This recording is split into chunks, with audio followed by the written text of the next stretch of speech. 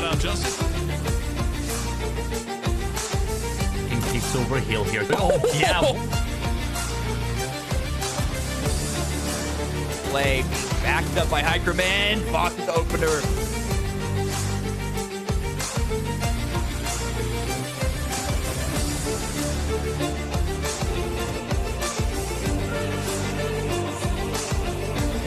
They got a couple of knocks.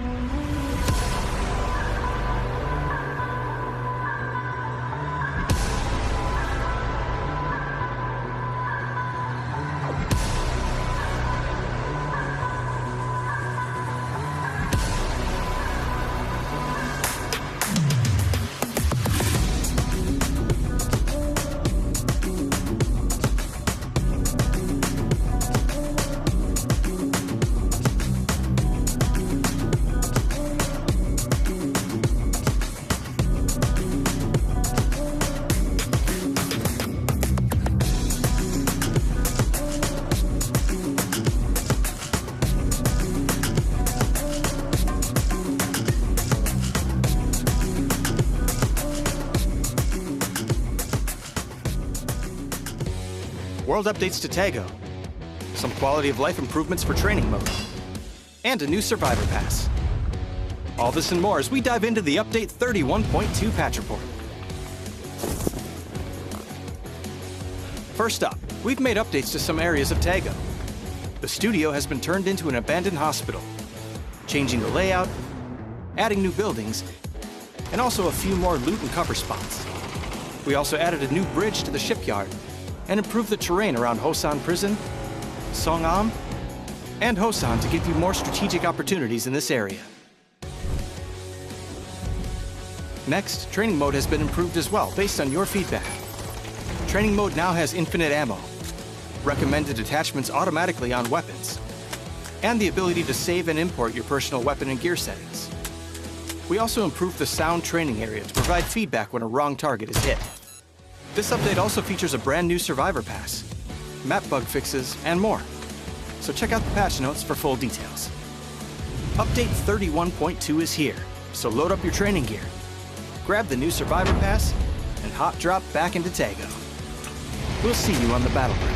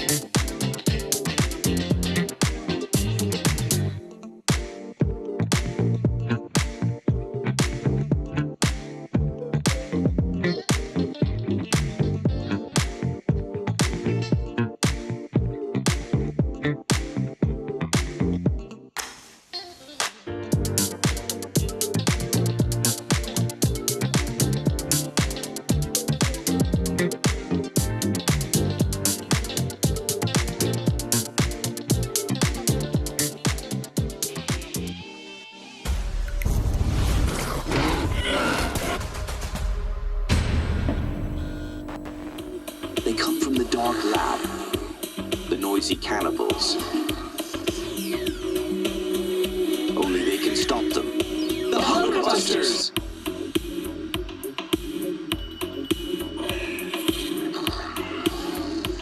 They're back and armed to kill. Why take chances?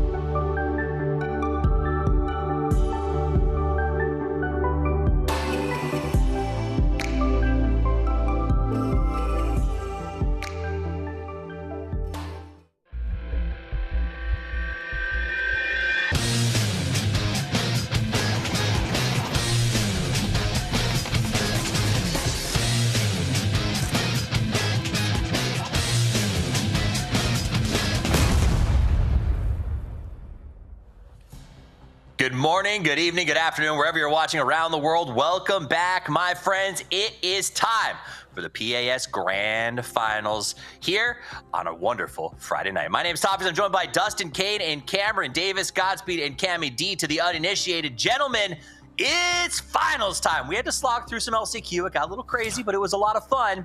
What are you expecting out of this one, Godspeed? Slog? I don't know. Slog is the word I would use. LCQ was super fun to watch and cast, but I really think that this is a very fun lobby. We saw some great adaptations in LCQ. Obviously, we had the dominance of the teams that made it through the group stages, and so this should be this one should actually be very interesting. Cameron, what do you think? Yeah, I mean, we are in a way a return. We have returned a bit to the era of the Three Kings, Sonics, Falcons, TSM, but there are a couple of teams that have made some adjustments from the previous PAS. I'm looking specifically at Gas Cans, who always look better and better every time, and then Bestia. I'm excited to see if we're going to get some challenges, if we're going to get a mix-up here, or if we're going to just be sending the regular teams to PGS. All right, will it be the Three Kings? Will it be a shakeup? We'll find out. Before we talk about what's going to happen today, we should take a moment and look back at what happened in the road to get here. So here's a bit of a recap, highlights, if you will, from the playoffs. Potential hot drop. I think they were going for vehicles here. Looks like. Oh no! He didn't get in time.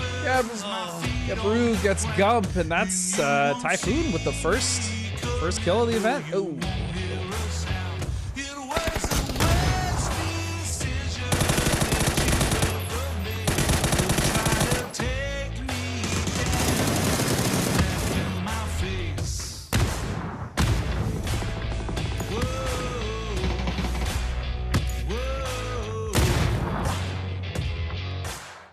It's all chaos at the end, but it's a final 1 versus 1, and Relo is going to secure it. High kill game for Falcons, 17 kills.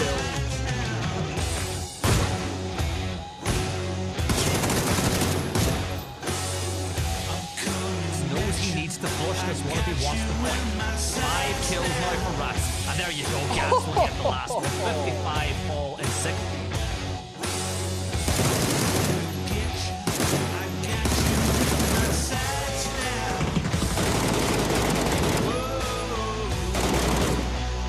Sure they know about Hunter, who has been in this game still from the very beginning. As Posta now looking for a knock, he's gonna step over, kill Demo will go down. Gooba now the next to take the duel, and he'll find him as well. Go for it. Get all 4. Posta wipes the entirety of 55, 8 kills. The other members are coming down on the vehicle. He has to be careful. There's no way that the Spoon will get all 3 members down. What a play from him.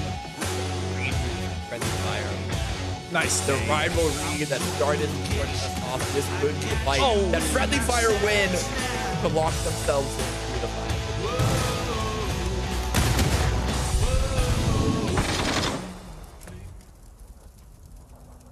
You're right. It wasn't a slog. It was a lot of fun. But I guess when I say slog, if you're one of the teams that made it through, it had to have felt difficult or frustrating at times because some of those teams really barely made it through it. And we're going to get into those because I think there's a couple Godspeed specifically that you wanted to get into that surprised a lot of us. They were even in the last chance qualifier, and I want to know how you think they're going to do here. But before we do, let's talk format. I'll get the housekeeping out of the way so that we can get these games started as soon as possible. All right, quick reminders for you guys.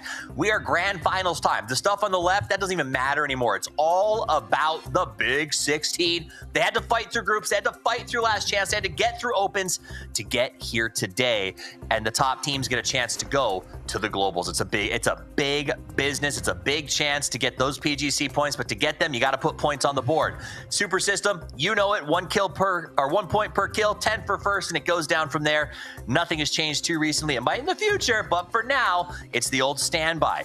Now, what is that for? It's because you want to make money. $50,000 in the prize pool, 2,000 or 12,000 for first, and it goes down from there. 400 PGC points, and that really is the lion's share. What these teams are going to look for is, yes, cash is cool, but it's about getting those PGC points, and more importantly, qualifying to PGS. There are 2 majors, huge events after this, and if you miss them, not only will you not go to them, there's a good chance you won't even see PGC or play PUBG again till as late, honestly, as April. It could be nuts. So make sure that you are qualifying. I think that's the moral of the story. April's probably a long time away, but I want it to really feel intense for these guys and how important it is for them to make it. Now, let's talk about sort of, before I get into the teams, you guys can earn something as well. We're giving away Twitch emotes. So check the bottom of your screen right now. Follow to unlock exclusive PS4 emotes. Follow. It's a button push. Why not? And they're pretty cool. You get that chicken up there so you can spam it when your team wins. All right, gentlemen, let's get in to talking about the fun stuff. Teams that are playing, the big 16 that are taking the field today. I'm going to start with you, Dustin, because I want you, specifically 2 teams you brought up that just barely squeaked through. Which are those 2 teams? I mean, the 2 teams that barely squeaked through were Bestia and Falcons, right? When we look back at the group stages, Falcons, I mean, really didn't pop off until their last day. Relo actually had some incredible plays, which he was very happy with, kind of showing everyone that, look, he's not just an IGL, still mechanically very gifted. But Bestia as well, I mean, that cutoff was so close. It was 92 points, and they were tied with the Falcons. And then even just above that, Typhon Gaming with 93. So it was a nail-biter of a group stage. And then when we talk about the last chance qualifier, I mean, one of the teams that did not have a nail biter was Wuju 2. I mean, they came in so impressive. They fragged out. Their placements were solid, especially going into the second day, especially having to play with a fourth that wasn't Seifu, who Nord did a great job filling in that role. And then the other team that really impressed me that, I'm looking to continue the adaptation, by and large, was Working in Silence. I mean, they had some really great adaptations. They kind of realized and tried to rectify the issues that they had in group stages. And so, for those teams, I'm looking to see if they can continue that success. All right, so I'm going to dig into those 2 teams a little more, Cameron. Let's start with Wuju 2, because I think this is the easier answer. Even with the substitute, which will be continuing through this entire event, that's a challenge. They looked very good in the LCQ. So my first question is, do you think that they were really an LCQ team that deserved to be in the LCQ? And what do you expect from them in the finals, Cameron? Wuju 2. Yeah, I think that they are a LCQ team, purely based on the fact that they are new.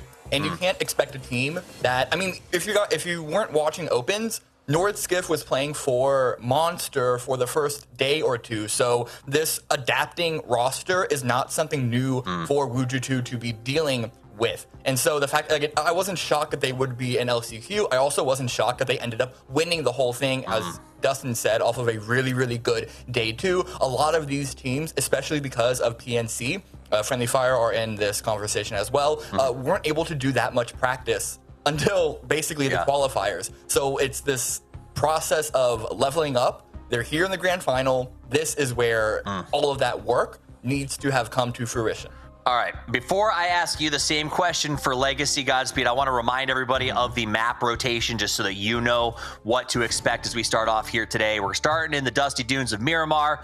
We're going to go to Tego, then we're going to get you out of your condo so we can head to Rondo and then finish up over in the grassy pastures of Arango. You too. Dude, I love Condo Rondo, and I'm leaning into it from a boy, Martine. All right, let me go back to you, Godspeed. Legacy. So you kind of brought them up, and I have the same question. Do you think that they are actually an LCQ team? And how do you think they are going to do in these finals based on what you've seen? Well, I mean, playing in the LCQ, if you look at their placements, I mean, they really weren't that bad. But I think the biggest issue with Legacy was, especially towards the end when the pressure was really on, is they were just playing not to lose, right? And we've seen so many times in the past when teams are just trying to play too safe, make sure they qualify or make sure they hit a certain cutoff, that's when they start to make mistakes and things start to fall apart. Do I think Legacy is an LCQ team? No. I mean, they shouldn't have even been in the LCQ in the first place. Right. They qualified for PGS 3 and 4, even though those results also were, a little disappointing.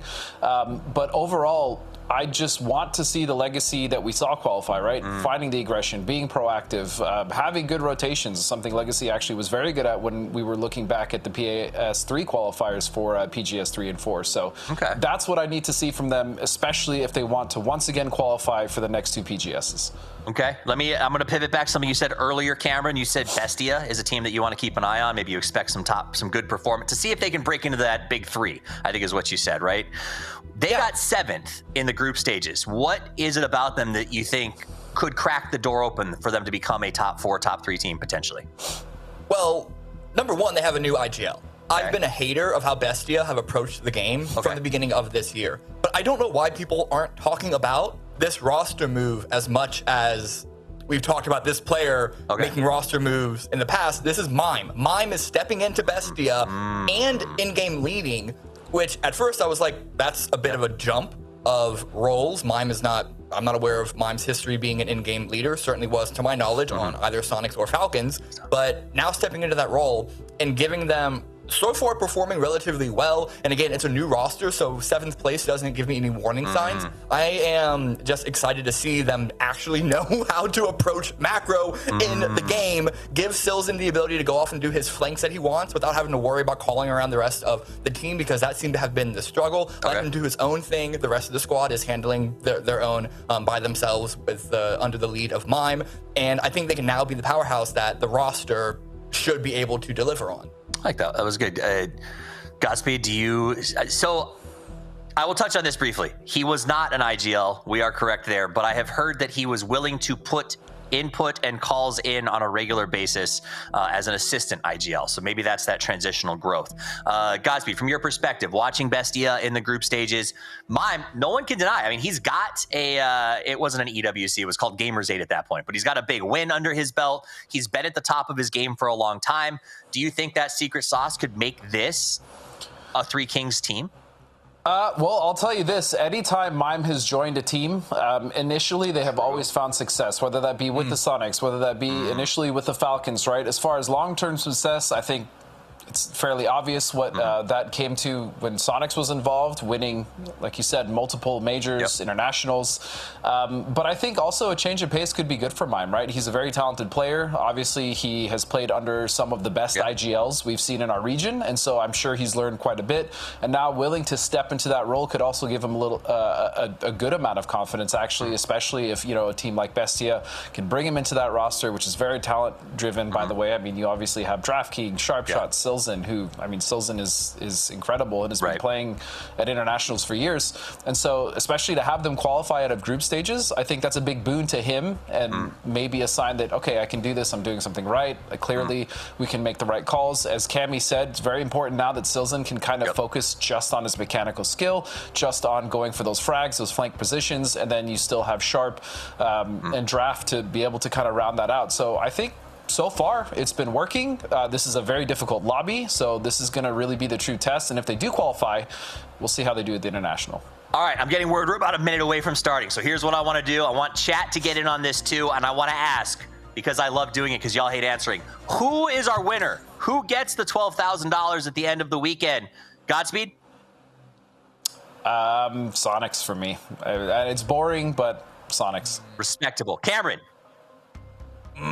Quickly, come on, Cameron. I want to say TSM, but it's probably going to be Sonics. Okay, all right, fair enough. I'll go with Falcons because it's fun. But from what I understand, it's time. We're getting into this game number 1 of the PAS PUBG Americas Series 4 Grand Finals. Let's get over to your casting duo. It's Porosaurus and Gibson. Well, thank you for that phenomenal introduction. I am Porosaurus, and is joining me once again is Mr. Gibson, and we are getting ready to take you into these first days of the grand final. I mean, we're about to get in game. Do you want to get your shout out in as to who you think is going to take the whole thing home? I don't know about taking the whole thing home, but I genuinely believe Gas Cans are going to qualify. Like, there's just something about that team right now. They are running hot. They are popping. They are popping real hard right now. I think you got to be crazy to bet against the Sonics right now. They're just playing. If you don't pick the Sonics, what is it about them that you've seen that leads you to believe that they're going to be bad? Because they haven't been bad in like several months at this point. Honestly, it's really just going to be a question of if any team gets hot again at the right time and just kind of gets a little luck, maybe a little favor going in their direction. But there's definitely a few teams in this lobby that could do it, Gibson. Oh, there's a couple of teams with a really good chance of getting through to the international events, which I think is a really good thing. But there's a couple of teams that are trending the wrong direction too, Poro. Like you and I had a quick chat. You know, Legacy, I don't think I'm feeling too confident about them going into this weekend with what they've put on paper.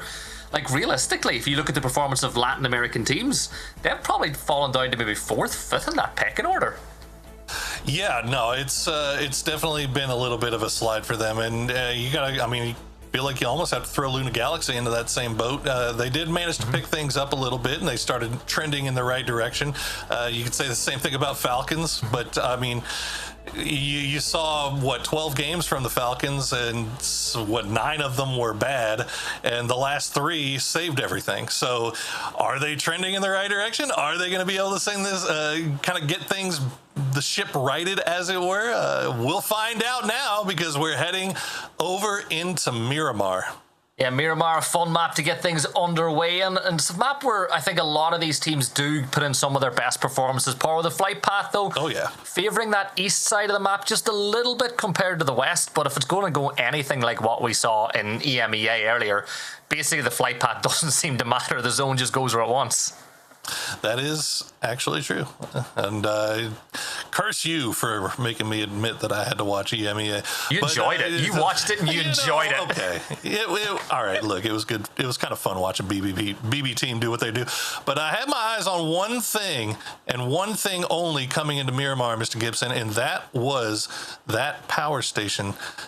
Gas cans and mutt. It looks like they did not get their drop spots sorted out here, and going back to group stages, they went 1-1 on this. So neither team obviously feeling that they are in the place to have to give this up, but I gotta tell you, I feel like Gas Cans has a lot more to lose off of this than MUT does. Oh, 100%, and gas cans were my pick for qualification, and if Mutt even decide that if they lose this, they just want to contest it all weekend long, that could be a big problem for gas cans. But straight away, you can see Mutt are trying to cut off some angles, and T-Plants will get the first knock of PAS, and Bizzler's going to fall as well, so your first death of the weekend will be Hikerman. All the hype about this team coming into this event, as well as they played during those group stages, and right off the bat, they're going to lose at least one. They haven't been able to get the res onto Bizzler, and now Hello My Bad is down. They will trade back on FCZ, but there you go. Gas Cans last 2 minutes into the first game. Yeah, it's nuts. I've been keeping track of how long these hot drops last all over the course of the whole, the whole PAS, because I was curious, because I've been watching all the regions, and I've noticed that some regions have hot drops that are more lukewarm. But we'll pick up that topic a little later, because we did have a chance to talk with TSM a little bit earlier about their teammates. So let's hear what they had to say. Oh. In terms of being the favorites, I don't think it changes anything at all. It doesn't change how we approach the game or prep for it. It's nice to kind of get recognition of playing well, but our team always likes to have, or at least me personally, the underdog mentality. And right now we're still trying to topple the top dogs in Sonics. Yeah, I'd say being favorites doesn't really mean too much. It's more about focusing on yourself and just like performing to your standards. So that's what we're going to focus on doing. Men of sheer and singular focus, those lads from TSM. And the scary part about it, Gibson, is that they weren't even making it to late game a whole lot in group stages. They were just killing everything. And it's hard not to do it when you've got Sparking being the tip of that spear over and over again. We spoke about it before it started. Sparking, the best Latin American player in the world right now, and when you have someone with the experience that Kurt has, I think that Sparking makes Kurt's decision-making so easy. No, absolutely, and he has definitely managed to slot into whatever role that TSM managed to create for him. And another scary thing about this is that Alo, obviously, we talk about Alo just being an insane talent. He had kind of an off group stages for what you expect to see from him. So, if you talk about how well Sparking and Luke 12 were playing, and then if Alo manages to kind of get back up to form, that is a terrifying prospect for everybody in this lobby, and a very good reason, I would think, for anybody who wants to claim that TSM might be the one that finishes in first place after this is all done. Here's the question for you, though. Where do you rate TSM in the big picture? Because obviously Sonics, they win internationally. They've got 2 international wins in the last 2 years. They have been dominant inside of the Americas, but you could nearly argue that on a map-by-map basis, TSM are a little bit more consistent.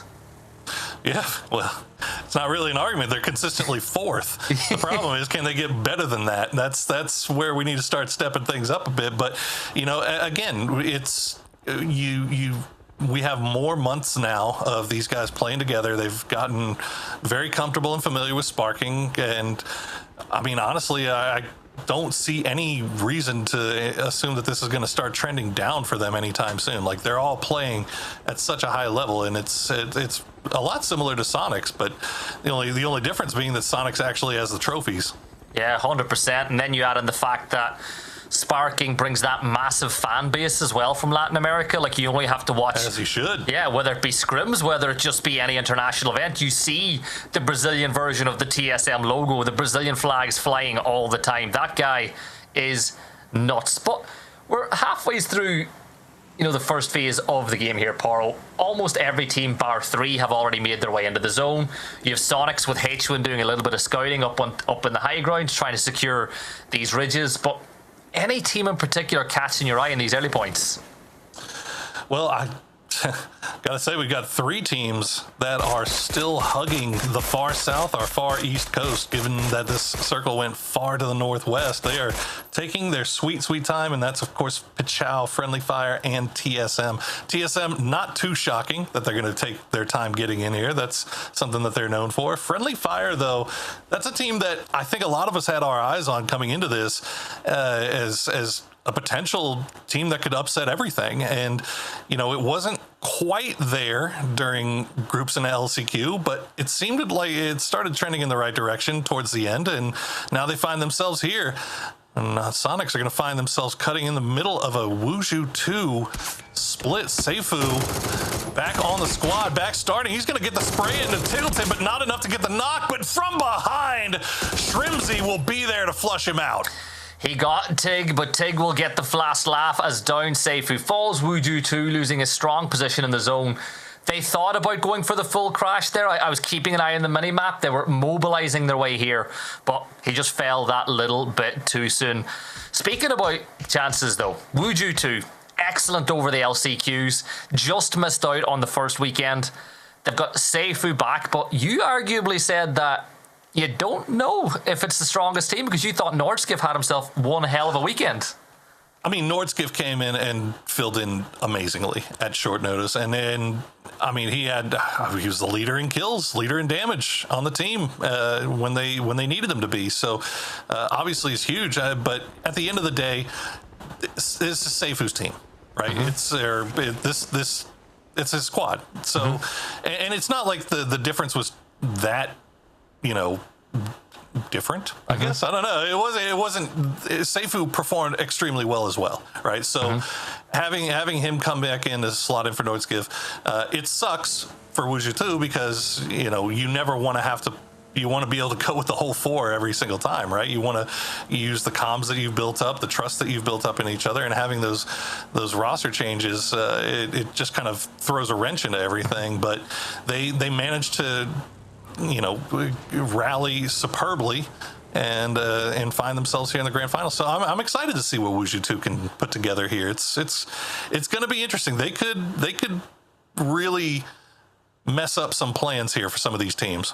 It's nuts though when almost got Sonics right there. Yeah, it's nuts when you have a player coach though as good as Nordskif who can fill in if things are going wrong or anything unforeseen happens. But one of the teams that didn't light the world on fire, which is really strange considering the talent that they have as Legacy as we watch them walking in. Like Gizera not hitting the numbers that he used to, RBN hasn't been putting in the performances that we've been used to, and we were speaking about it. It just seems like they've straight up just been losing fights. Yeah, I mean RBN's kind of been a non-factor the whole time. Day 1 was just a disaster. Their first day of groups was a disaster. They improved in day 2, but there wasn't really a whole lot of options there. I mean, there was nowhere to go but up after their first day. LCQ, they started looking a little bit better as well, but they still only made it by 1 point. I mean, they had to get in at the very end. So I don't know. It feels like a lot of their rotations were just overly ambitious. They were going for center circle on zones 3 and 4 from the positions where they had no chance to scout out where they were going to, and I don't know. It just felt rushed, but at the same time, I don't know. I don't know what's wrong. But you're absolutely right. These guys are too damn good to be making those kind of mistakes at this level. Hey, how does Theros play lying on his back like that? Like, that's a skill. Mode. That is a skill right there. But to be fair, speak about Theros. He was one of the stars of the show for Potentially Dangerous. He popped off all the way through the weekend, and I genuinely feel like this team has upset the balance in South America. And I think their biggest problem was just putting a consistent 12 maps together. Like, they would have one really good day, then one okay day. If they can find that consistency in 2 days, they'll be in a hell of a spot. Oh, for sure. I mean, that's one of the biggest things you got to learn as a young team is how to find that consistency and how to turn one good game into 2 good games into 3 good games. And I still, regardless, I think Potentially Dangerous obviously lives up to their name. I think their LCQ, they had a win in 3/3. Their kill count was high. All the things that you want to see were there. If the circles fall their way, they could very well be pretty spooky. And honestly, Slabby was just absolutely insane. 5 kills and 1,500 damage in the group stages, followed by 19 kills and 3,500 damage in the LCQ. So I don't know what was going on with Slabby during groups, but whatever it was, he managed to fix it. Yeah, it was a glow up. Massive glow up. Toyo. Massive glow up. Grabbing a position here. You could see that Sonics were taking shots at them. Sonics, obviously, with the position that they have, kick in. You know, you've got that luxury. You can over peak because at the end of the day, if he gets knocked, you've got some support there to get the res. And realistically, unless you're putting mortars in there, it's an unflushable knock in that position up on the hills as well. Sure, yeah. That's not good. No one like to see that. And if you are MUT and Flood is more than willing to send some more rounds down range. Now, fortunately for MUT, it's only the lower duo from Falcons that are taking these shots. The other duo has already left, so they don't have a full 4-man squad. But those smokes are just going to be like putting Carmex on a cold sore. It's just letting everybody know that they're there. And so you can see everybody starting to look over in that direction. And now it's going to be Sparking. He's going to find FCZ. Mug's going to go down next to Luke 12. And that's the flush coming through. So another couple of points picked up here for TSM. Yeah, TSM and Falcons both having their way. And oh my God, Sparking and Luke down. They fall. 3 kills for TSM, 1 for Sparking as the rich, theoretically rich teams in North America get a little bit richer and map 1 of the day. Luke, a little bit further away from the rest of the team, but should have no problem closing that gap. But look at this, Wuju 2 getting some revenge here on the Sonics. Indeed they are. And yeah, Sonic's trying to make the rotation, I guess just not picking out the Wuju 2 split. And now Shrimsy all by himself here. Kickstart was up in the high ground, up on, you can see him now. Okay, he's finally starting to arrive here. He does manage to find a vehicle, so he will be able to provide some support. But these 2 guys are extremely dangerous. Kickstart is playing out of his freaking mind right now. Not arguably at all, best player on the Sonics going into these grand finals. And not by much. Tig's right behind him, and Shrimsy is always just Mr. Consistent. But trying to make a decision here. Do you stick it out? Do you kill these last 2? Do you secure these points? Or do you take the opportunity to hop in the vehicle and get out of Dodge? I feel like they're driving around trying to bait something here, but Wushu 2 remaining disciplined, not over peaking here. Cowboy Monster, 2 veterans. They know how to approach this situation. Yeah, you can see Kickstart on the minimap is off in the distance. Meanwhile, Legacy, this is what we were talking about, those long rotations, trying to go for center onto places where they have no information. They're going to lose LFP, they're going to lose RBN, and Gizera and VHZ are the only 2 left alive. It is a South American party going on here, working in silence, getting involved. It's all gone wrong for Legacy. Typhon will step up. They'll get most of those points, but Legacy will fall early on, and the rest of them will now move onto this position. But that is really poor decision making from Legacy, and as you said, they just seem to be making decisions with virtually no information. Elsewhere around the map, Fakeson getting close enough to Slabby here as Pichao putting in the work against Potentially Dangerous. Glock and Teeny will step inside. I've been told it's Tony, but I prefer saying Teeny. I prefer saying Teeny. I don't know why. Teeny's fun to say. But we're going to give Tony his props, and they would definitely like to get Slabby back on his feet. As we said, Slabby found his rhythm during those LCQs, and it looks like they're going to be able to do just that. Through the smoke cloud, they will provide some support on that high ground, but you can see Pachau, they've got the hard cover, they've got the compound, but they're not wanting to take the risk of having Working in Silence just third party on top of them. So really it's just going to be, can you find anything with these fishing grenades? Meanwhile, TSM wrapping around on the southeast, they're going to get a little bit close to friendly fire. Yeah, Kurt. With the DMR, the only problem is when you're shooting towards the Murado, that back window isn't the largest in the world, so it doesn't give you much of an opportunity to hit those headshots. Falcons, they've got to rotate into the circle, but for TSM, great start. 3 points on the board already. Mut, who are currently sitting top of the leaderboard. I know it's very early yet, but they've got them 1 point, 1 point away from taking a top spot away from them. But the problem is, the area of the zone they're moving into, the only real cover that's there, you have to fight friendly fire if you want it. Yeah, and well, friendly fire is kind of in this 2-2 split right now. Now, half of their split is outside of the zone, but they're now in vehicles. You can see Paige and Michael starting to make their way, and to be honest, Pachau actually has an eye angle on this as well. You can see a few shots coming in from the north on the friendly fire. So I think either Penta or Shimboy was trying to play the roof, but they're not going to be allowed to do so. So it does look like their trailing duo should be able to rejoin. And now TSM, what's the decision here? Do you push this? And oh no, you got now that you got the zone, they got plenty of time to work this out. I think that they're maybe going to fall back to that other compound. Right there, yeah, they're taking the compound. Wuju 2, if you see in the map, they have actually managed to have rotated in as of Sonics, the 2-2-2 or the 2-2 teams making their way in. You've got Toyo holding twos. Yeah, twos everywhere we look. But you know what, Rats, we meme on them a lot for being over aggressive and just playing to have fun. But I'm going to say it, they have such a good position in the center of this circle too, that if things go right, they could kick off this weekend and maybe potentially lead to a big upset. They've got a fantastic position. Yeah, they're doing exactly what they should. They're going to go ahead and bring everybody together into one compound.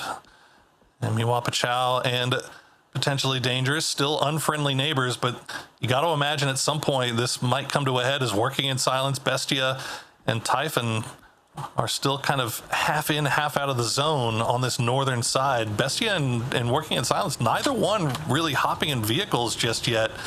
So I'm not sure what the plan is here, but Sonics are going to go ahead and try to send it for whatever they can find. And, well, if you're not getting shot at from here, this is the best spot you could be in. Yeah, if they can get the vehicles safe, they might not be in that bad of a position at all. But Falcons seem very aware about those cars coming in. If Falcons know that it's only a 2, expect them to clear the edge. Bestia rotating past Working in Silence as we'll see a little bit of damage dealt onto Teknosh. Well, more than a little as he drops down to about 10 HP, but they'll continue to wrap north. Oh no, it's a stop. Teknosh jumps out. Teknosh, what are you doing, Tech? Oh, Tech. He tried to make the run for it. I think they were going to stop down and try to make the fight, but then it was just a little bit too little too late. DraftKings going to spot him and pick that up, and Zito just trying to get somewhere safe. And it looks like he might be able to do that, but he's still outside his zone. And yeah, Bestia, that's dinner bells ringing right there, it feels like. Nope, they're just going to go ahead and find their way into the zone from the north side. You know what? For Working in Silence, this is actually nuts that they've kept Zito up. They've got themselves a 3. They only lost Teknosh in that rotate, but watching Bestia move now, and they're heading directly towards Luna Galaxy. Kraken in the shack is a massive bit of bait, but he'll drive on past that one, not falling for the trick. Haven making just about enough noise for Bestia to drive on by, but the question is where? Oh my lord. King. Oh my. Haven, yep, simple as that. Down go 2 members of Bestia. Jeez, I wanted to give DraftKings his props for picking the man out of the car, but immediately they get dropped. So Bestia now all down to Mime. We'll see if he can pull out more placement for his squad. Only 44 alive, but still 13 teams remaining. So a lot of solo boys, a lot of duo boys out there trying to make ends meet right now. Oh, Rats getting center of the zone again. Falcons playing up on high on their perch. They can see TSM, who will eventually have to move a little bit closer towards the edge of their compound. But Falcons have got Overwatch over so much of the circle with their lines of sight. We'll see Monster fall to the blue from Wuju 2. I think Cowboy might just be following him as well. I've got the map open on my other screen, Poro. He's a long ways from the zone. Yeah, that's going to be tough for Wuju 2. But and again, I mean, it's you hope that maybe you can get a little placement off of this, but 42, 43 alive. Now we're down to 12 teams. It's Luna Galaxy. We'll find Typhon. We've got Zakraken defending the shack. Zakraken, we were talking about it before we came in here. He is really making a name for himself, being one of the top players in Latin America, and he is a scary, scary lad. And there you go. Wuju 2 will go down. BL, another scary lad, and he's got a bolty. That's what I like to see. Let's pop some heads here, Mr. BL. Yeah, pop a few tires maybe for Cammy as well, who we know is watching from the virtual studio, but potentially dangerous. They're in a tough spot because they've not made it into the circle. They've only got up as close to this rock. Their vehicles have been demobilized, and now they're moving towards Luna Galaxy. Now that nade from Slabby might just open up the door a little bit for them to make their push, but elsewise, you've got Toyo, Falcons, and Sonics about to clash heads over on the west. Yeah, they're Luna Galaxy in a little bit of trouble right now, but they're getting pulled in multiple directions here, and that might open the door here for PD. Meanwhile, Team Falcons, as you said, this high ground is just working out a treat as they've got Shrimsy pinned inside the shack for the time being. Snakers gets knocked low, but he will be able to heal back up again, and it doesn't look like anybody's making their way over here. Now, TSM started to head this way, but they lost Luke, and so they're just kind of playing the low side. Meanwhile, it's Falcons just, I mean, Toyo's downrange, Shrimsy's downrange, everything is downrange of Falcons right now, and this is exactly how they like to fight. This is what they were having such a hard time doing earlier in group stages. It felt like every fight that they took on the edge, they were getting third and fourth partied and playing with the blue right at their backs. This time, they're just controlling the narrative, and there you go. They're going to pick up Shrimsy. Or actually, Shrimsy's just going to die himself, I guess, but that's unfortunate. He is a free kill, and that's only 2 points for Falcons. Yeah, and the dominoes are falling fast now because there was too many teams for that Phase 5 circle, so we're starting to see that number weed down just a little bit. Pichao on the edge of the zone. They've got Slabby in their sights, who's still inside of the blue. Friendly Fire pushing this way, and that zone shift is kicked towards the Rats again. No kills yet. Well, 2 kills, sorry, at this point.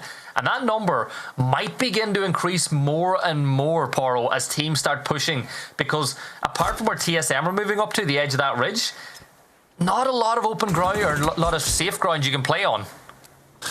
Yeah, the problem for Rats is that they've got to know exactly when it's time to leave and go collect points. They can't just hide inside the compound the whole time, but there's a right time and a wrong time to leave. Right now is a little bit too early. We'll see if they hold off a little bit longer. Meanwhile, Pichao is just getting pelted by grenades from Friendly Fire. BL now the last one up, and he is nursing what little HP he has remaining as Friendly Fire is just clearing their edges. Toyo will get eliminated. The feetsies will be spotted, and there you go. BL will go down, and that's going to be Pichao going out in 8th.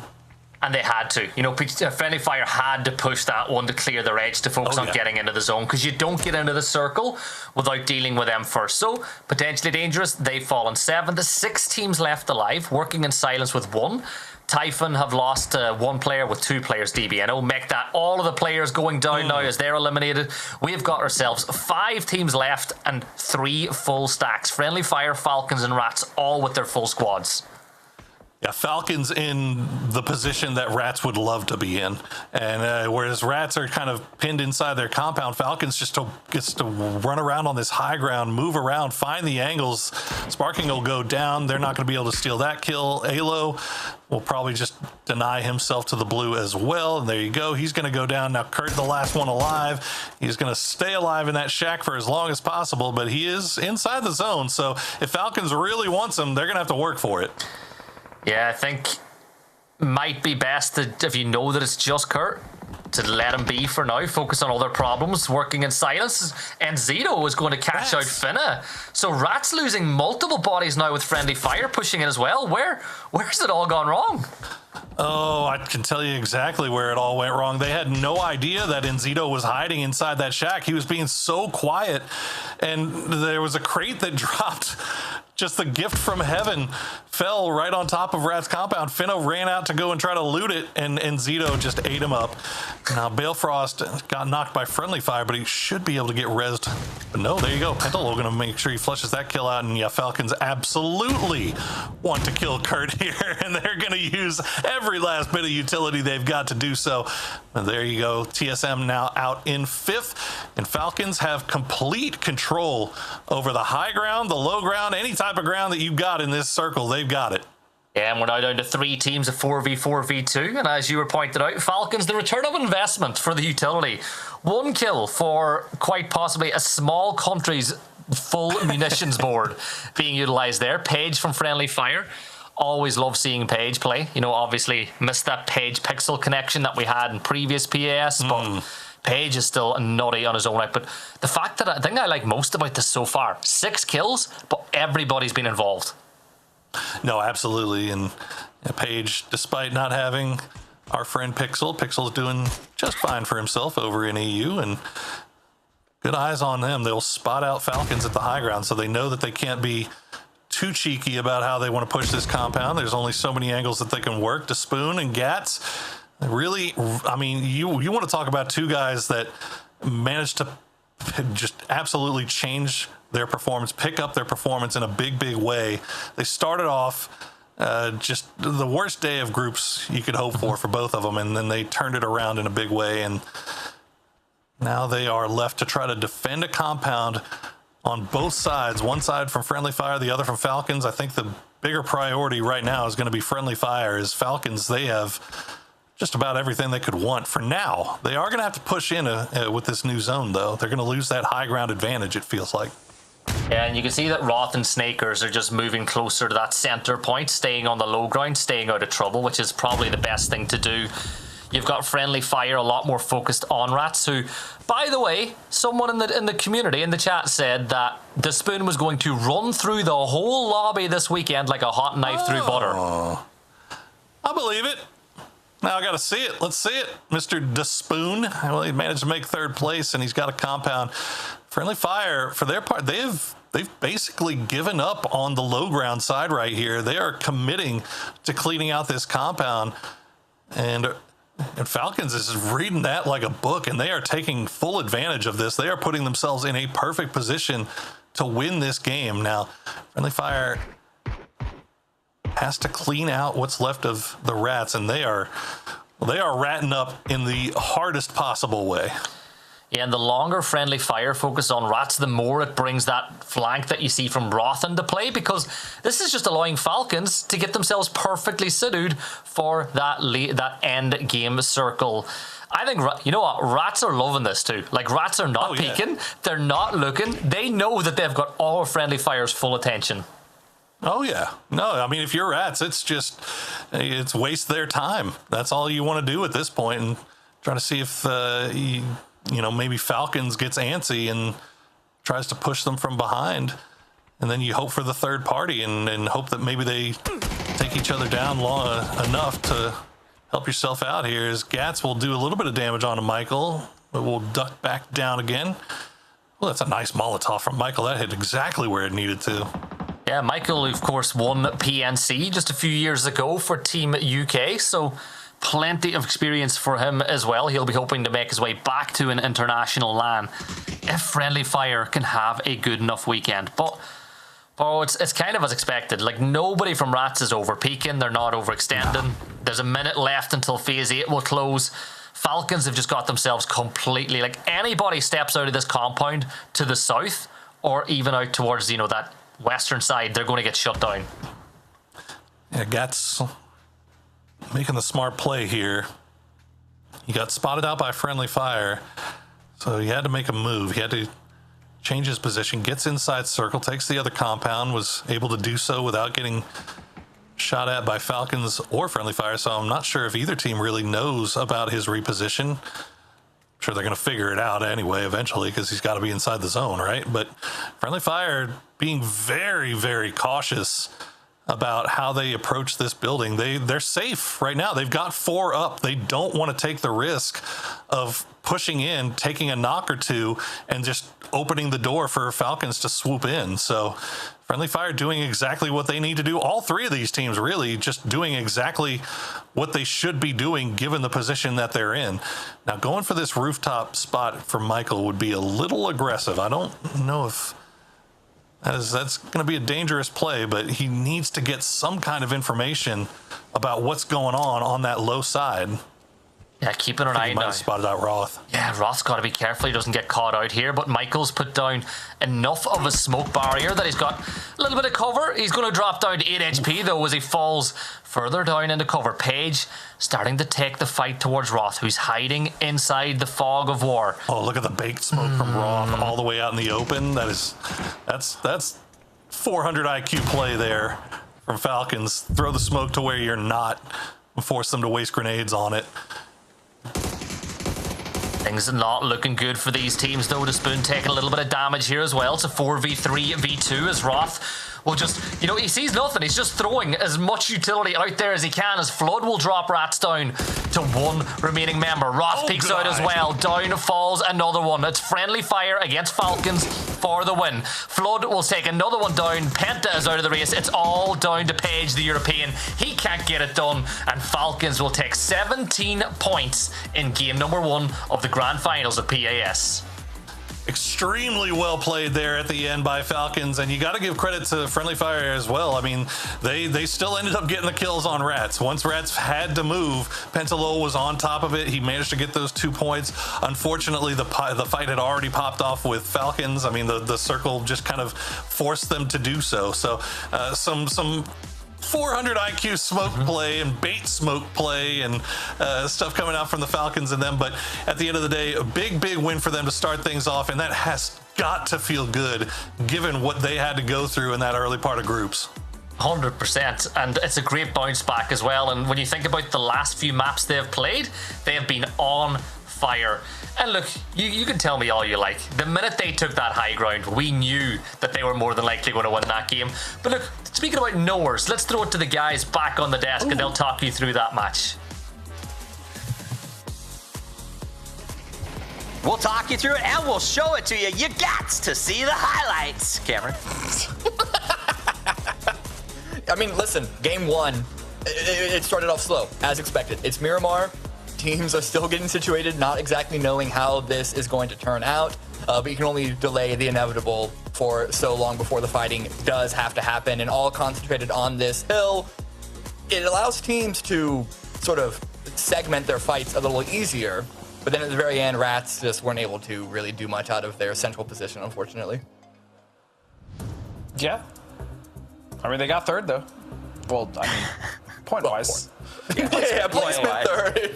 Yeah. But I mean, I agree. It did actually somewhat start off hot, right, between gas cans and Mutt. But then after that, there was the sizzle, of course. Miramar has been a little slower in the beginning, especially in this last year. But man, Falcons, we talked about kind of in the green room, right, that they needed to have a very explosive start, and a 7-kill win is exactly that, taking position in the southwest, taking control, pushing out other teams. There was even a little split where we saw Snakers, I believe it was, kind of take an anchor position I was a little worried about. No problem. They consolidated it, and then they just masterfully took control of that ridge. So good on them, but also Friendly Fire, man. They played that about as well as you could. Even in that last fight, just making sure that I think Gibson was saying for Penta to just clean up Rats and at least get that second place. So well played to Friendly Fire as well. That was a very good start for a team that, both of those teams needed it. Listen, I watched group stages, so I'm going to take this opportunity to say I picked Falcons to win the whole thing because I may not have a chance to brag again. So let's just have that moment. That was wonderful. They got a good chicken dinner to start this. They're just so hot and cold. I struggle with that. And we will keep digging into that because I think that is something to watch with this roster in particular. But I know that you actually got to do this new feature, Cameron. I'm just going to tell you this, Scott. Yeah, so we did this cool thing where we actually gave Cameron access to the cameras for for the Falcons so he could break down this team on the new Team Focus.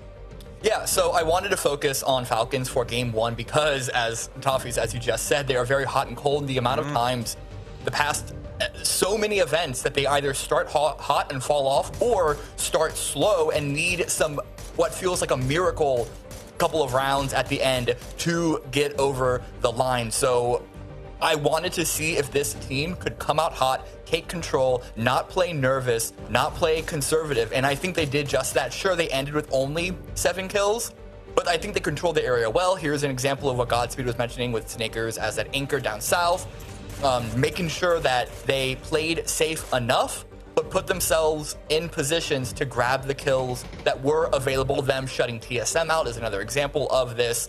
They only got, with air quotes, only got 7 kills, but they didn't need more than that. They weren't running from fights. They did what they needed to do. They didn't overextend, and their ability to close this game out, this flank by Roth, I thought was major, keeping Friendly Fire and Rats locked in, and it might have looked dicey for a moment or two at the end with all of the smokes encompassing the field, but their approach to this game and making sure that they did not lose gives me more confidence, certainly more confidence than I left group stage with, that this Falcons could still be at the top of their game.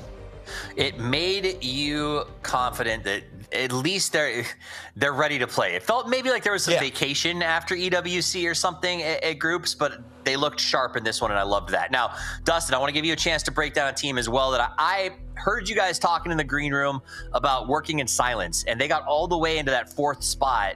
A lot of our fans might not be familiar with them if they didn't catch group stages or LCQ. So give me a little bit of a what's up with working in silence. Yeah, working in silence, I thought that they were a team that did really well as far as their macro, even in group stages, even though they didn't qualify and they had to go through LCQ. But then we got a lot more insight from Enzito, right? He was talking about how there was a lot of indecisiveness in the team. They were putting a lot of pressure on Solds to be the IGL without giving him much information. And so there was a lot of disjointedness in the decision making, and the fact that they just weren't making a play as a team. Some members were kind of still hesitant, maybe had some dissenting opinions, and so they tried to rectify that in LCQ, and for the most part they succeeded. Now, coming into the grand finals lobby, I mean, this was the question I even posed when we were still praising them for the adjustments that they made, and that was simply, are they going to be able to continue that in a much stronger lobby against some of the top teams? And so far in the first game, as you said, they did make it into Circle 4, but really they started to get cut off quite a bit from the other teams holding out those positions. And as a team that may like to play edge in a lobby like this, when a lot of other teams are already controlling edge, it's going to be much harder for them to do what they did in the LCQ. So we'll see. I still like what this team has done. I love the interview with Enzito. I loved his, his energy and his outlook. But this is still a very difficult lobby for them to make those adjustments in. We'll see what they do. They'll keep working in silence, but they're going to have to work a whole lot harder if they're going to be at the top of this lobby. You, however, don't have to work hard.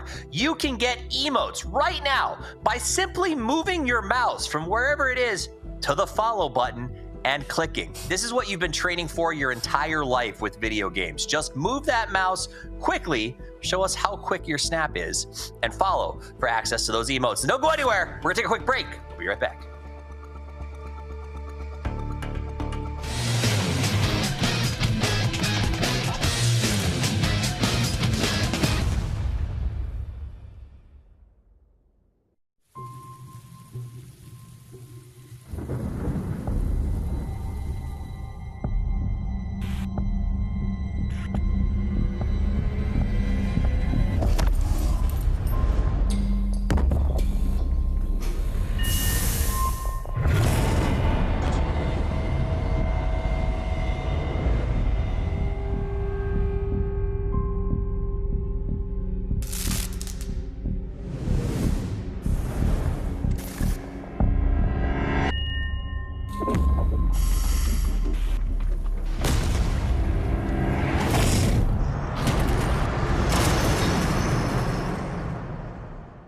He's 1 HP, bottom.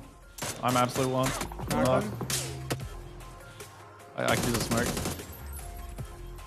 2? It's 2 standing right now. 1 on your side, 1 on our side. Both on our side. We ping 1. Okay, nading him. Can you come to me? In my corner, back right corner. The other one's outside still. How do I help? Just pull up they're onto the just side. deep. A side of it.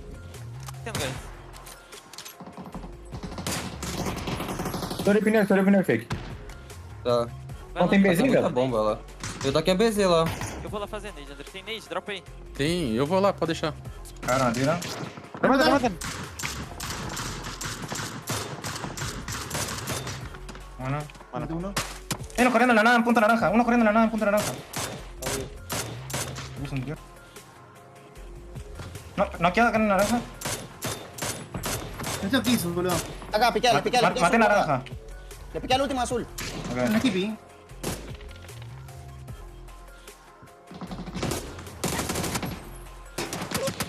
Anti, good flash.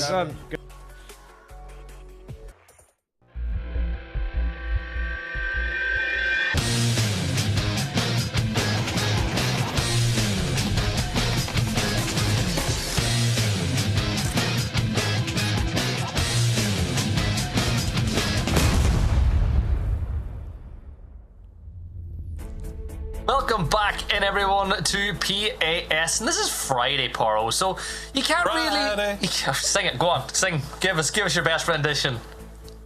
That was it. That's all I'm giving you. That was it. You want more than that? Subscribe. Drop those emotes in chat, everybody. Yeah. You heard the guys talking about it. But Poro, you can't really lose a tournament on a Friday. You can't really win it either, but you can certainly give yourself an awesome chance to do so. Falcons coming in with a win in the last map. They're a team that when they run hot, they usually stack wins together.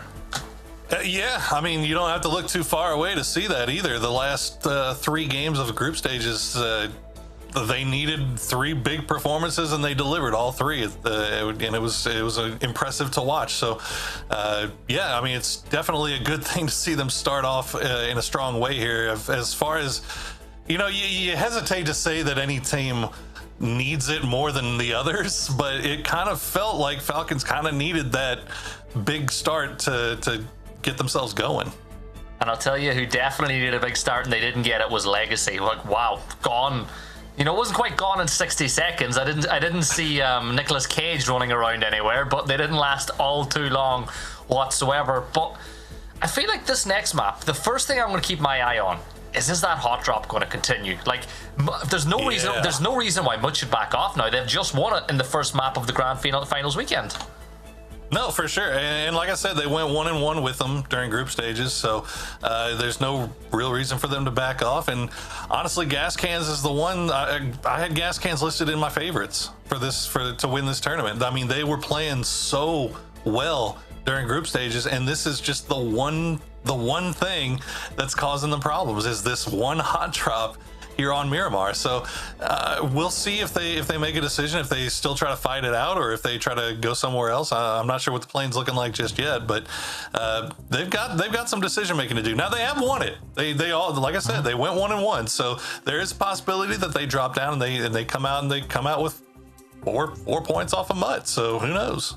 Poro, I literally said in the pre-game to the last map that they were my outside bet to qualify, and 51 seconds after boots hit the ground, they were out, and it wasn't even close. Like, they got destroyed in that hot drop, Poro. So yeah, it's like it wasn't really great. These things happen though, and that's that's the good thing about being gas cans is that they've been playing so well that I don't feel like that's going to be a tilter, right? I don't feel like that's going to be something that's going to send them off the rails at all. But it's definitely not how you want to start your tournament for sure. And yeah, we'll see what they can put together here on the second game on Miramar. We got a little bit of a technical difficulty, so we're going to be talking to you for a little bit longer here, unfortunately. I know some of you just can't stand the sound of our voices, but it was an interesting first game. I think, touching on Legacy, it's just the rotations with trying to go center circle without having any information or intelligence about where you're pushing into has just gotten them beaten so many times this event, and I'm questioning what the thinking behind it is. It's one of those weird things where in PUBG, if you make a decision 5 seconds late in the early game, it has a knock-on effect in every single thing that happens for the rest of the game. And it could just be a case of Legacy are 5 seconds short, and because of those 5 seconds, they're running into compounds that have already been taken. They're getting caught out in rotations. It really is a game where the butterfly effect is massive. And I have been told, folks, if you're wondering why the game hasn't started yet, same as last stage, Flood's Roomba has knocked over his router, so he needs to go put that thing back in. I'm telling you, like, other robotic vacuums are available. Even the Roombas in Australia are trying to kill you. That country's insane, man. That's why they produce such good talent. You know, they gotta fight for their lives. All the time against spiders and Roombas. It is Australia too. It's like you gotta look up at the roof to see where the Roomba is. Like, what's it doing up there? How does it operate upside down? It's insane. Maybe it's got a vacuum in it. It could. See, now you're thinking with portals. I like it. So, and another team that I kind of had my eyes on going into that game that I was expecting kind of big things from, Toyo. Toyo, we saw what they were able to put together in the first day of groups. They were absolutely dominant. I can't remember how many points it was exactly that they got, but it was 60 plus. It was a great day. 76 points, good God. And then they turned around, and on day 2, it was 22 points. So which Toyo is the real Toyo? I'd say the day 1 one. I think day 2, they were like, yeah, we're qualified. You know, we just need to scrape on through, which I think you can forgive them for taking that mindset. A couple of teams took it, like Potentially Dangerous did the exact same thing. They had a massive day 1 and didn't qualify through. They had to go through the LCQs at that point. But the interesting thing about Toyo is when you think about their roster, they've got a couple of players from the old Synergy roster. You know, that roster kind of all went their separate ways. We've seen, and they've all had kind of mixed, journeys since they've left. But I feel like the guys in Toyo right now are definitely ahead of it.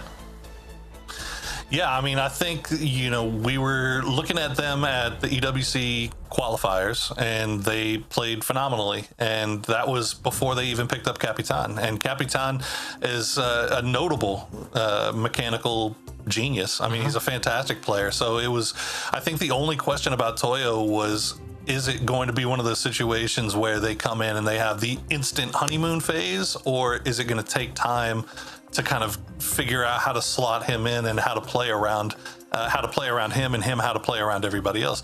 It seemed after group stages, or at least the first day, that the honeymoon stage was the answer. And I think you bring up a good point that they were pretty certainly qualified, right, going into day 2, so they didn't have a lot of pressure to perform. That being said, they had 3 games where they got 0 points. And through 5 games, they only got 8. It wasn't until the very last game of the group stages, which we all know was incredibly wheels off. It's just the craziest games that were happening, and that's the one that they managed to win. So, you know, I can forgive having a bad day after when you're already sitting pretty comfortably. But there's bad days and there's bad days where you just don't show anything. And that was kind of what we saw from Toyo on that second day. So I think that I was very high on them coming into this event. And I think that second day kind of gave me a little bit of pause. But we'll see if they're able to turn things around. And we are finally in the game. Oh, Gibson, we've talked so much. Honestly, like, if you need 2 yappers, we're available for hire. Honestly, we can yap all day. Look, I'll give you a 25-minute breakdown on every team in this lobby right now. Let's go. Let's do it. I don't think anybody would give out if we were to just start a full conversation about Mutt now for the next 25 minutes. But Poro, right, let's talk. Okay, maybe not every team in the lobby, but most teams in this lobby, I got you, dog. Yeah. Let's talk about this flight path, though. It's almost identical to the one we had last time we were Miramar. They've just moved it maybe, a half a kilometer towards the west. And that hot drop, it's about to kick off again. And it looks like Mutt are going to have boots on the ground first. And it looks like gas cans have spread themselves out a bit more. Yeah, it's kind of funny how these hot drops start forming their own metas by themselves, right? Like, gas cans kind of went to where Mutt was or is this time. They went there last time. Now they switched it up. It looks like gas cans are just going to go ahead and retreat to the southernmost part of the power grid, try to loot up a little bit. Mutt doing the exact same thing, only on the north side. So we'll see if anybody gets caught out going between buildings. That's what kind of got gas cans in trouble last time, as Hikerman was the first one spotted out. But this time it looks like they're playing a little bit more safe. Vox with that AK, that is a scary, scary gun to have in a hot drop. Yeah, you don't want to have a bad day on Miramar whenever your drop spot is as good as power grids. So you can understand gas cans just slowing it down that little bit. Looking at what they're doing right now, they've sent T-plants from Mutt all the way around to the opposite side to try and get a flank off, and Hikerman is doing the exact same thing. And I feel like Hikerman's going to spot out T-plants before T-plants spots him, and this could be first blood drawn, and he does see him now. He does indeed, and he is about as kitted as you would hope to be for a drop like that. At least he's got a helmet and a vest, and he's got a couple of boxes of ammo, so he's all right. T-plants, does he see him? No, not yet, but that's a good spray from Hikerman, and that'll beat T-plants going down immediately. But look at this Wuju 2 monster.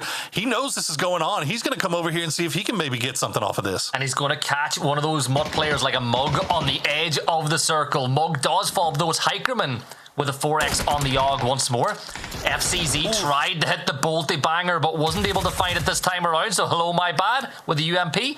Thank you very much. AMG, last player standing here is Trisk for Mutt and Monster.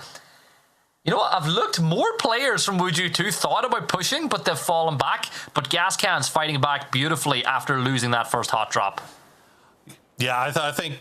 Honestly, I think Wuju 2 playing that very smartly. You were able to yoink a point off of that for free. Essentially, you were looking at the kill feed. You never saw any gas cans members get knocked, so you're not going to be able to come over there and take advantage of two teams at the same time. So nice job by them for getting a free point and just getting out of dodge. And gas cans, they're not going to take the risk of trying to dig Trisk out of this spot. At least not yet, anyway. Trisk still just sitting on that MP5, and He's not exactly sitting on a whole lot here, but that smoke wall is just going to slow things down just enough, and gas cans are more than happy to let him hide out in the smoke while they go ahead and finish looting. What I loved about that little cam view that we had of the Mutt players too was obviously we grey out the players who have died, but they weren't contributing. They were laid back in the chair, hands behind the head, just like... Oh, what can you do? But look, before the game, we had a chance to talk to the Sonics as well, and we asked them what it was like going into this weekend as one of the favorites. I don't know. I mean, TSM just won this Ivan Zito tournament. They're looking hot. I think both of our teams have always been favorites. It doesn't really change much. It's whoever comes out hotter and plays better on those days, really. Our team is no stranger to being the favorites, so it's not that much pressure, especially coming off an Esports World Cup win. We're PGC qualified. We're just here to kind of flex a little bit. There you go. They're here to flex a little bit, and to be honest, I mean, they're absolutely right. I mean, what pressure do they have on them at this point? I mean, they're good for PGC. They're obviously as a global partner team going to the PGSs, so they're no. Oh no. Okay, he didn't get the flush at least, so that's good. But yeah, that was a little spooky there for a second. Well, it is spooky month, so yeah, we are in Spooktober. Yeah, we're in perfect time. Spooktober, but. While all that fighting was going on, we spoke about Sonics, right? They drop inside of Picado. We were talking about this earlier on in the year. They knocked Falcons out of their drop spot because they basically said, hey, we're a global partner team. What are you going to do about it? We can ruin your weekend. You can't ruin ours because we're still going to qualify. But on a circle like this, where you do have Picado as your drop, and it is so central, Paro, you can see they extend out early. You saw that Kick and H1 move further away. We'll pick up on that point later, though, because Wuju 2 have lost Sneak, and Gizera might be at risk here now. The rest of Wuju 2 have fallen back. But my point kind of was, there's no team in the Americas better at playing out of a good position from the spawn than Sonics. No, absolutely. I mean, you can see they left one in Picado just to make sure that nobody comes in from the north or the west or the east, and they spread everybody else on the high ground to the south so they can just kind of keep track of everything that's going around them. So just great information gathering splits. And this, I mean, it's to be expected from a team of veterans like that. So we'll see what Toyo decides to do to try to work around that, as kind of Pippa has made his way just into the south side of the city. Meanwhile, Wuju 2, after losing Mr. Sneak Attack, they're going to continue their wraparound on the western side. Fortunately for them, nobody really playing around the edges, so they should have a pretty free path. And remember, if you do want to keep an eye on what is going on a macro level, !map in chat will give you a great idea of what is going on and where all those rotates are. It's, you know, as I would say, if you've got a second screen, if you're watching on your PC and you've got your phone nearby, make sure and check out the map stream, because you'll learn so much from watching how these guys play. And as you can kind of see right now, Paro, that donut effect, or the inverse donut effect, has happened, where all the teams that were in the circle have bunched up towards the middle, and it's left loads of space on the edge free. And some of those teams, like Working in Silence, Wuju 2, you know, even Friendly Fire to an extent, as when they eventually make their way in, will use that free space to get into the circle and then play their game from there.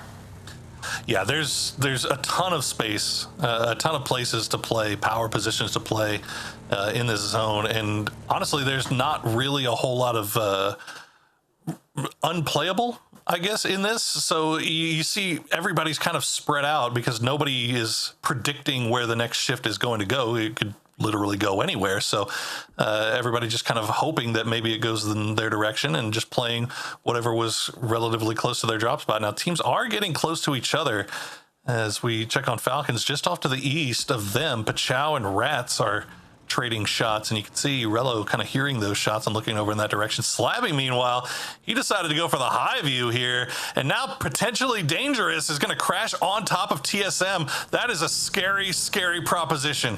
And TSM have the advantage, and Sparking will double down on that advantage, getting the opener onto Glock. Kurt can hear Theros stepping around the side, but Theros not just going to peek at this moment in time. Alo will take down Tony as he's the next one to fall. And there's another one. Theros will fall. Slabby's the last player alive. He's in the glider. He ain't going to get involved in this at all.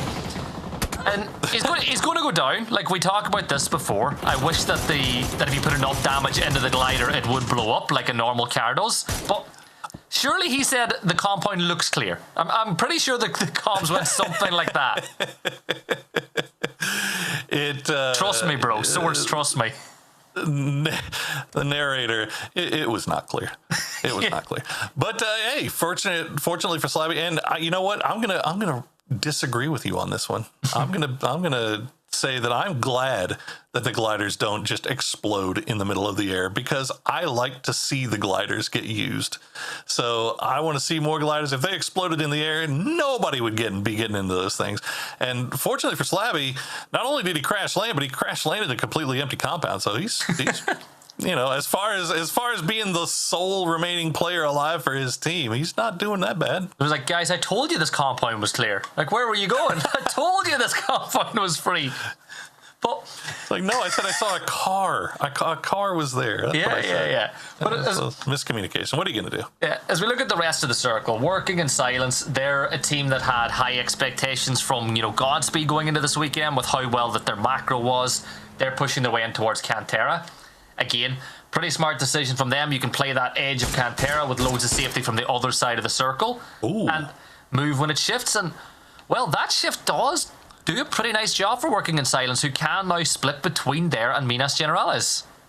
Yeah, I really like this for them. I think you take that high ground spot over there to the north side of Minas Generalis, where Rafana is currently playing, and it looks like that's what they're going to do, or maybe they're going to do. They're sending a few guys over there. Sonic's already on the move once again. They're going to take the dangerous road, the most dangerous road on Miramar, it seems, the one stretching from Picado to Hacienda. And they're going to be the first ones there. And it looks like everybody else is already on the move. Now, Falcons may be in a position to where they can take him, but Sonics, they're not even going to take the risk. They're just going to pull into this compound. And this might be Sonics setting themselves up to deal with whatever comes down this road next. We'll have to keep an eye out on that. Meanwhile, Bestia coming in from the north, they've got pretty much anything that they want to play really up there. Yeah, just scout out Hacienda, but as you can see, it's completely vacant for them because Luna are playing a 2-2 split a little bit further away than that, with two players in that. Well, I used to call it the uncivil compound. There's a throwback for you, as from back in the day. But you've got Toyo inside Picado as well. Like, all in all, you're seeing the teams that like to play around the edge doing so, But my eyes are locked on the southwest right now, Paul. Do you see we've got Toyo, Friendly Fire, Potentially Dangerous, Legacy, Wuju 2, all trying to funnel in through Picado, through into the circle? There are a lot of problems down there. And these guys should be aware that there are going to be a lot of teams down there because of the hard shift to the north. That usually tends to mean that there's going to be a lot more teams coming in from the south side, right? So you see a few shots being taken over towards Friendly Fire, and Friendly Fire getting it from both sides right now, Toyo and Legacy, but no knocks coming in just yet. As Sonics now, I think, might be in a position where they can take advantage. And as you said, Wuju 2, they're doing the long wrap around on the south side. They might hear these shots. They're just going to avoid the whole thing altogether. But this is tough here for these three squads. Peep is in a tough spot himself, down to 21 HP. Legacy looking to bounce back from a poor start to the weekend. And, oh, is that the... Just about, you can just about see the helmet, but Gizera's not feeling taking those shots just yet. He wants to make sure it's a sure thing. Yeah, don't blame him for that at all either. And this is more just making sure that you know where everybody is, considering you know that there's so many people down here. So they're going to see people come away, but they're going to hear the engines from Friendly Fire start to pull through. And Friendly Fire, for their part, they're going to try to breeze through. But Shinboy, he loses a tire. He's got to stop. And now Michael's going to slow down, and he's going to get picked out by VHZ. VHC takes Michael and will confirm him out. LFP looking for Shinboy now. All he's got to do is stop moving for long enough. There you go. There he goes. Christ, LFP. Easy as that. As a number member of Friendly Fire will fall. Penta still to come through Picado. Page on the other side, but they got a little bit greedy. They were hunting some points of their own, and they're going to pay the price. RBN, put on a t-shirt. Come on. It's like watching the EMEA. It's like you see Jogsy in EMEA as well for Primal. He was doing the same thing. Hey, look, these computers, they get hot. They run at high speeds. They're putting out heat. And right now, Toyo feeling the heat. They're going to go ahead and jump in that emergency parachute. Now, are they going to be able to bring Emmy with them? It doesn't look like Emmy's going to be able to get up there. He's pushing it. He's trying to get there in time. He might just be there. You can see the helicopters just now arriving. Go, boys, go. Oh, no, we're just going to go ahead and use that as bait, and we'll go through on our vehicles. Okay. Yeah. Do you know what? Probably not the worst decision to keep the vehicles and go in by land instead. Looking at Falcons, they're playing a graveyard. You've got Sonics that'll rotate their way pretty soon. Wuju 2 as well. A mass migration of teams from the south side of the circle will lead to points of contention in some of the choke points. Think about the edge of Minas Generalis. Think about if you try to wrap up even further north than that, you got Working in Silence there. It's all, if you're Bestia way up in the north, you are chilling right now because all the action's happening here. No, they're feeling great. Bestia is in a perfect position. Meanwhile, Wuju 2, they're going to lose 2 in rotation. Cowboy, now the last player left up alive, is rather. Wait, there's a ghost driving that car. Nobody to shoot at, unfortunate.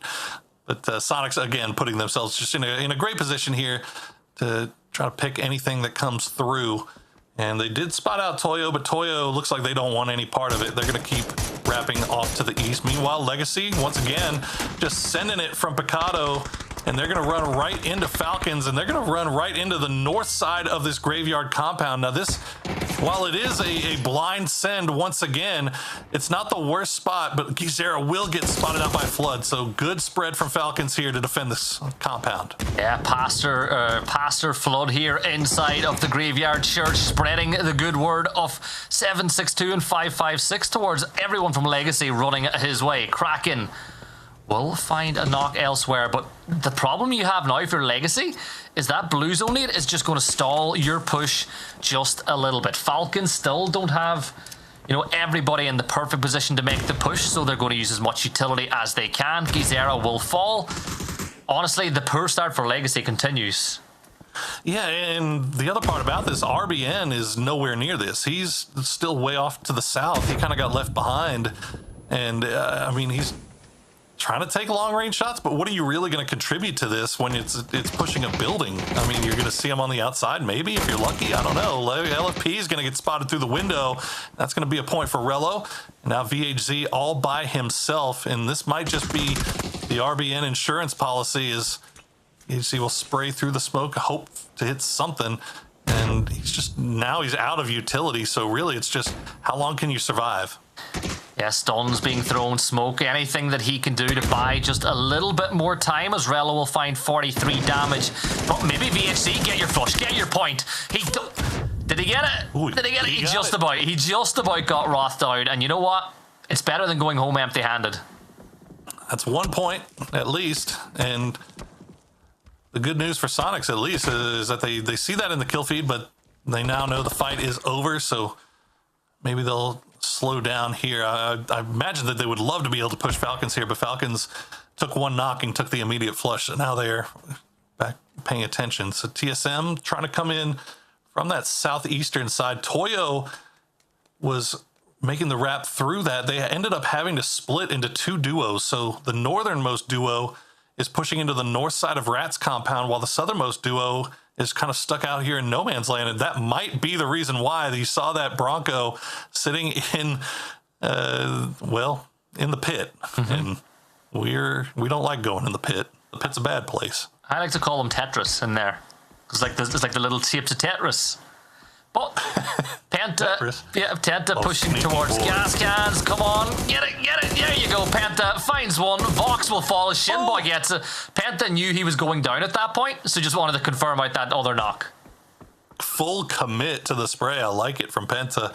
As gas cans, unfortunately, they were in a fantastic spot here. They had this high ground where you see friendly fire, and they managed to pick up 4 kills already, and now all of a sudden, just like that, it's just down to Bizzler and Hello My Bad, and they are very much split. Hello My Bad still just south of Hacienda, outside the zone. Bizzler, meanwhile, just playing a ditch. Rats, you can see, have all 4 alive, but they know they have Toyo around them. They spot out Capitan, but Pippa and Benya over here in the compound. It looks like Rats know that they're there, but they're trying to figure out how they want to approach this. It's not like this, for sure. You don't want to give them one after. Maybe they don't know that they're there. Well, now they do. Okay, Benya going to spot out Bale, get the knock.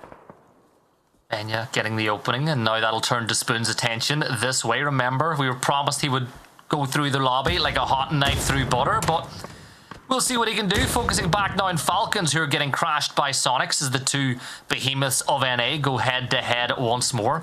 Falcons down 1 player DBNO here as well as Sonics look to take advantage, but is that Typhon I see putting a little bit of pressure this way as well, or Sonics are firing that way at least, but we're seeing, look, this is not good for Falcons. They're going down the exact same way. Code drop! Everybody, get your code, get your points. Code drop. Code drop. Code drop. Okay, Flood is low. He's got to lay down that smoke because he knows the Typhon is down there. They did manage to prevent Typhon from continuing that push. Meanwhile, we got Rats still trying to dig out Toyo. Balefrost is just slowly bleeding out. Capitan has gone down. Pippa down to about half HP. Benya's got to be the aggressor here. Play that fence. He knows Despoon is over here, but he's hasn't spotted him just yet. Oh, good flash from Despoon. And you get another one, and no, he's going to get picked out. So good work here by Toyo, as despite the fact that things kind of went wrong for them on this rotation, they still end up taking over advantage onto Rats. And now we cut back to the Sonics and Falcons, where the Falcons have turned things around. 2 knocked on the Sonics. You can see damage being dealt on the Shrimsy, who's sticking the res onto Tig now. They know that the numbers game is in their favor, but Shrimsy forced to step on off. He swings around the corner, finds Rello, and he gets a second one. Swing. Shrimsy, call him Himsy, because he is just something else. And why not? Why not just get the kill on the Cowboy? What? Hold up. You've lost another? Hey, okay. I mean, does Shrimsy just have, like, does he operate off sonar or something? Like, he spotted that man out when there's no reason for him to think that that man was coming. That was unreal awareness on the part of Shrimsy. And that, I mean, I'm telling you that he is a damn good player. He doesn't get all the flowers because he doesn't get the highest in kills and highest in damage, and who would on a team with Tiggleton and Kickstart? But Shrimsy is just an unbelievable talent here, as we see Pippa still trying to hold this high ground as Rats still trying to dig them out. Actually, it looks like Rats just gave up on this, and now it's the TSM show. I'm telling you, he's Himsy, but Pippa getting pushed by TSM up on the high ground. Remember, Benya covering from below as well, so TSM got to be very careful they don't overextend. Pipa really just feeding the information, right? Because Pipa can tell them whenever they're pushing closer, and that's when you'll see the swing. Sparking, looking to launch a nade up onto the high ground, but not quite hitting his target just yet, and that'll be the freebie for Pipa. Sparking will fall, and now TSM know the Pipa's on the high ground, but do they know about Benya down by the barrels? Now, Toyo's been doing a hell of a job just playing it quiet, playing it calm and slow, and they take advantage of TSM there. Sonics, meanwhile, underneath Rats. Not sure how much utility Rats has in the bag. They've got some, and they know that those guys are down there, so we'll see if they try to send the grenades down to... No, it doesn't look like they're interested. Okay, they're going to continue just kind of holding on to their high side here while Sonics will survive a little bit longer. They've got to be... They have to have those smokes laid down, although it's going to make everybody aware that they're there. I mean, you see Typhon just off to the north. Pichao has got a line on this as well. So Sonics, I think, maybe just stopping long enough to kind of sort themselves before hopping back into the Broncos and getting on the move. Alo got caught out while that was going on with a nade in his hand, and he got knocked. So Toyo, as a 2, playing this to perfection. Like, if you look at the angles they were holding, they had a perfect cross and a perfect opportunity to cover each other's back. Ideally, you would have liked to see TSM push it from multiple angles instead of all funneling through the same door, but they're going to have to get punished for it. Looking elsewhere as we get ready for that next zone shift, Typhon, honestly, one of these surprise packages of the group stage. They played phenomenal, and there are some familiar names in there. Obviously, RN is there, Kerak, we know them really well, but the 2 members I didn't know as much about, Gabriel and 3115G, they've been impressive too. Yeah, Gabri's been just unbelievable for that team. I'm trying to pull up my info on him, but yeah, Gabri and Kerak, they played awesome. And you know, you do think that they're going to have to do a little bit more than what they were doing in the group stages. They were able to get a lot of good placement, but the kills just weren't really to the level you would want to see for them to be really kind of competitive, going for the top spots in this lobby. But they're in a good position right now. We'll see if they can manage to secure anything more off of this. Meanwhile, you see Working in Silence playing along those ridge lines. They've still got 4 up. They've got zone. Bestia still has 4 up. They're in a good spot there with a little bit of high ground. Luna Galaxy having to come down from the north side. We haven't really talked about them too much because they've been coming from the north, and all the action really has been on the south here. What a shot from Fakes in. Will get the knock on Finna, as Finna just boldly peeking that against the Dragunov. I love that from Rats as well. The other 2 players picked up the pieces of that battle inside of Minas, and they will leave, but they've got Luna hot on their tails.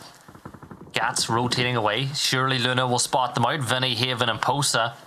Last 3 members up for this team. Working in Silence. See Pichao rotating past us. Why is everybody going towards the south side of the circle? What's going on?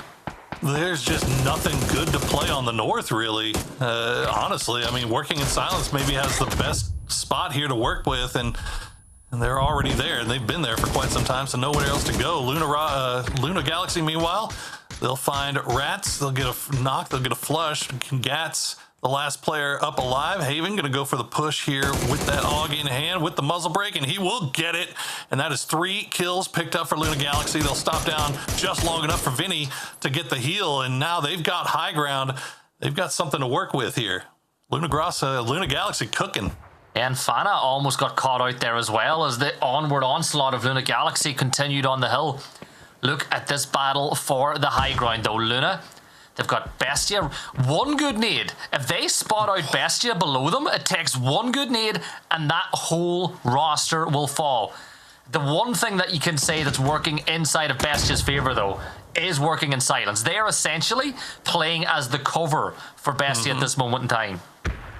No, absolutely right. And I think that the problem for Luna Galaxy, at least as we switch between players here, they just don't have utility, or offensive utility at least. No grenades. You see Haven has the mollies in hand. He's going to send those down and hope for the best, but that's not going to do it against all this cover that Bestia has. Look at all this movable, the portable shelter, the portable cover is just laid down, and Bestia is just setting up a camp in there. They are right as rain. Good shots from Posa will find Karak, but won't be able to get the flush, as Typhon had those ridges that they could play around, but they have to get on the move, and that is kind of the worst time to take a knock right there, is when they were right about to make the move.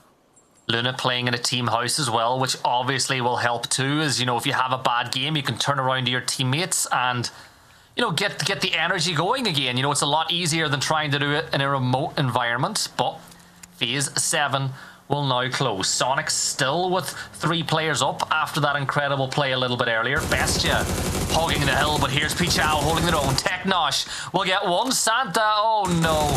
It's all going wrong for Typhon. They're going to lose 2 on the rotate through. Pichao picking up points for fun, but now they got to be careful because all that noise will have Haven and the rest of Luna looking your way. 1 will fall, 1 left to go. Santa running back to the shield, and Sharp Shot just saved that man's life. 1 HP in a dream because Sharp had a beautiful nade.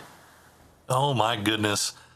So close, and Pichao is still in this on the back of Santa, and Typhon's still in it as well. They've got their solo player. Now, Shrimsy will spot out Haven, so it's going to be one of LG going down. Despite the fact that they have this high ground, a little bit of an overpeak there from Haven going to cost them. And now Mime is taking a knock as well. So if Luna Galaxy, I'm not sure if they know that Bestia is the team that's underneath them. And yeah, it doesn't look like they do, because they're putting their full attention over towards Sonics, as Sonics is laying down the smoke wall and starting to make their way up. They're making this push. 7 kill Sonics making their way up, looking to add a few more to the tally. Smoke falls. You could tell Shroomsy thought that was a frag for a fraction of a second. Posa, he ain't throwing nothing soft though. He'll get the knock onto Kickstart as that AUG will spray out, and that forces Shrimsy back down the hill. Now Santa could peek. Look at the bot. Look at the that'd be sore. You're in the desert. You're in the desert. You're I suppose it helps that he's dead. He's not going to feel it, but you get some friction burns there. That is pretty helpful. You know, being dead. Well, it's feel not the ragdolling effects. If there was one thing helpful about being dead in this game, like, you know. Well, I mean, Sonics did try to make their way up there like Billy Goats, but Luna Galaxy, they're not giving up on this just yet. They're just spraying through the smoke, seeing if anything will land. Unfortunately for them, not going to, and they're going to blow up the vehicle for Santa. Unfortunately for him, he's going to stay alive long enough for it to flip and settle back down, so he can go prone once again behind it. And Luna, they want all of this. They would love to be able to clear out Sonics. They know exactly who it is as well. This is genius! This is genius! Absolute massive brain on Luna Galaxy. They just got the Bronco going, lifted off the handbrake, and says, yeah, deal with us. Deal with us, Sonics. I love it. Absolute brilliant plays from Luna Galaxy, and then they immediately follow it up by dying to the blue. As, you know, you got to do one good thing and then one bad thing. Okay, Typhon will go out. We're down to our top 4. You got a 4 stack up for Working in Silence and Bestia, and then 2 solos, 1 from Sonics, 1 from Pichao. You see Santastico has the cover to work with here. He's got a little fort for himself. See if he can land the grenade where it needs to go. Draft King will find Shrimsy, but Shrimsy going to take out Silzen as they were on the move. So Silzen most likely not getting rezzed here. So Bestia down to 3. Working in Silence, you can see they are spread out, making their way along the edge of this circle. You gotta strike while the iron is hot. It is a 4 versus 3. You've got the kill confirmed, you've got the high ground, and you've got the chance. Mime rotating round by the edge of the circle, but Enzido not able to tag any of those shots, but Fana with the nade has made his way all the way down to the bottom of the hill, and that could be curtains, and I think that's fine. In a 4 versus 3, you can have one player play more aggressively, Paro, because even if he falls, you're still level in the numbers game. No, absolutely. And Fana and Souls have been 2 just highlights for this Working in Silence team. And you see Souls knows Draft King is at that rock. Draft King, a scary player to go up against. That's a spooky 1v1, especially with an M4 versus a Groza. But he does have some offensive utility. Let's see if we can get Draft King to pull away from that rock, force him away from that rock. We might be in business. Unfortunately, the Blue Zone grenade going to bounce off, and Draft King can still use that hard cover for now. Working in Silence, being very patient about how they're approaching this. This is good. They've got the Groza and the level 3 gear as well, so that could be a good equalizer. And you see the first spray does a ton of damage. Peeking again. Teknosh working as the front line of this assault from working in silence. Fana still holding the down ground, but he's taking a little bit of damage. I saw a moment ago, so he'll be spotted, and Sharpshot will find that kill. So we're down to level numbers. 3v3. Terrain working in the favor of working in silence. The only problem for Bestia is I see no throwables, no utility. Working in silence should have loads.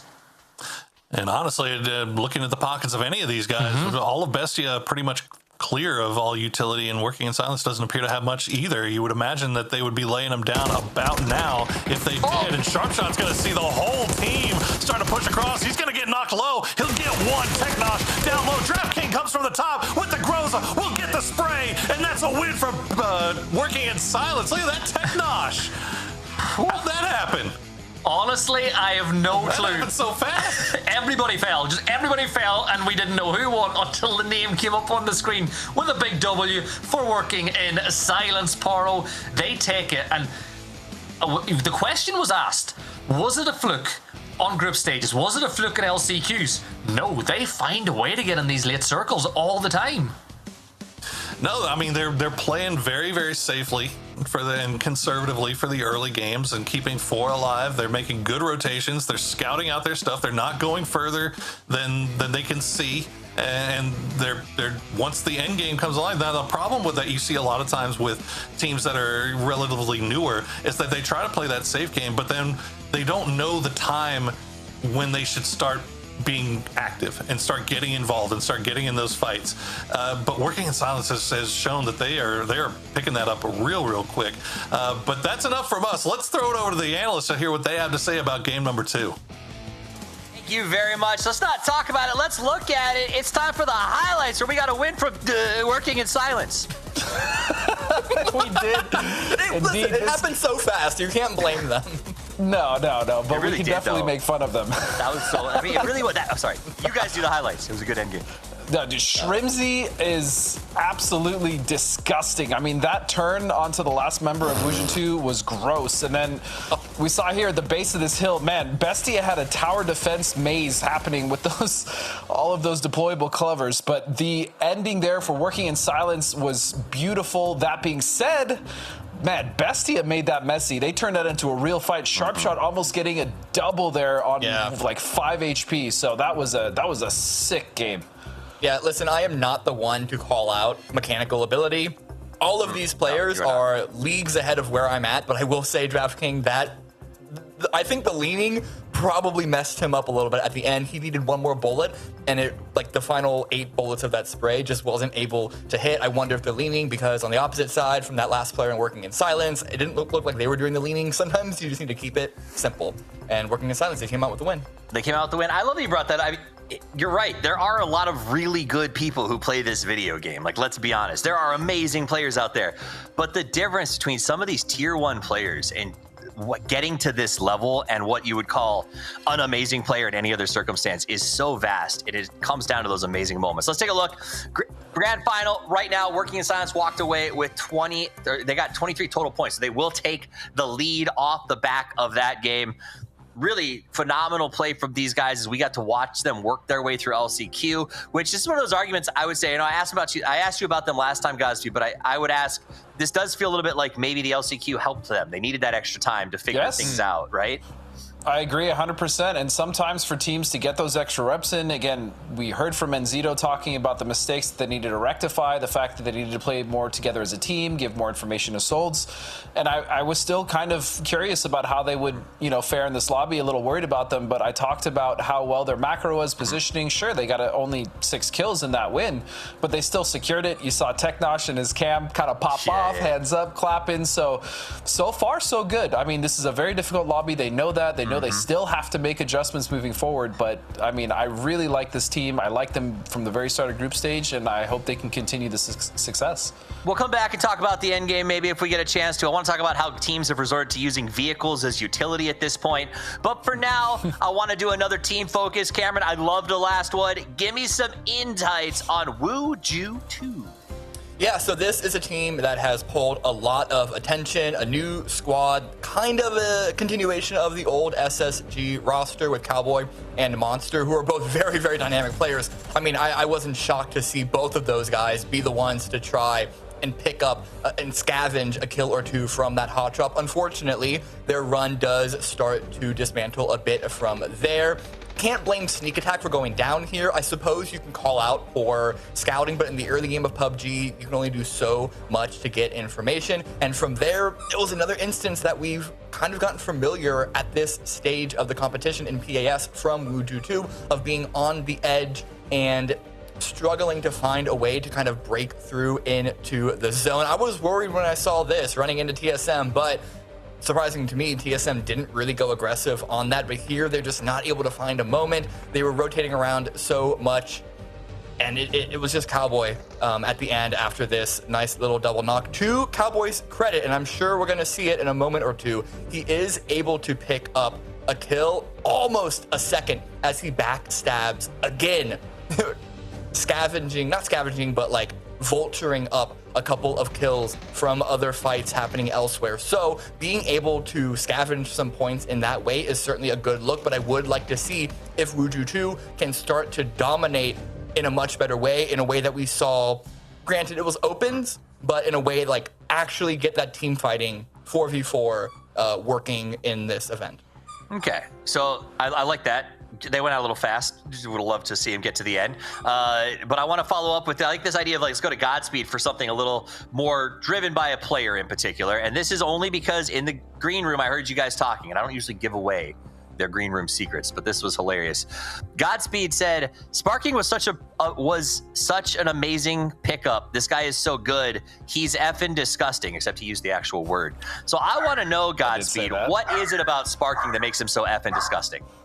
I just think his team play is really, I mean, I don't want to say underrated just because, you know, we talk about, he's not an underrated player at all, but I mean, we always talk about his mechanics and, you know, how good he is individually, but his team play is really strong, playing off his teammates, not even just finding off angles, but going for trades, always there to make sure that he's supporting no matter where the team is, whether they're in a good position or bad position. And then, yeah, the fact that, I mean, he's disgusting. That kid is so good mechanically, EWC MVP, right? I mean, he's just been such a welcomed asset to the team of TSM, and that team was already good, but now with Sparking, I think that's really what's making them strong.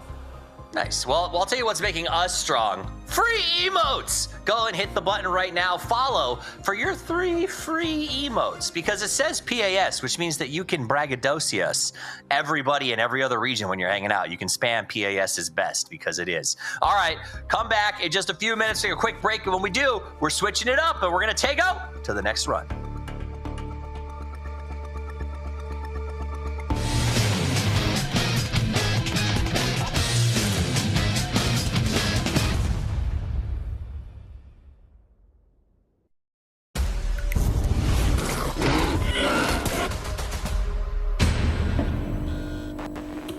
They come from the dark lab, the noisy cannibals. Only they can stop them. The Hunger Busters!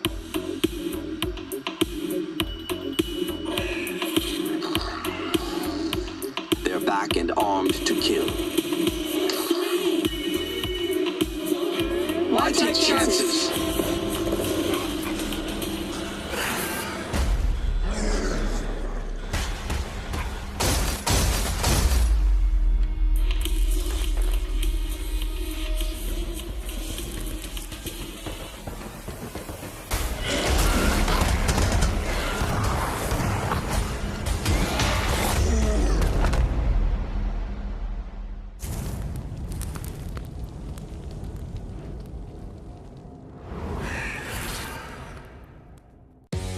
World updates to Tago, some quality of life improvements for training mode, and a new survivor pass.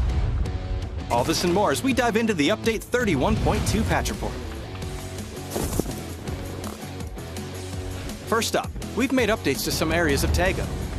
The studio has been turned into an abandoned hospital, changing the layout, adding new buildings, and also a few more loot and cover spots. We also added a new bridge to the shipyard, and improve the terrain around Hosan Prison, Songam, and Hosan to give you more strategic opportunities in this area. Next, training mode has been improved as well based on your feedback. Training mode now has infinite ammo, recommended attachments automatically on weapons, and the ability to save and import your personal weapon and gear settings. We also improved the sound training area to provide feedback when a wrong target is hit. This update also features a brand new Survivor Pass, map bug fixes, and more. So check out the patch notes for full details. Update 31.2 is here, so load up your training gear, grab the new Survivor Pass, and hot drop back into Tago. We'll see you on the battlegrounds.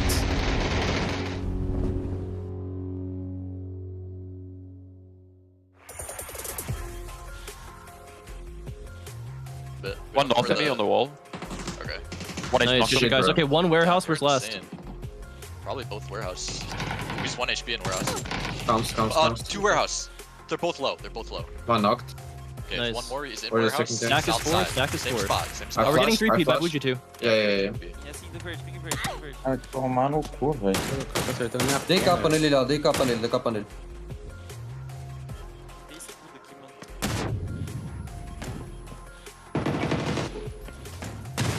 Play more on my side, Roth. I got Molly, bro. I'm healing in a Molly right now. Hay uno de punta azul coldeándolo, pero están en azul regalado. No aquí, es Ratch, naranja, remáteme uno. Te puedo rematar. Ten cuidado entonces. Sí, tan rápido.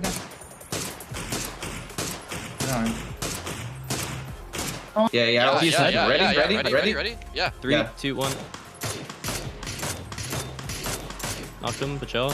Get that point. I don't know if Pichel lost one. It's just...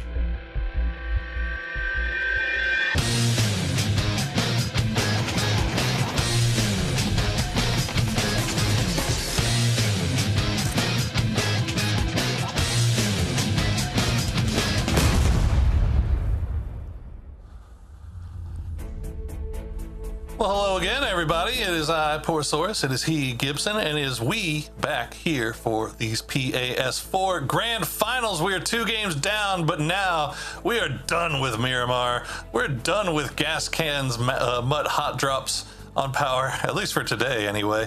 We'll see what the next map has in store for us. Yeah, and it was a 1-1, so that hot drop should continue on over the rest of the weekend, and you know, as we always like to say, the team getting hot dropped has more to lose. Gas cans not looking good for them. But as we go for that change in scenery, Poro, do you think the change of scenery will bring with it a change in pacing as well? You know, these mid-map, these midday maps, the Tagos and the Rondos, have been just a cacophony of craziness. And it seems like some of the teams that are having rough days or rough starts do manage to find a way to turn things around once we get over here. Now, that being said, I got my eyes squarely on gas cans. In their 2 group games, Gibson, on Tago, just Tago, they got 15 placement points and 30 kills. Is that all? I'm joking. That is insane for one map. Gas cans was just absolutely dominant, and it was 2 extremely. I mean, there were 2 different circles, one to the north, one to the south. So it's not like they just kind of lucked out with it. So I don't know. Tago just seems to be working out pretty good for them. We'll see if they can find their footing after the hot drop situation. You can see them jumping all the way up there in Yangchang all by themselves. They get a little breathing room. They're feeling comfy. Maybe they'll get a little luck this time as we are going off to the northwest. Yeah, and that's a great circle for them as well, because with that drop spot, they can get themselves their level 2 gear straight off the bat, rotate all the way up north, and take the mountain ridges overlooking Godok. Because realistically, Poro, Toya were in there right now, but nobody wants to play Godok until Phase 3, Phase 4, until you know that it's been locked inside the circle. But we spoke with gas cans a little bit earlier. Yeah, we did, believe me, and let's see what they had to say. Honestly, the map really isn't too different, in my opinion.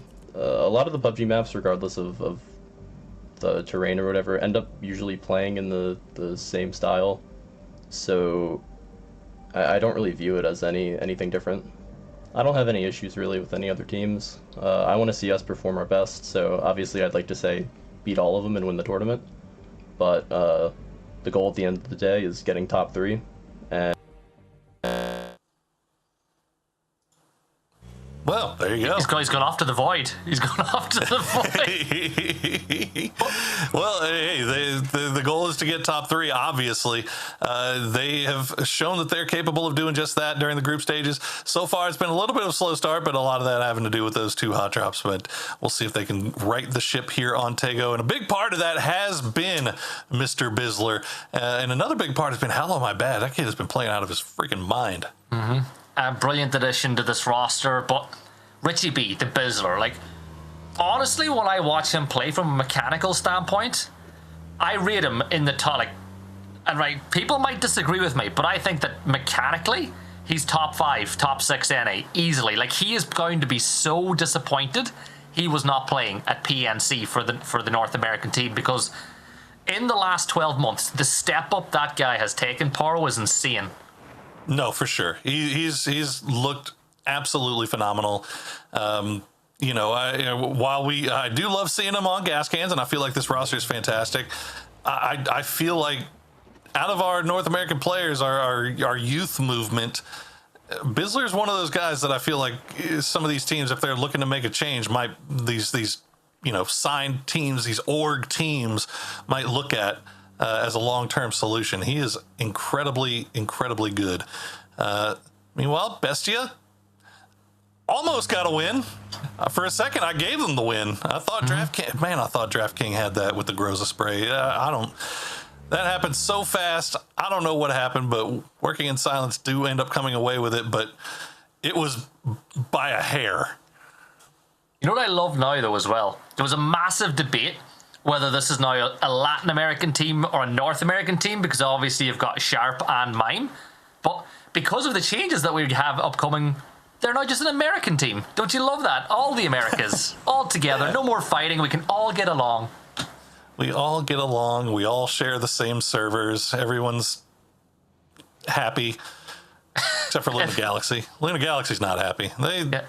I mean, they looked a little bit better that last round, though. I think that they're showing some good signs here. Oh, they definitely are. And you think about that last game, they came, was it 3rd place they ended up in? Or actually it was 4th, because I believe we had a sneaky boy make his way in just ahead of them. But even the trail of thought, to use the vehicle as a weapon, Poro, that was so funny. My brain wouldn't even contemplate doing that. Hey, beautiful. Perfect execution. 10-10 on the jump. I'll give it an 8. There was no backflip. Freaking Europeans. Anyway, yeah, no, the creative use of the Bronco to knock them out of the smoke cloud is equal parts one of the most clever things I've seen in a while, and most hilarious things I've seen in a while. So you really got it on both sides there. So that's all you can really ask for at the end of the day, is to be entertained, and that was about as entertaining as it could get.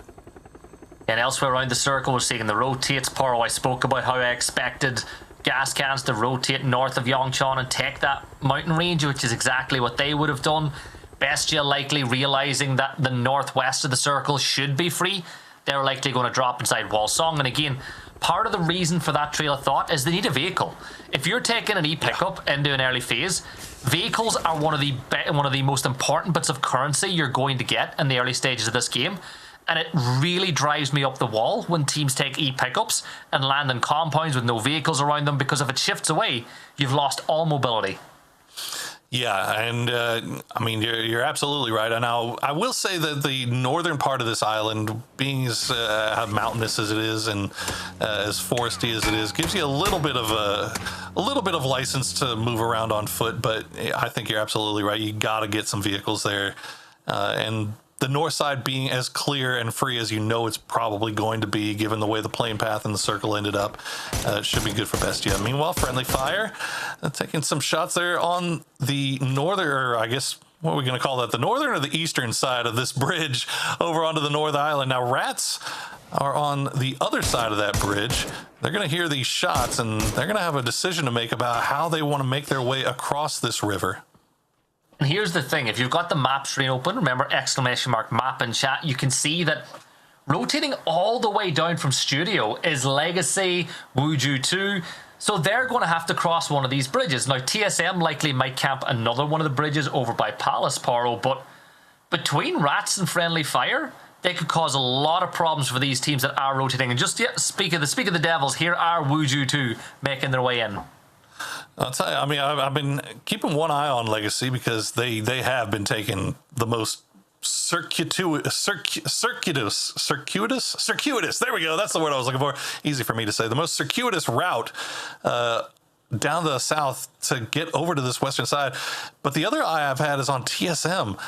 Look they are camping. They're camping somebody. I don't know who they're camping, but they're expecting somebody to make their way on this road. Now, fortunately for Legacy, they are one block over off to the west, so they're not going to have to worry about it just yet. But TSM, you want to talk about a team that does their research. They have looked at the VODs, and they feel like there is something here that they can exploit. But how many times have we seen teams do that to them on Erangel? You know, waiting by cube or waiting over. They've had this done to them so many times that it'd be nice to deal out some of that pain yourselves, but unfortunately, the same way that they do their research, it looks like Wuju 2 and Legacy had no plans whatsoever of rotating through Hosan. And I think TSM have realized that the timer has gone off, that internal clock, so they're going to make their way into the circle, and they should have that bridge into Palace to cross for free. Yeah, Kurt got vision of somebody way off in the distance. He saw a vehicle, so as soon as he saw that, the call was made, and they're all in their cars heading over towards that fishing camp. Legacy, meanwhile, are going to push into fishing just on the western side of the fishing camp, and they're scouting out. VHZ is going to spot out TSM at range. So TSM, they're slow playing this. They didn't get them. They didn't get them in the original spot that they wanted them, but they're like, hey, this bridge, they still got to come over here. Are they going to choose to do so? And it looks like Legacy's in the vehicles, and they're heading this way. Yeah, the second act might be a little bit better than the first, but once more, Legacy seem to have just outsmarted them, taking the coastal. Yeah, and this is the problem, because now the hunters might become the hunted if Legacy realize TSM haven't made this crossing yet, and they're bound to know the fact that the vehicles are so close by. Alo's going to open up fire, and that will reveal their position. What do you do if you're Legacy? Oh my god, Luke 12. Yep, thank you very much. VHZ is taken down. That's a point for TSM. But do Legacy now, seeing that zone shift go extremely to the north, just forget about it and go as far as they can? Well, Sonic's and potentially dangerous. Slavy's just been sent into space. Oh dear. Slavy unfortunately came out on the wrong side of that fender. And now Tickleton, with only 30 HP, is just going to go ahead and push into Theros, gets him low, but won't get the knock. As now Kickstar with 2 HP, he's in the fight of his life here, and he's going to come out on top against Tony with 2 HP left in the tank. Kick is nuts, mate. It took him it took him longer than a lot of people would have wanted to hit the ground running at Sonics, but there's an old saying in sports that form is temporary and class is permanent, so his little bit of bad form has gone by, and now we're starting to see the reason why they picked up Kick. Huge plays from him, dancing around, picks up the kill.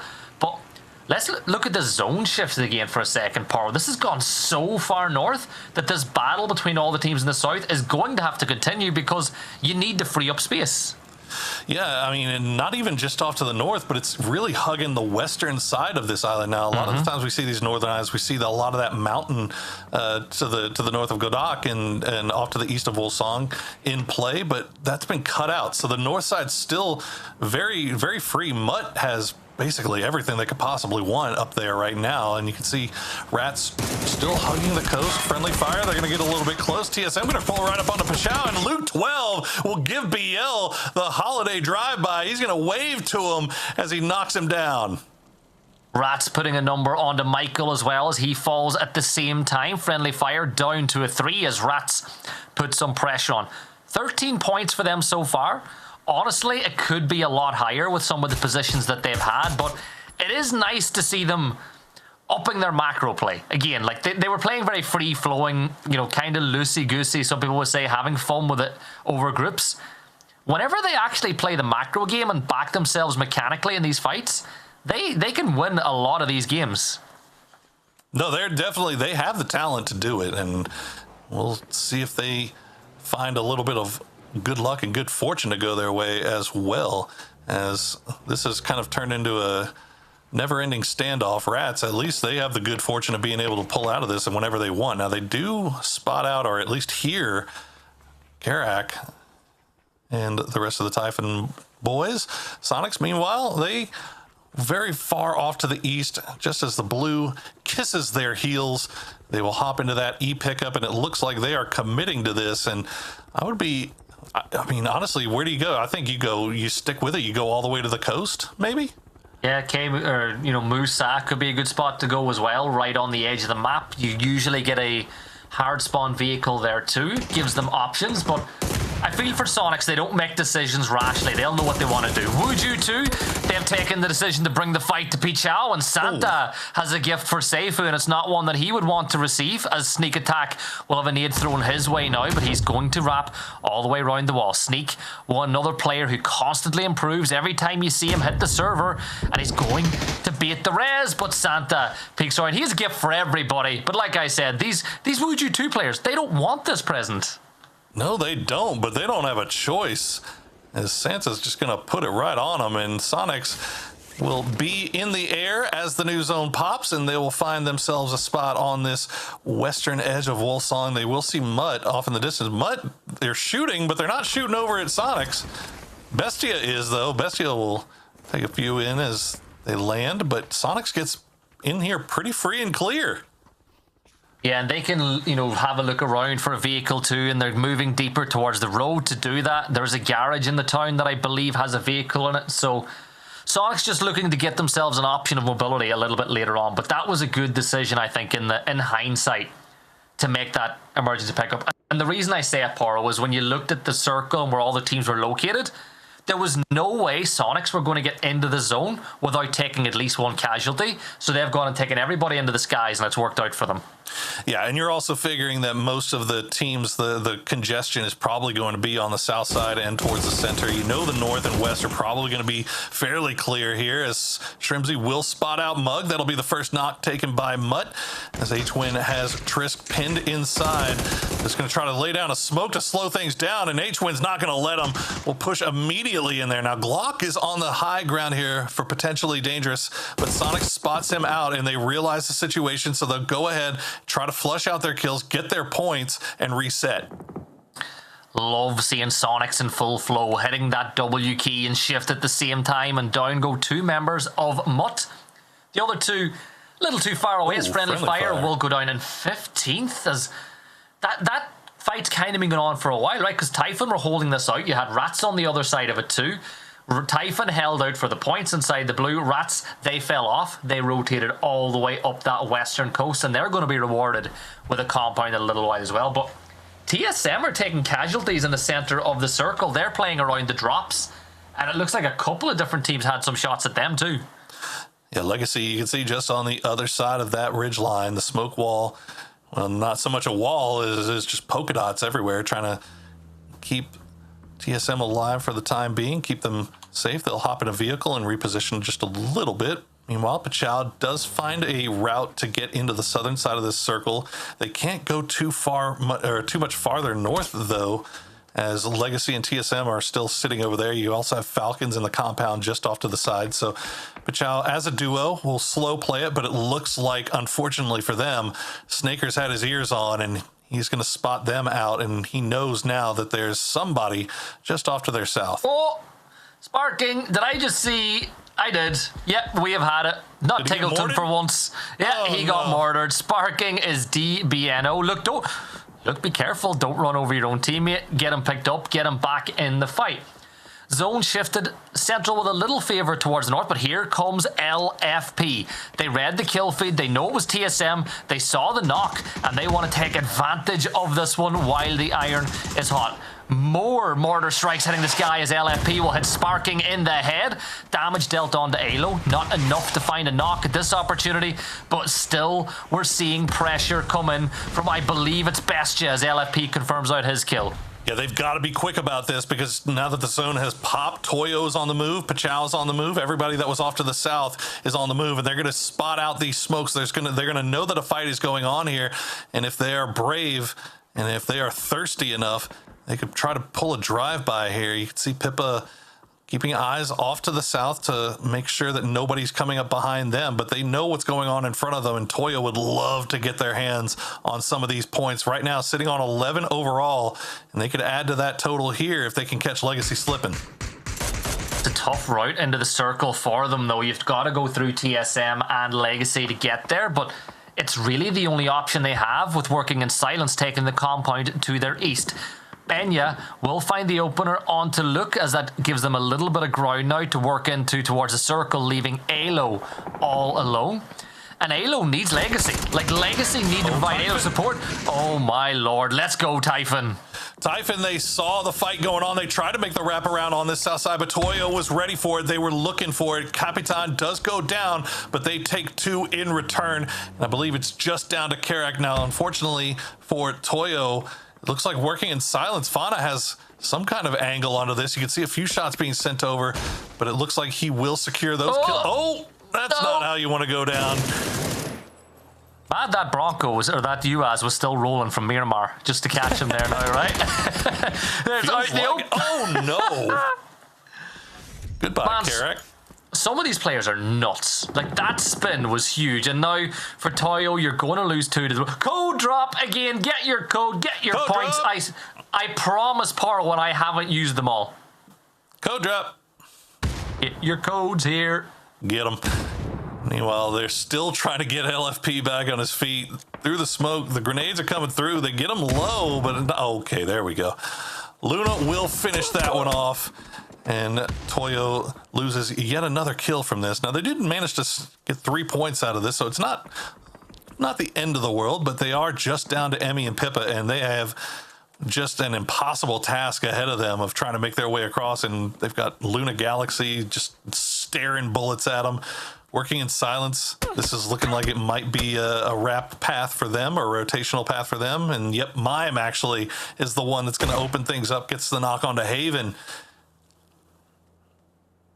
Falcons making their way into the circle now as well, towards where gas cans are. Remember, gas cans made the decision to rotate north very early, and so far, they've been rewarded.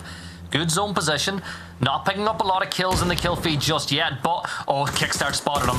They know he's here. Plants is going to flee, but Tiggleton's got his number. Down he falls. They're looking to finish what they started all that while ago whenever they airdropped into this position. FCZ, he's going to continue fleeing, but Sonics, they're like sharks. They can taste the blood in the water, and they want to get that last player.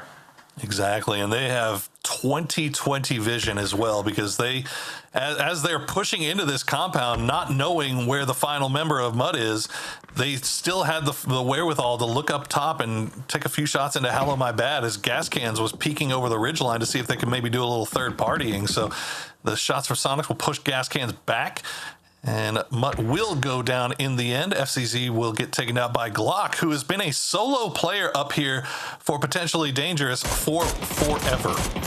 He's living his best life. He's having a great time up there, watching teams fall around him. A few more teams fall, and he's in the placement points as well, which is all you can ask for a solo player. Now we're seeing Kraken with the P90 peeking up to Working in Silence, fresh off the back of their win. Oh, that's a great nade. That's a really good nade. He's going to get one. Might get a little bit more damage dealt. 29 on the Soulsin, but Working in Silence, they're in a spot of trouble, and they're getting surrounded on all sides. And most importantly, they took out the guy with the P90, so that might give Luna a little bit more room to work with. Kraken not being as aggressive as I would have expected from somebody with that gun, but yeah, Bestia on the other side, Mime and Silzen starting to make their way over. Pippa, look, he just wants to get into the zone. He doesn't want any part of any of this, as Glock will go down, so potentially Dangerous goes out in 10th place, working in silence, surviving through the smokes as long as it will be allowed. Looks like Bestia will pull back to their compound, so now working in silence just have to worry about Luna Galaxy, but Falcons have now started sniffing this out, and Luna Galaxy has to have their head on a swivel. Yeah, and Pippa wants to just med as long as he can, but Sonic's progressing through the lobby. That's going to be Kick confirming one, and that'll be H1 confirming the other. Sonic's will deal the killing blow. They should be able to get everybody back on their feet as well, securing some position, but Bestia are pushing. Bestia knows Sonics are weak. They heard the gunfight. They know Shrimsy's down.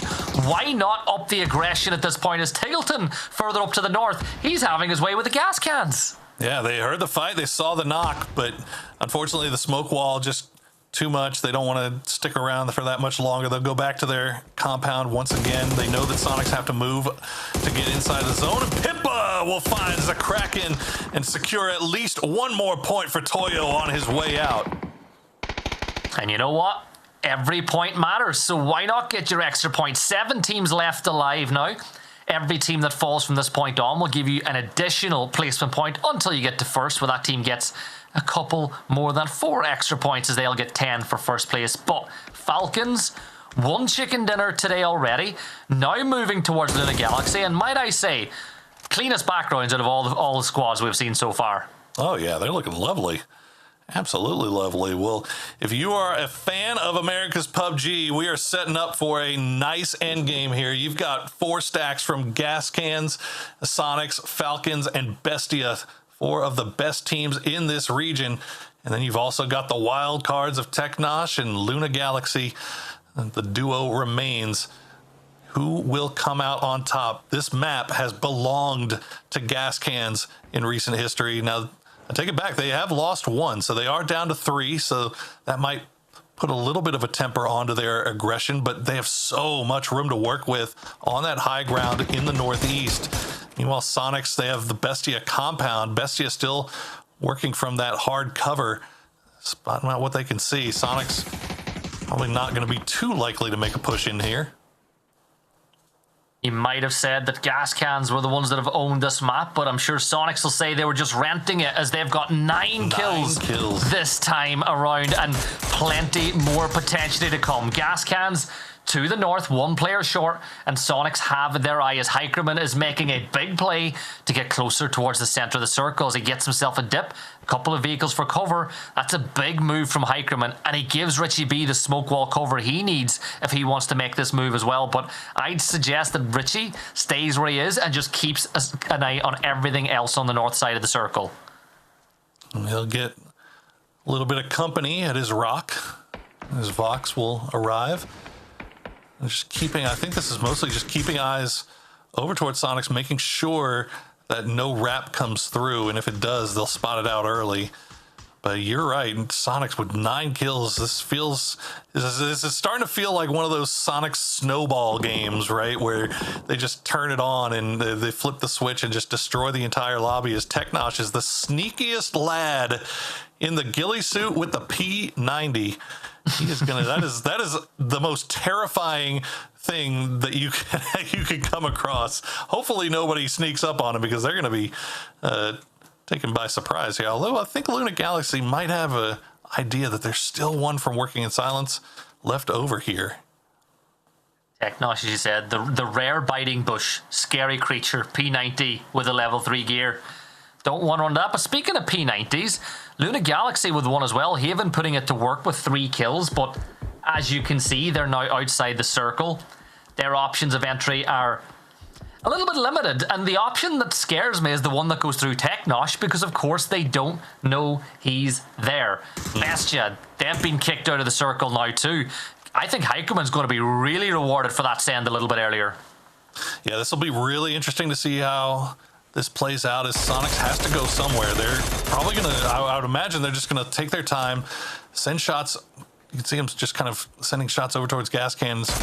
But I feel like they're waiting. They're waiting for Bestia to make a move and leave that compound, and Bestia knows it, so they're taking their sweet time about it.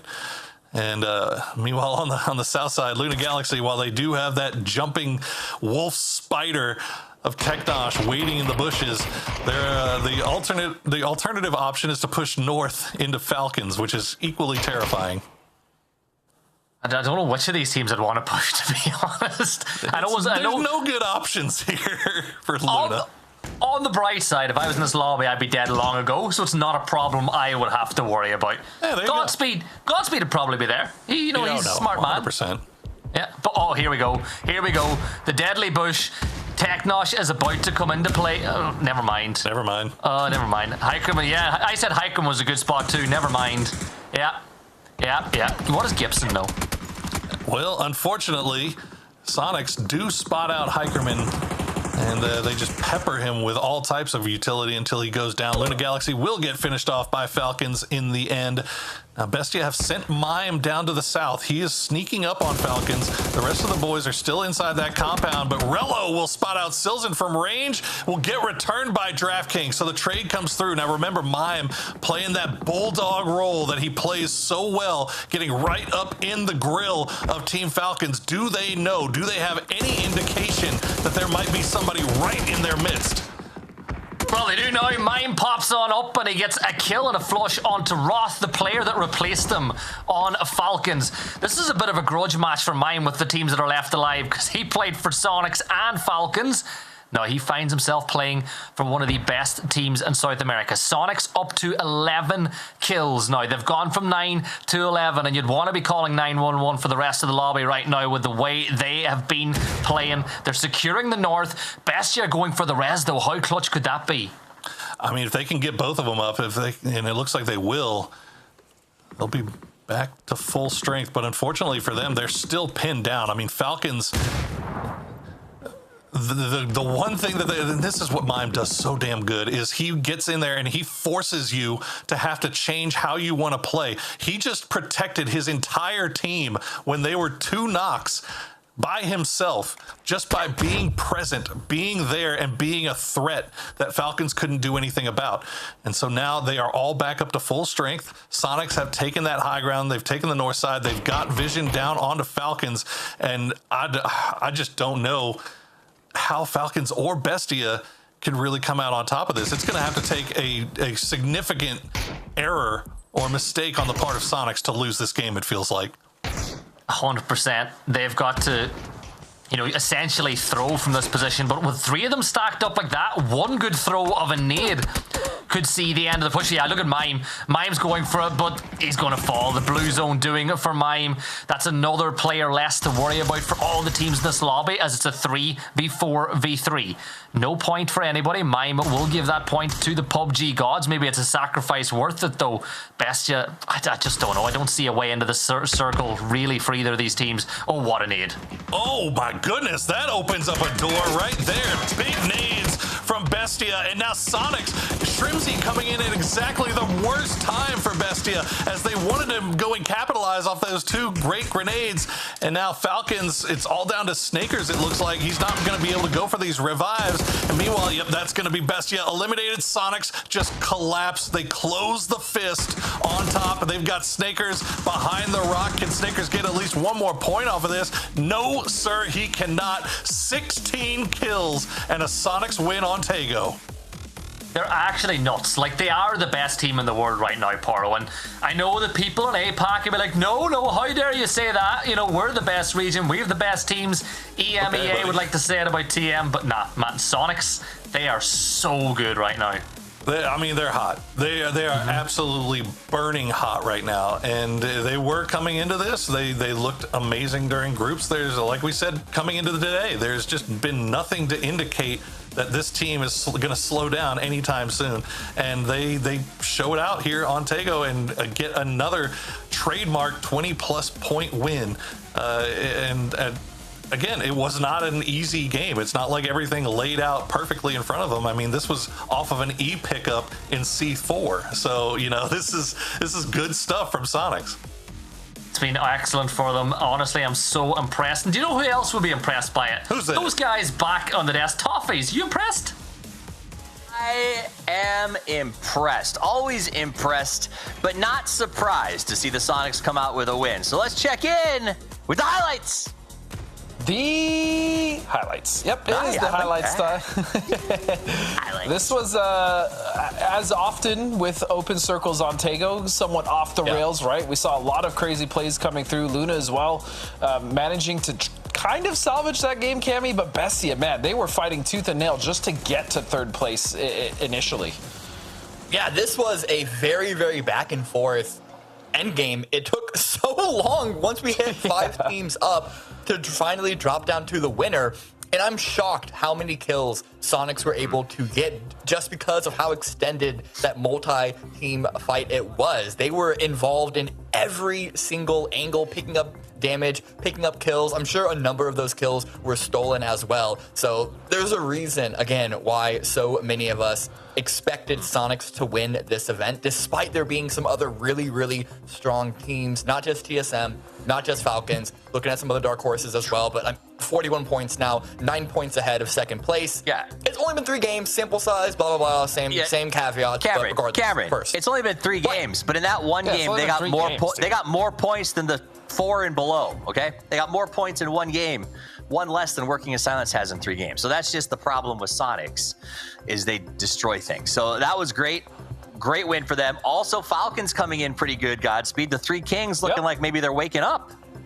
Yeah, I mean, Falcons started off the day very strong. That's true. And They're awake, finding the consistency that they need. And look, we expect Falcons to do well. We expect Sonics obviously to do well. So it's been good to see the teams that we know should be doing well currently holding the top spots. But I mean, still, you got Working in Silence. This game was definitely a little harder for them, especially with the bombardment of grenades and utility that came on top of them. But still holding strong in third place. So I'm still holding out hope for that team.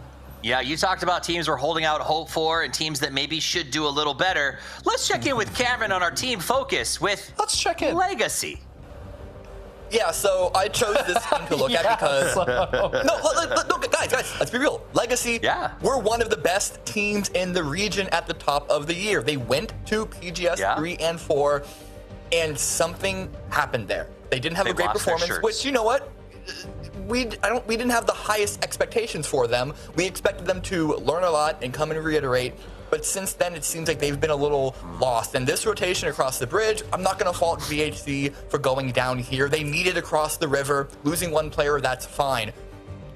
But I still am not feeling that energy, that spark that we used to know from Legacy in the past. Remember, they barely qualified from the LCQ to begin with. And I was watching them this game, hoping to see something to give me some hope in them that they could maybe qualify to PGS again, be the 4th best team at this event like they were in the previous TAS. But there just seems to be, I can't put my thumb on it. Maybe one of you two can. Their team fighting just is lacking that ability to really finish things off, close things out. I don't know that I can put my finger on it in an official capacity, but if I had to just speak completely out of my rear end, Godspeed, I'd say it just feels like they're not crisp, like they're not getting the reps outside of scrims. And I could be completely wrong, but it just seems like some of their squad discussions aren't, or I don't know, it just feels like when we get to those big moments, they're not quite as crisp as I'd like to see them, or I'm used to seeing them back in the day, because these guys have played for so gosh darn long. Do you have any insights into maybe what Legacy can do to get back into this one, Godspeed? No, I think Kemi kind of hit the nail on the head. I mean, their rotations still are pretty strong. They know where to put themselves, but really, I'd say this event specifically, and even internationally at PGS 3 and 4, is they just can't win their team fights. I mean, they're just not winning the team fights the way that we used to see them, especially going into the qualifiers for those 2 PGSs. Kind of lack of crispness, I guess you could say, is just comes down to just staying alive and being able to actually hold their edge. And I mean, we saw in that game with an unfortunate, vehicle self knock there that, they're just not winning team fights, and that's a really difficult thing to just kind of flip a switch on, right? Rotations you can fix, communication you can work on, but if you guys aren't clicking well in team fights and you guys are, constantly eating knocks, I mean, that's very frustrating. You know what's not frustrating, Godspeed? What's getting stuff for free. You guys want to have the edge over everyone else in chat? Follow right now and get these free emotes. If you've already done it, prove to me that you are the MVP. Spam some emotes in the chat right now and get ready for our next set of games coming up at you in just a second. It's time. Put those boards on the windows. Close up the condo because we're going to Rondo right after this extended break where we get into a chance to play a little game show with some of our players. So check it out and don't go anywhere.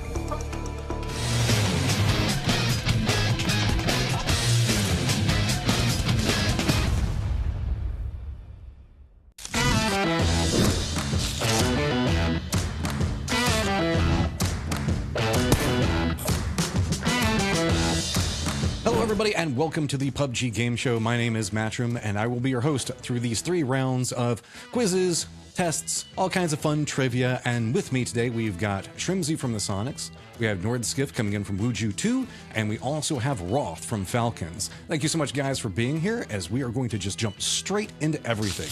The very first round, very, very simple. You can get one answer. If you submit that one answer, that is it. So make sure that you know exactly what it is whenever you're submitting it. I'm going to give you a hint that is worth 5 points. If you do not submit, then I'll give you another hint that's worth 4 points, so forth until we end up going down to 1 point. And it is very simple. We are just looking for a team. You are just going to answer with a team name, one shot. You guys ready to go? Yeah. Yep. All right, so kick off everything. Very first one, if you can get it off this one, respect. The team's name consists of 2 words. Nailed it. Any takers? Or you want me to just go to the next one? No, just go. All right. Formed in 2020, this team finished 4th in PGC 2023. So PGC 2023, 4th place. Oh. Jesus. I'm off. Oh, no. I know one who got 2nd, 3rd, 4th. Oh, no. I don't know who got 4th. Ooh, I think it's... Nordskiff's put in an answer. I think it's... Keep in mind, there's more hints if you don't know it. There's no harm. I think it's this. I'm just going to send it, you know? Is it showing up already? This one should get it to you. The name means earthly scent produced by rain when it falls on dry soil. My mom actually told me what that means, by the way. I would have actually got it off that because my mom told me. I would have had no idea if she didn't, though. We make jokes about it on the cast all the time because it's actually just a really cool word. Yeah, I'm going back to streaming. For everybody that didn't know, Roth actually stopped his stream to come in here, so thanks so much. I can't. My brain's not on today. All right, you want 2-point question then? Sure. All right. At this point, I don't even want the points. This Chinese team has a black and blue logo that's made up of letters. Bro, how am I still... I'm awful. No, I'm awful. Holy You should at least moly. be able to get the 1-point one, okay? You ready? Yeah, I mean, I don't even know at this point. All right. The organization was formed by the player Zhu Aixlif Zhuan. God. Jesus, Mary and Joseph. There you go. Now we got it. Yeah. We're sitting pretty good. Now we're feeling good. I didn't know how to spell the first word, so I just put Pero, and I was like, I hope they take that. All right. So, at the end of round 1, here are our total scores. We've got 4th place, 4 points is going to be Shrimzy with the gamble coming in off the second one. Well done, my man. And behind that, we're also going to have 1 point going over to Roth because of the fact that he managed to pick it up there at the tail end. And then with 0 points because Virtus Pro was the first answer that you submitted. Nordskiff, you're not going to pick up anything, but don't worry, there's still plenty more chances as we're going to be moving into round 2 just a little while.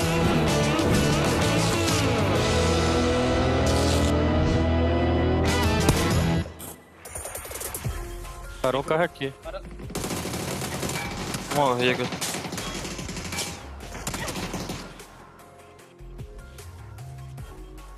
Yeah, shoot glider. Stole it. No, what the fuck? Divide os dois, mano. Só puxar e matar, velho. Ok, Boa. Mais um, no mesmo lugar. Mais um divida. Vai que é cara ruim, mano. Só mata esse bosta aí. Árvore No do verde, quarto. no verde. ok, árvore. Boa. No Joga nesse laranja cara, agora. joga nesse cara, Rão. É o único, tá ressando. Deve tá rilando aí Joga com ele, embaixo. caralho. Tá ressando, 100%. Gruda o boneco aí. Boa, caralho. Boa, guys. Boa. Dá tempo de Ressar o ressar, glitch, dá ressar o tempo. glitch. Parou no meio do nada. Cara. Boa. Esquerdo o outro, Kerak.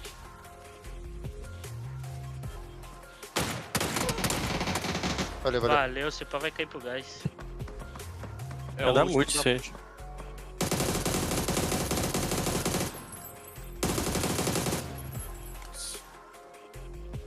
West, 3-man west. I'm taking the rock yellow. Okay, yeah, go do that. I'll knock through smoke. Can someone get him, please? I'm holding edge.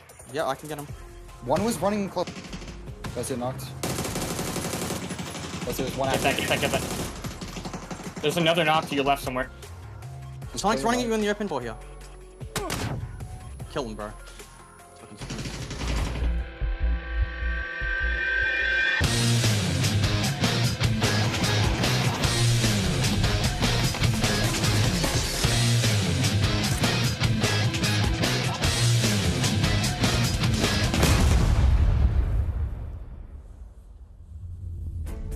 Just over the halfway point of day one of the PAS Grand Finals, Gibson and Poro here to yap your ears off while we bring you through all the action. Poro, Sonics getting hot after 3 maps, and the funny thing is, they still had tons of points in the bank before that one already. Yeah, I mean, what are you gonna say? The rich keep getting richer. They're not disappointing anybody today, at least, as they've looked phenomenal, and they've looked phenomenal for the most part of this year. We'll see if they turn that one big win into a snowball rolling downhill, which could be good news for some teams, because that means if the Sonics finish in the top, finishing first or finishing top 3, that means that if you make it into 4th, then you're going to PGS. So we'll see. We'll see how it plays out. We have the rare double plane on Rondo. I know you're excited about it. I hate it. I actually hate it, because you could be a team that drops in a town, and your flight path could be the wrong one, and a team that would have it as their secondary drop will be like, yeah, well, we're going to get there first, so we're going to take your drop spot. So you can see it happen from time to time. Now, looking at these drops, I'm not seeing anything too surprising off the bat. Wuju too. Sonics? Nah, I think this is going to be a vehicle, and it's going to be maybe a contested for a vehicle, but it's not going to be a hot drop. I don't think either of these teams really want to be involved in it, and yet Sonics are going to be the dancing queens. Yeah, let's go ahead and they'll just give it to him, and hopefully Capitan can get on the ground before a Sonic finds a gun, and Pippa as well. Capitan will find himself a buggy and get on out of Dodge. That's exactly how they played it, how they wrote it up. There you go, a few shots from Tig will find their way into the back of the vehicle, but no harm, no foul. And at the end of the day, the circle does cut all the way down south. So Falcons, good position. Sonics in zone. Toyo in zone. See if they can do something with it. And what's going to interest me now is the rotates from the teams that go way up to the north. But let's have a little listen to Capitan as he talks about his teammates, and I'm pretty sure he's got some nice things to say. I expect him to be a good player, but also like a good person to work with, because we spend a lot of time together with our teammates, and we study to get the game together. So I think working with a good person in real life is good to become a good team. About Rondo, I like the map. I'm not a big fan. Well, not a big fan of Rondo, but we'll see if Rondo is a big fan of him here today. As Capitan, my Capitan, is going to have an uninvited house guest, as Roth has made his way over into Toyo territory. And I don't know if he is aware. He might hear Emmy pulling away there. Yeah, he's bound to hear. He's going to hear those gunshots, that's for sure. He definitely knows people were there. But Capitan, I've had the pleasure of talking to him a few times, and remember when he got dropped at the kind of the end of last year, just before PGC? I thought that was a criminal move with some of the roster changes, because he has always been the glue to me, and one of those players that you build around as opposed to lose. And you can tell the value they have, that he's back playing with some of his old teammates. And I just feel like if you can get Capitan going, if you can get that push, there's a very real chance that Toyo can upset the rhythm and get into those top few spots to qualify for the next 2 PGSs. No, I 100% agree. I think Capitan was a fantastic pickup for these guys. Pippa has shown flashes of brilliance. The consistency not really 100% there, but I mean, Benya has been amazing as well. Like, that whole squad really has a lot to offer, and I think Capitan being that last third kind of brick in the wall coming through might be the thing that takes it. But Mutt once again now in some early game trouble, as potentially Dangerous has snuck up right behind them, and it does not appear like they have any clue whatsoever that this is happening. Oh, potentially Dangerous. The noise, you can tell by how much noise Mutt are making that they've got no clue that Glock is here. And he's got more than a Glock waiting too. He's got the AUG in the pocket as well.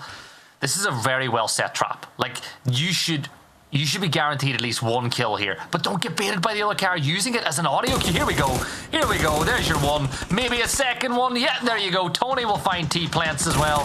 2 players down. Not even the meat seat could protect them. And well, for Mutt, that is not the way you want your rondo to start. Beautiful stuff, though, from potentially Dangerous, as that was as clean as it comes there. Great stuff. 2 points picked up for them, and now, just like that, it's down to Mug and FCZ, as they have to play this one out as the duo, and they have a long way to go to make their way into zone. Meanwhile, Typhon getting a little bit close to Sonics, at least the western side of this 2-2 split.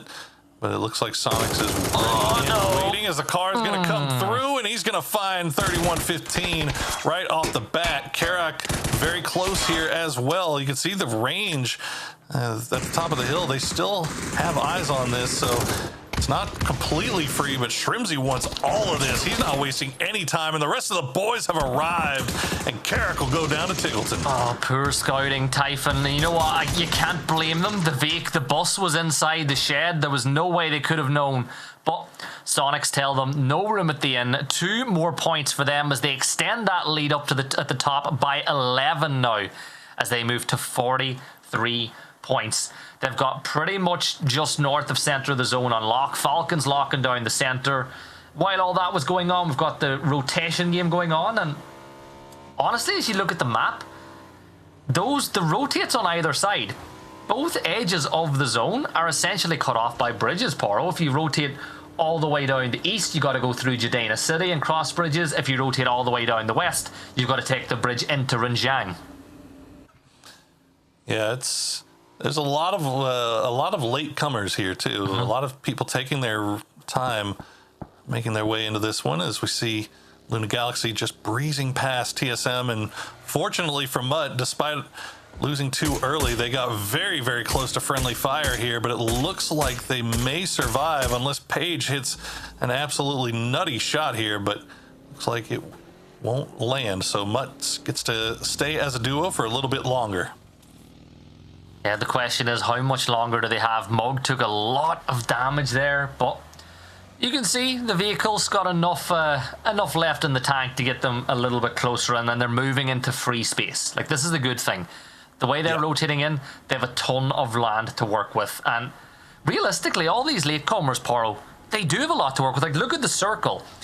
TSM, the furthest west team in the circle up until when gas cans have just arrived. Mutt on the east. Everyone's condensing into the circle, giving these late rotators space to work with. And the one thing catching my eye is look how much space there is to the north. If this kicks north, if you're late into the circle, you could get such good prio. Yeah, it seems a majority of these teams on that pop just elected to try to go center as quickly as they could. So you're right, the north side of this zone is just completely wide open, which is good news if you're working in silence, or if you're Legacy, where Gizero was so far north, he was in the previous game. I don't even know if he made it here in time, but oh no, did we high point it? He did. You got this, I believe. They're gonna try. You just gotta get a little get a roll and start here. They're showing him how it's done. Now Heiko was like, "This is how you do." Richie, they hired him for his shooting, not for his driving, right? Fair enough. The Bizzler, left click good. W, is driving with shift, not great. You know what? He got it in the end, so we'll give it to him. Gas Cans, our westernmost team at the moment, which isn't really saying a whole lot because pretty much everybody's off to the center.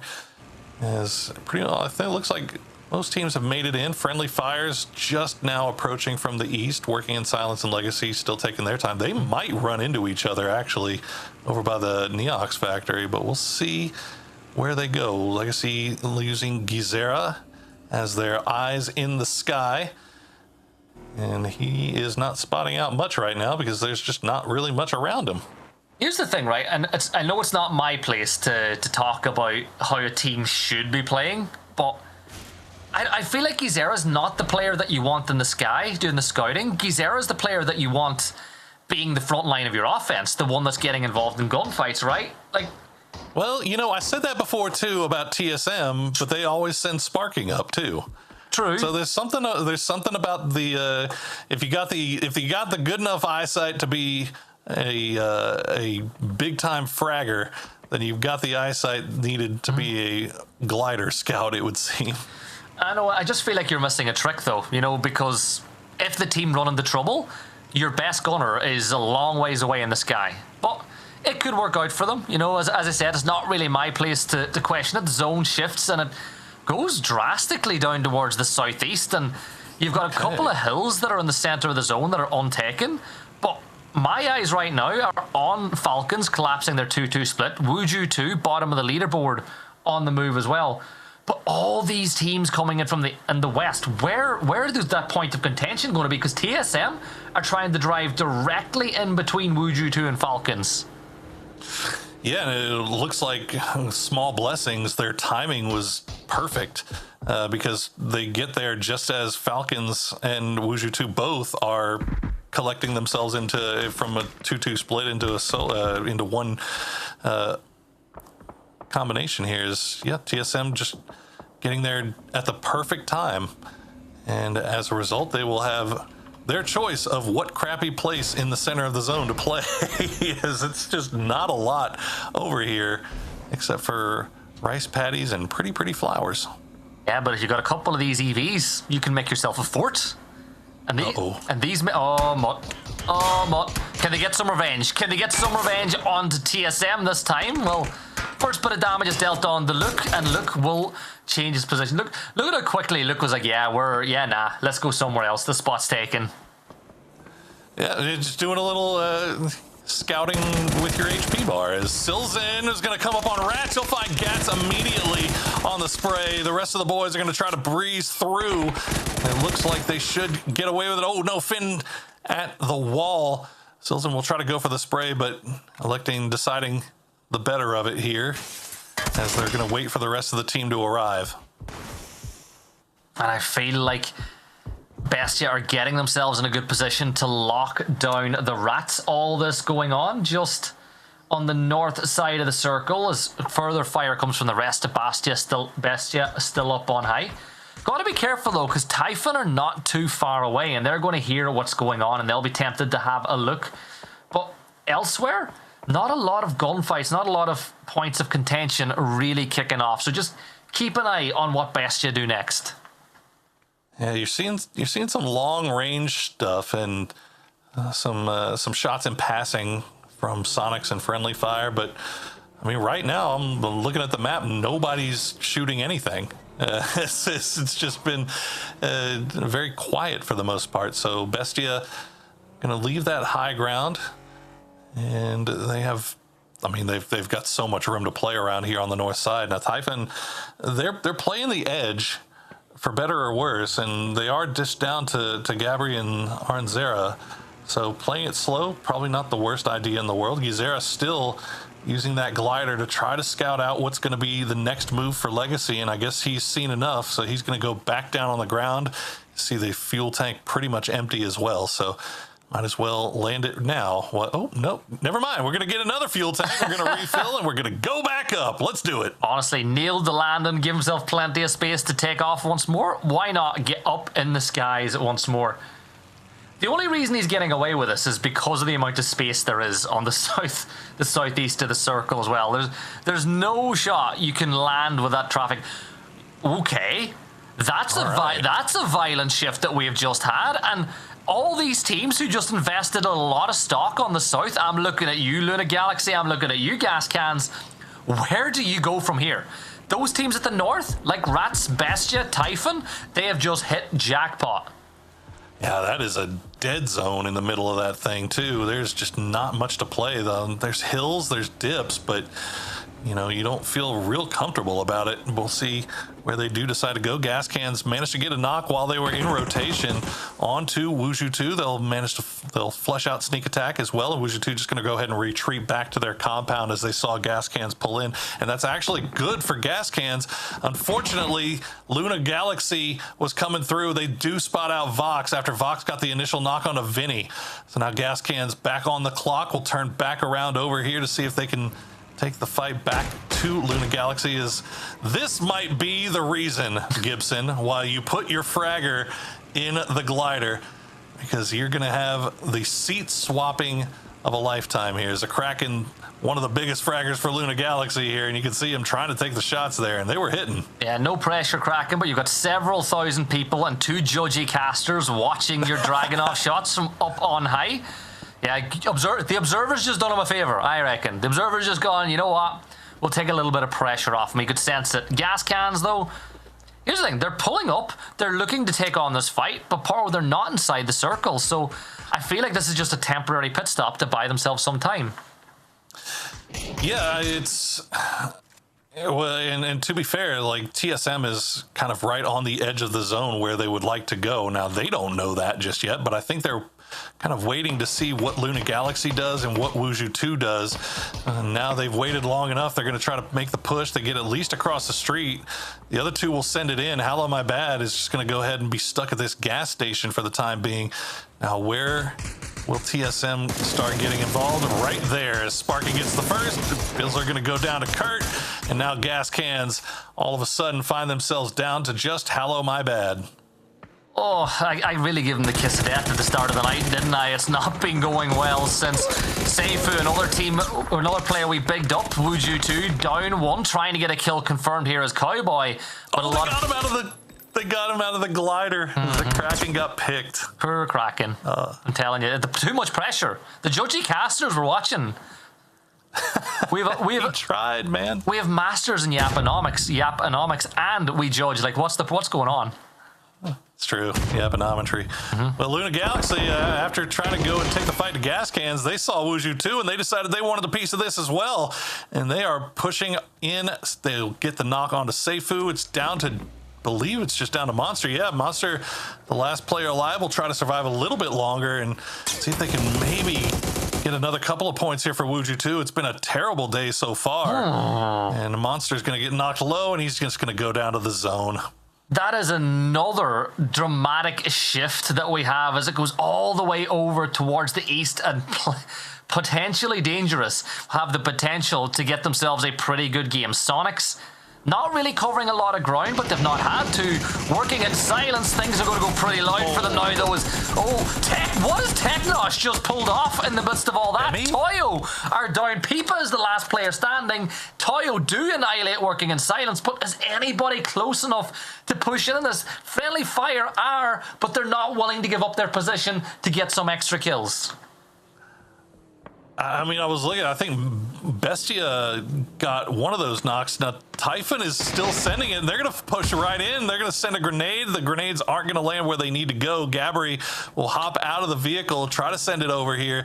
They're down to a duo. It looks like Aranzera has arrived as well. The grenades aren't landing as Toyo has the happy feet, but here come the mortars, Gibson, and that is going to be a sign for Typhon to get the heck on out of Dodge. Yeah, first mortar not landing close enough. Maybe the second one will. Gas Cans do fall as Hello My Bad will go down to the blue, but here come on, Typhon. Bit more aggression, up that energy, more passion.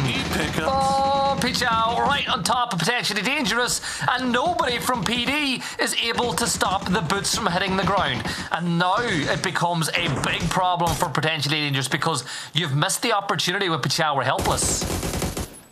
Holy moly, Pachow catching PD, slipping just a little bit here as PD does manage to get at least into the hard cover. The grenades are still coming, but they're just not finding the mark here as Fakesing gets knocked low, but he's going to be able to heal back up. So will BL, so will and one. And they have survived a ambitious E pickup here in the late game for Pachow. Now TSM, they're finding themselves in a little bit of a scrap here with Rats. Unfortunately, it's just Kurt. Kurt was by himself here while the rest of the boys were pushing out on the edge of the zone, trying to find some more kills, and Kurt pays the price. And Mutt are able to get the knock as well from afar. Remember, 2 players up, but still a position in the zone. Legacy getting a well-needed points, only 6 so far on the night, but here come the rest of TSM. Arriving in the smoke, Finna with the nade. How good is your arm? Trying to do a bit of Kurt to TSM as he throws them in. These ones are very, very short so far. Let's see if the next one can get a little bit more value. Man, how are these, like, there's no damage being dealt on the TSM here at all. Well, it's tough throwing it on that the edge of that hill, plus you had a couple of vehicles in there, and that grenade's going to find the mark onto Finna. He goes down to Spoon now, half HP. He's going to try to go for the... Ooh, 3 HP. How did that not kill him? Despoon is actually invincible and made of mithril. He's going to try to see if he can at least keep these. I mean, he wants to go for this res so bad, but he's like, God, it's freaking TSM. They've got to have about 27 grenades left. And yep, there's another one.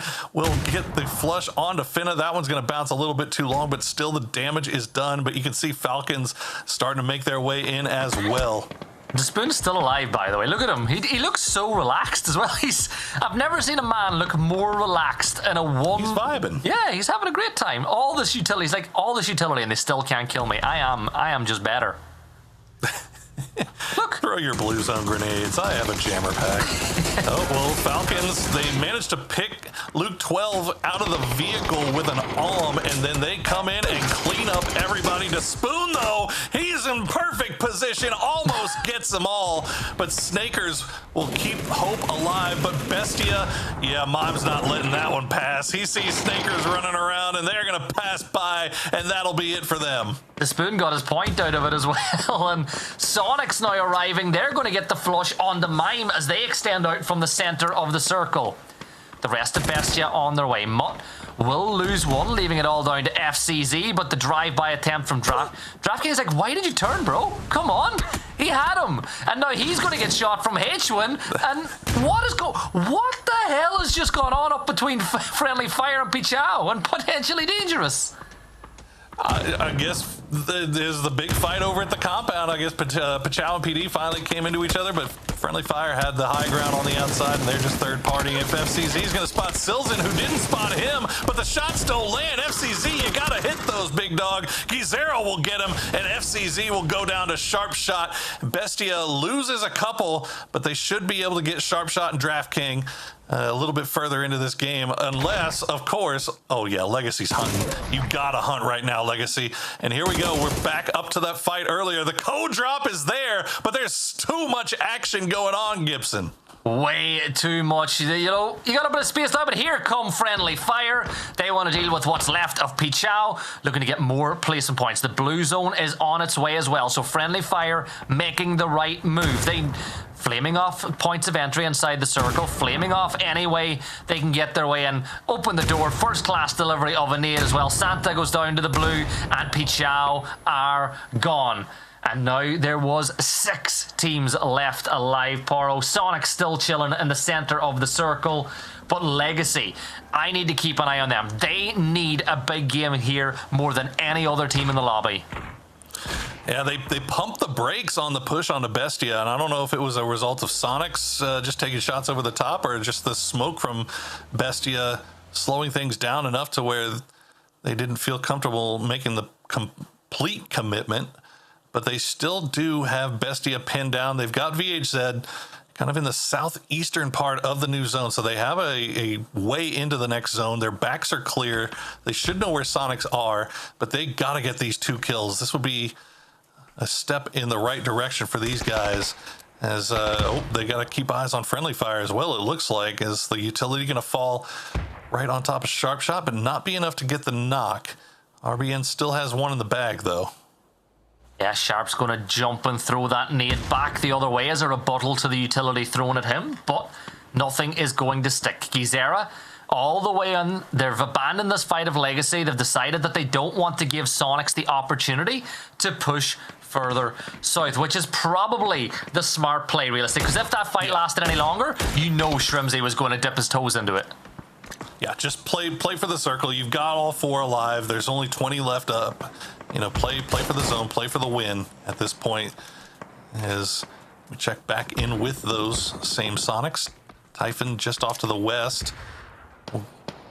H1 will find a grenade onto Gabri. The second grenade, will it be enough? No, Aranzera will stay alive for now.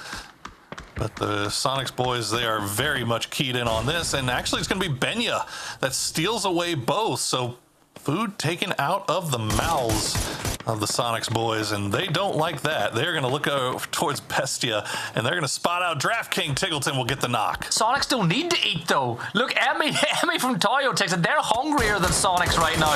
Peepa's going to get spotted out by Shrimsy, looking to deal some revenge the other way for the stolen kills, but keep an eye on Sharp. Shrimsy knows that there's a player wrapping around this edge. Sharp Shot, one of the best DMR players in the Americas, but he's going to be forced to use the ace.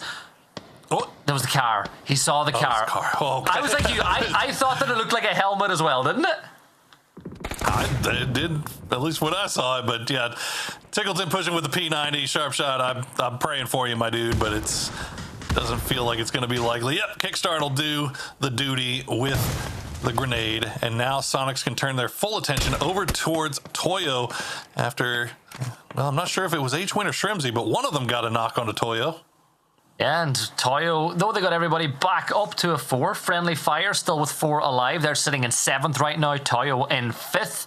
And Legacy all the way down in 12th with 12 points. Big opportunity for them to now get that result turned around, to get some real points on the board in game number 4 of the night.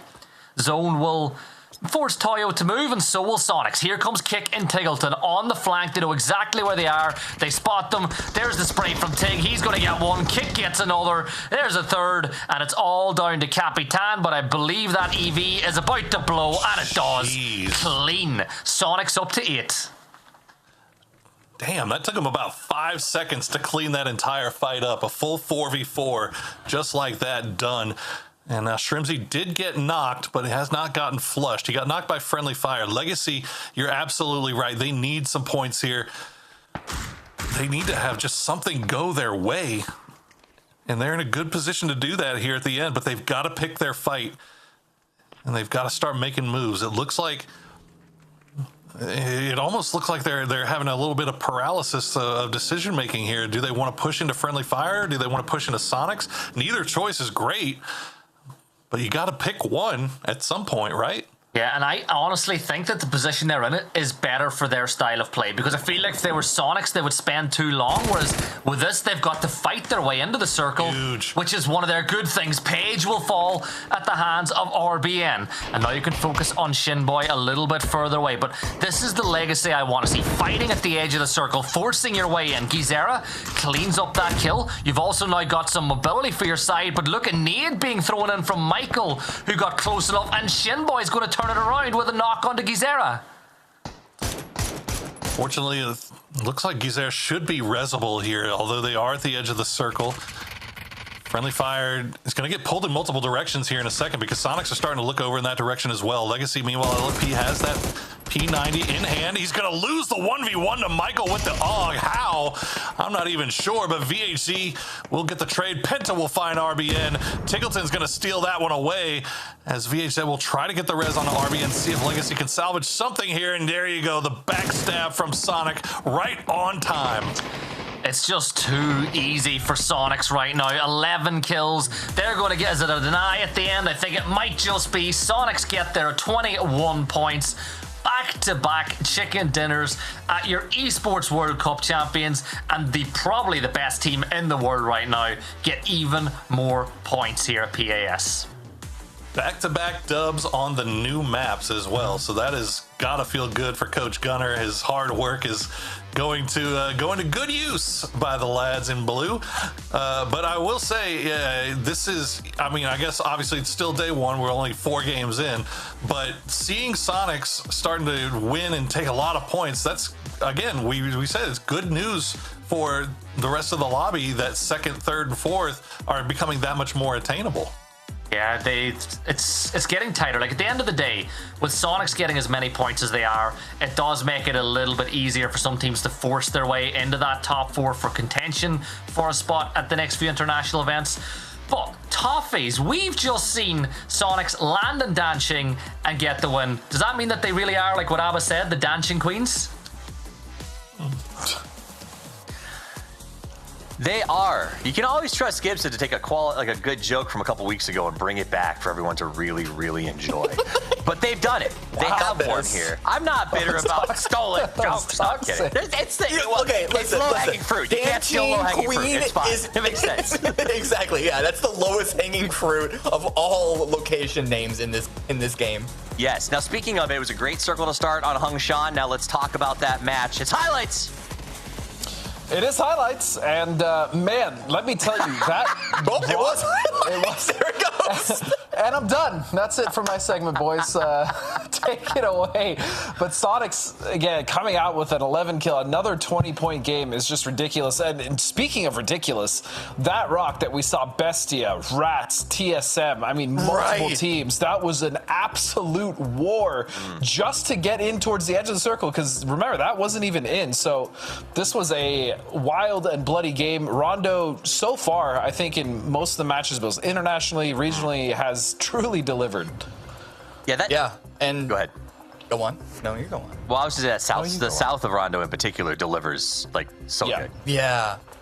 The openness of Rondo does create interesting timings of fights, which, you know, if you want to compare it to other maps, does lead to different approaches to the game and different scoreboard overall. But I mean, Sonics, let's pivot here to see this amazing lead. What was that, 62? 62. And Falcons in second place had like 36.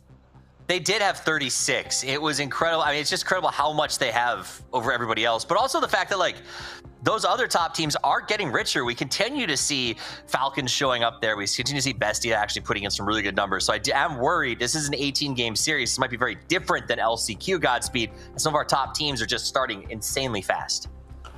Yep, I mean, especially Sonics. But you heard what Gibson and Poro said, right? The fact of the matter is if Sonics keeps sponging points, that then leaves the cutoff down to 4th. So that does help the lobby a bit as far as points and making sure that they can still qualify, for PGS 5 and PGS 6. Checks out. All right, let's check in with Cameron. I know we got another team feature. I'm hoping they went a little deeper this time around. I believe it's TSM for our team focus. Yeah, no, they went a little deeper. They landed stadium, no contest there, partly due to the plane paths, but also you don't challenge TSM. What they did from this position, ignore this. Don't worry about it. It happens to everyone. You don't challenge unless But the phase 2 shift, they sent it to the middle. They don't like sends. They tend to avoid sending it, but it's early enough, and it is Rondo. You really don't want to be caught out in the open. The fight line from this position going into phase 3, phase 4 wasn't terrible, but we saw how much combat there was here on the south side, how open it was. They picked up a couple of kills, they got some points, but then I'm sure this replay package is going to hit that one rock that you referenced earlier. They were held out by Despoon. Falcons comes to take them out. All this open ground, very vulnerable to third parties from every which way. And Sonics tend to do well in positions like this, but again, the openness of Rondo makes it that much more difficult. And so I was hoping, I picked TSM because I wanted to see if they could really catch up to Sonics right now, because TSM were just a really good team. They're neck and neck. Some would even argue they're a better team than Sonics. They're certainly more consistent on the global scale, though they don't have the peaks of winning an event yet. But, unfortunately, because of the chaos down here, Sonics is sort of running away with that lead. But regardless, I still think that was an okay round by TSM. It's still the team playing into their strengths. You can't win them all. You can't win them all, but with 18 games, you should win at least a couple of them. And I know we're only 4 in, so let's hope that that picks up as time moves forward. Are there any other teams, Godspeed, that you have either been like, where the heck are you, or that you've been impressed with so far in the first 4 games?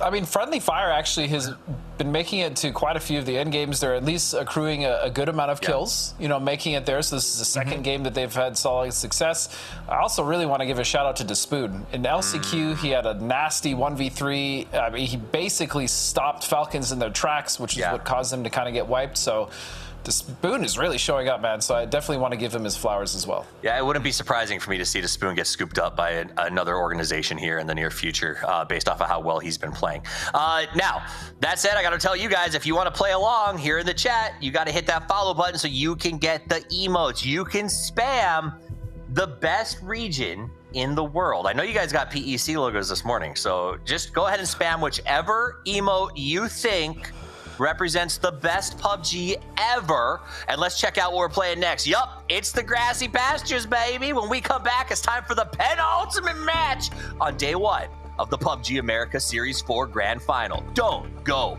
anywhere.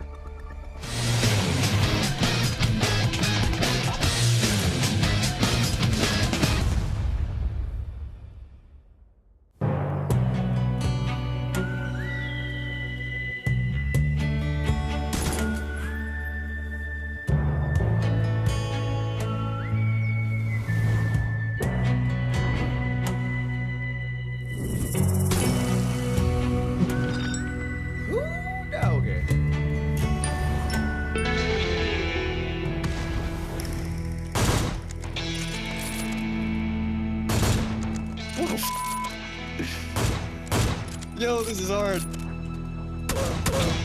Nah. What? What, bro? This is awkward. I can't hit him.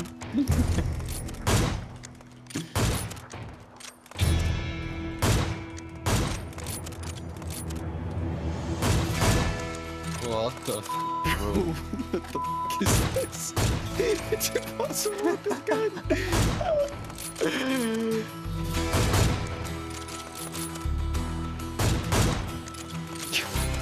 Run out of ammo. What the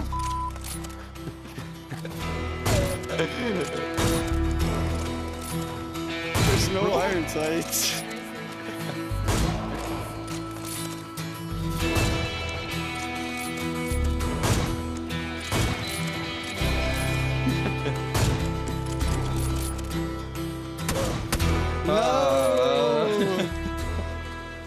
Que cagado, velho.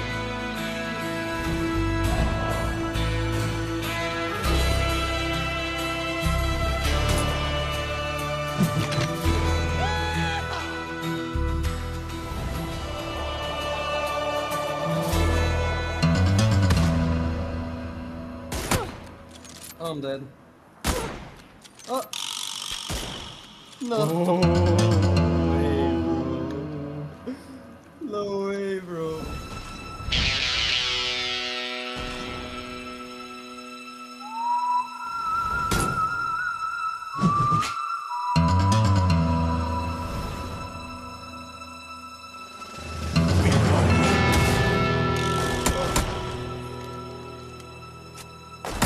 No. I'm 1 HP. I'm literally 1 HP. Nice shot, bro. GG.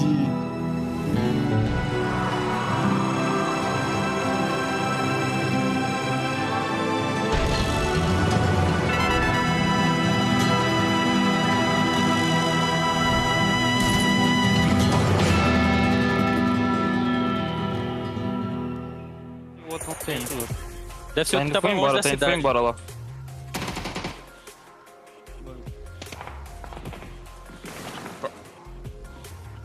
Where? He's outside, like northeast. No, southwest now. How much meds do you have? Couple? 6. Drop it. I'm in the open. Get the driver unit out of zone. Above me? Driving right at me? Shouting like on me? Stopping like right next to me? Stopping on me.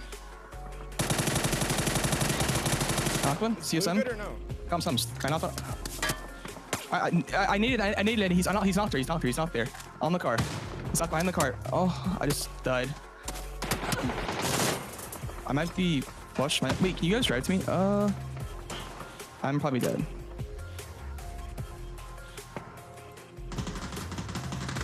Maybe they're pushing the back. Peek. Falcons wiped them. Got flushes. No, oh my god. Wait, maybe he dies. Die? It's 1 stolen. 2 stolen. Okay, you got yours. Nice, good job. You got. É só. Um tá com um. O outro tá com um. Aí.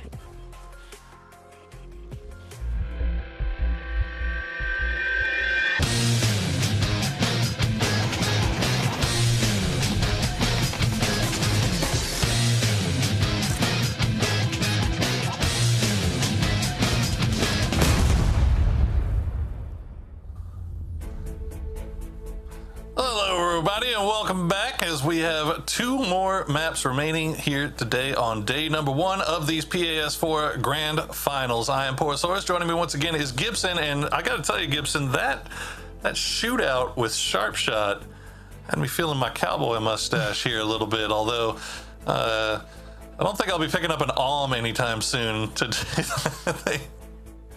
They almost ran out of ammo trying to hit each other. Yeah, no, I feel bad now. I can't quite do the mustache twist the way you do, Poro. There, you got that bad, you know that comic bad guy energy. Like you've just tied someone to train tracks with the mustache done like that. And I'll tell you what, Sonics have been tying most of this lobby to train tracks with the way they've been playing tonight so far. And they really, the lobby needs a hero. They need somebody to step up and free them from the chokehold that Sonics are holding.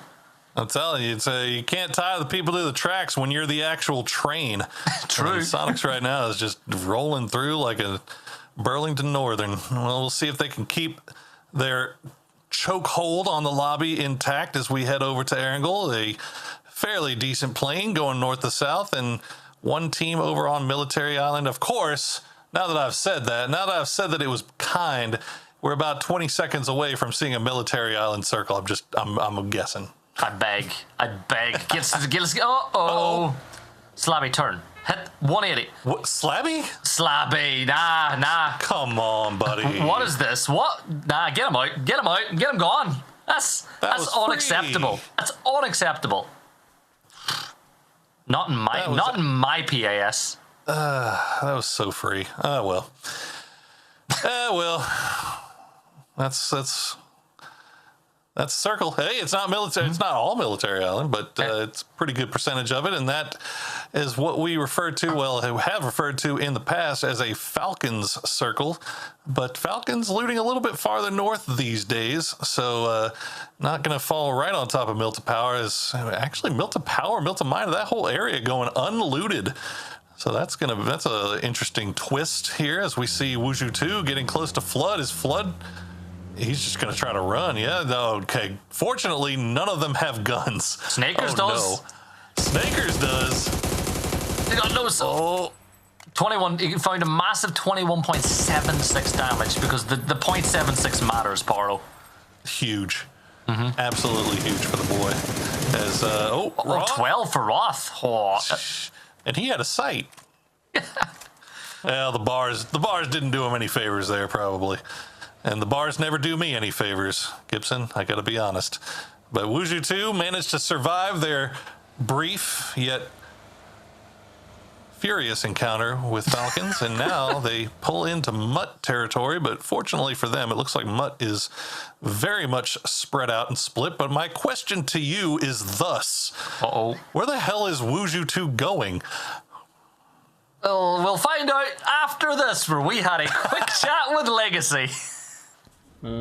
Quando a gente joga Erangel, a gente gosta sempre de se dirigir pro meio da safe em Erangel, se achar algum buraco, sempre tá bem posicionado em Erangel.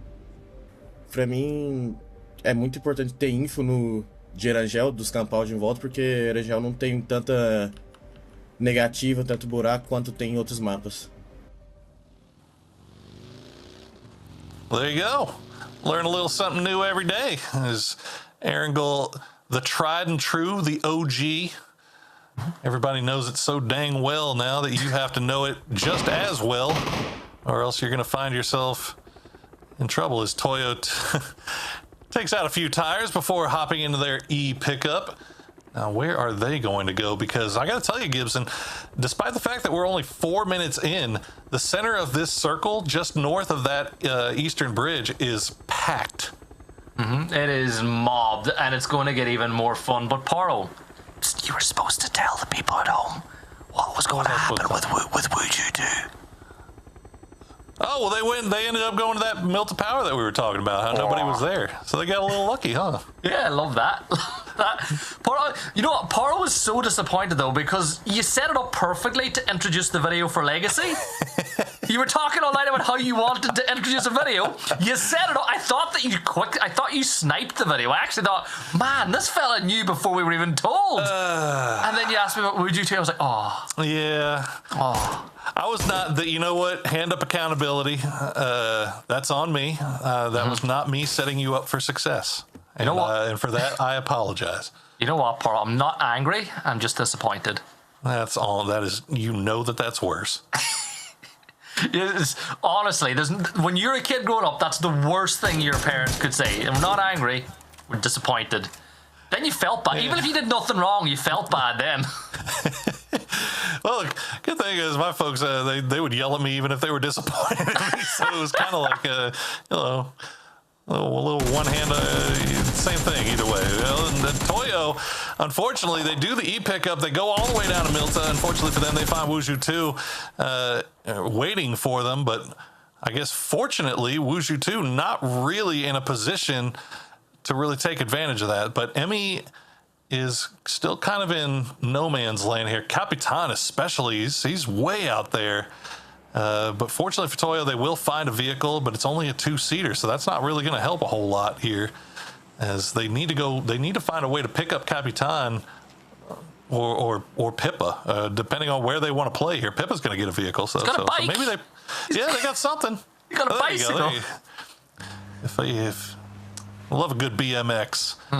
But yeah, I mean, Wuju 2, fortunately, they had their eyes on and they saw this, so Monster's going to go look, see if they can spot him out. Capitan ringing the bell.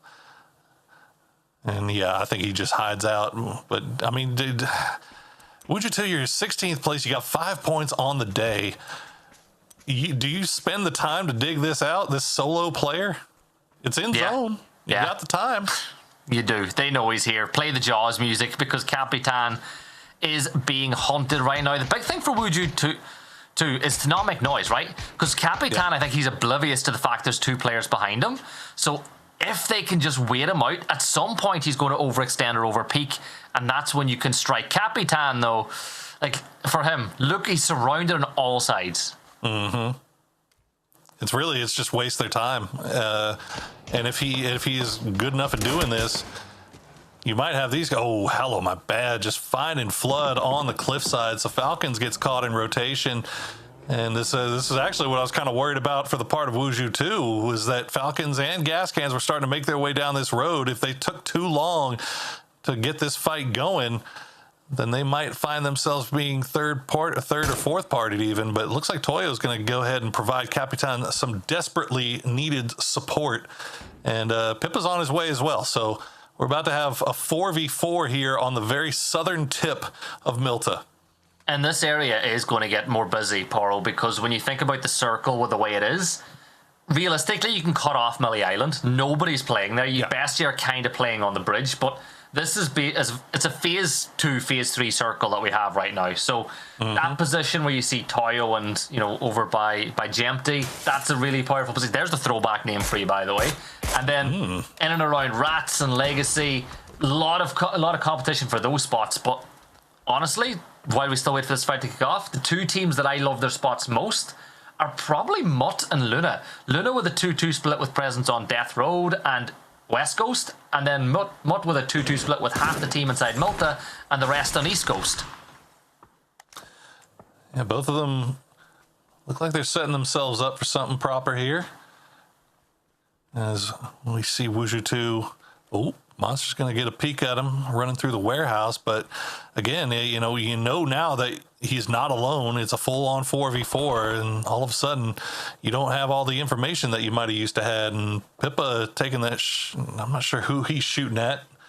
He's shooting at nothing, actually, because there's nobody from Wuju 2 over in that direction. But he will get spotted out by Benya, so that's going to give away Benya's position. So now Wuju 2 has a little bit more information to play around with. And fortunately enough for them, it looks like Gas Cans is going to go ahead and play over on that north side of prison by the cliffs, and Falcons are content taking Mill to Minor. So Toyo and Wuju 2 have all the time in the world to waste on that fight. Why does it look like BL is bullying Santa here? What is going on? It looked like he was giving him a speed boost, but honestly, where Peach Out were going, I'm not a fan of this rotate around the east when all the free zone is on the west, but I guess they want to go east because if you get a good spot, you can't get flanked, at least, I suppose, maybe. Yeah, again, maybe it's just... they're coming in late. They're coming in from far away. They've got zero information. This is probably one of the better ways to go if you're trying to take it slow and just do a little scouting. Toyo, they're just going to go ahead and try to dip on out, and it looks like they'll be able to, at least for now, is a few shots will be taken in the back. Capitan, maybe don't peek your head out that window. Just let Emmy do the driving and get you to where you need to be safe. How has he gotten out of it? Look at that zone shift, by the way. Remember how I said the west was all clear? Now I bet you Peach will regret rotating there, going the long way back around. I actually love working in Silence's decision making, right? They're going to secure what used to be called Hacker Compound and, a little bit closer to J Compound, knowing that this is all free. TSM as well are getting free real estate on this side of the map. I love that some of these teams are taking the opportunity to retake all that ground that they knew was going to be clear. I'll tell you one thing I don't particularly care for. That 2-2 split from Luna is basically a full-on unsupported 2-2. That feels a little bit greedy. But that's just me. They did give up Death Road, and Rat's more than happy to go ahead and take that from them as Gas Cans make their way in on this northern side. And now they've got Pachao on their backs. They've got Vox on foot way off in the distance, and he's going to spot him out. Yeah, he's off in the yellows. We'll take a few shots. We'll call back support, and support is there. As Pachao, they don't really want any of this, I don't believe. They don't really need it, do they? You look at their position in the leaderboards, like sitting in 9th, Gas Can sitting in 13th. Neither of these teams need a phase 2 gunfight on the first Erangel because it's only 2 maps left on the night, and you know for a fact, if you finish tonight strong, you're going to bed, you're feeling good, you're looking forward to the games tomorrow. If you don't finish today strong, Poro, you're going to sit overthinking in bed, what if I did this, what if I did that? Like, it's bound to be so hard for these players who perform poorly in day 1 to switch off and get themselves ready for day 2. Yeah, I can tell you the Gas Cans are not going to be pleased with the performance that they've had so far here today. 11 points in 4 games is not what they were expecting of themselves, and they've kind of left it here to their weakest map, or at least what was their weakest map during the group stages on Erangel. We'll see if they can pull something together, and avoiding that early game fight for no reason would be a step in the right direction. As we see Pachao still scouting out, still trying to figure out where next to go. They're taking it slow, taking it methodically, so that is points in their pocket there as Wuju 2 very slow to leave out here. I think they lost track of, maybe they just completely lost track of Toyo, or they just lost track of what was going on off to the north once they pushed that Toyo fight, and they're just kind of surprised to find all of this as empty as it is. But either way, they find a vehicle and they should be able to make their way in. As Monster doing a little bit of last-minute looting. It did look like they were kind of light. I saw Seifu peeking with a mini with no sight on it, so might be worth the extra time spent here. We've seen a lot of gunfights tonight, even in the mid-game, using guns with no sight. Rat's going to get themselves a little care package from up on high. Finna doesn't look like he picked up anything. It's a secondary. Yeah, he's got the FAMAS. So Finna's got the FAMAS, which I'm sure he'll use to his very best up here on Death Road. But I feel like for the Erangels we saw over the last 2 weeks, this has been so quiet. Only 1 kill so far through 13 and a half minutes. A couple of long-range engagements. We had 1 game of cat and mouse over by Milta. But all in all, nobody's taken damage. And do you see Toyo are going to go for that really late E pickup as well? And I think they've timed this perfectly, Poro, because they should be just about getting up into the air as that circle closes. Well, I would have liked it a lot more if they would have had it ready to go once the circle popped. But here we go. Rats and Falcons going to run into each other on Death Road. Rats got there first, but Falcons getting there strongly here. They do take 2 knocks, though. Rello now all of a sudden the last one alive, and he's got to rush in, at least flush out the point. Yep, make sure you get that one in the bag. And Rats, they're going to come in here and clean this up as quickly as possible. Balefrost peeks over. Balefrost gets the kill. Down go the Falcons. And game number 5 is up for them as Rats add 3 more points to their tally, which should move them back up on Legacy. But what's going on here between Typhon and Mutt, by the way? Typhon really up in the aggression as they look for some points as well. Yeah, the Toyo E pickup not working too well as Legacy's going to pick him out. As now Mutt will get at least a trade here. No, all of a sudden Mug now the last one up as Typhon. Yeah, this is very well played by Typhon going in there, but he's gonna get a knock there and the flush. So Mug at least securing 1 point there, and now Typhon immediately turning their attention back up towards the roof or the hillside where they saw potentially dangerous. That was looking like they saw a little veritable feast laid out before them, but RNZ are gonna keep them honest. And somehow nobody's decided to third party that action either. You know, you look at maybe potentially dangerous having the opportunity to do so. Toyo couldn't because of their position in reality. But Benya, if you can't see what's going on the minimap just on your edge, Benya is getting pushed by RBN on the edge of the circle too. But there you go, Benya gets the kill. Pushed onto the... Wait, Benya actually got... Benya getting that kill is huge for them considering he's the last player standing. No, that was... And a little bit of, I almost want to say a little bit of a mistake on the part of Legacy. Why are they sending solo players out there to try to find that last player? That's just asking to get picked out, and they're going to lose 1 for it. Now VHZ getting a little bit close to Typhon. He's going to get knocked a little bit low. TSM, meanwhile, still trying to secure a little bit of a foothold here on Death Road, at least on the western side of it. They're not going to encroach too heavily over into Rats territory, but they want to have somewhere to play towards the center here. Gas cans now hopping into 2 vehicles. You see the Panzerfaust at the ready just in case. They've got an idea, looks like, to play this hill over here. I'm not sure if they spotted out working in silence off to the north though, but it looks like gas cans will continue on and leave working in silence their little territory there. Ooh, new zone pop though. Yeah. Where's the Panzer been all night? I can't really remember seeing it. It's almost as if the players had a gentleman's agreement not to use it. By the way, Poro, I need a comment. Yes. Someone in chat's come for you. They've said that you should not be talking about picking any guns after having seen you play the game. Do you care to comment on that? Well, first of all, ain't no way you saw me play the game, because I'm a secret squirrel. I play on alt accounts. No, I don't. Look, man.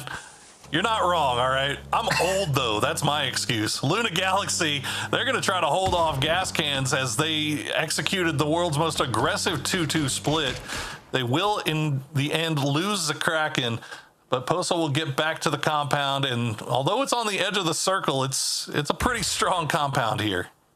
It's a great compound. Genuinely, there's so many positions that I really like in this circle. Obviously, where Typhon are playing is an awesome spot. New compound by Luna Galaxy is a great one to play your game out from. But some teams have been shifted out of the circle, which is now a bit of a problem. Look, 12 up on high, spotted out by Sonics, who have 2 players rotating into the circle. 2 players still back on support by Snake, just making sure that they can give that information to Shrimsy and Kickstart as they push on up. But this is a very high traffic zone. You've got TSM, who you know exactly where Look 12 is, Bestia just on the other edge of the ridge, and Rats. So Sonics are pushing their way into a very toughly contested area of the zone. And honestly, it might do the rest of the lobby some favors if there's the opportunity to weaken them in some of these fights. It's going to take some doing. They did pick the safest possible route into that zone, though. So, meanwhile, Working in Silence having to come in from the north side. That is just an absolute gauntlet, as they're going to lose one right off the bat, and Zito's down to next to no HP. The last bullet's not going to find it. There you go. Sharp Shot will be the one that gets it, as Luke sees a US just creeping on by. He will see Souls. Souls won't see him, and now he's got one hiding inside. Oh, he went for the heal. No, Teknosh.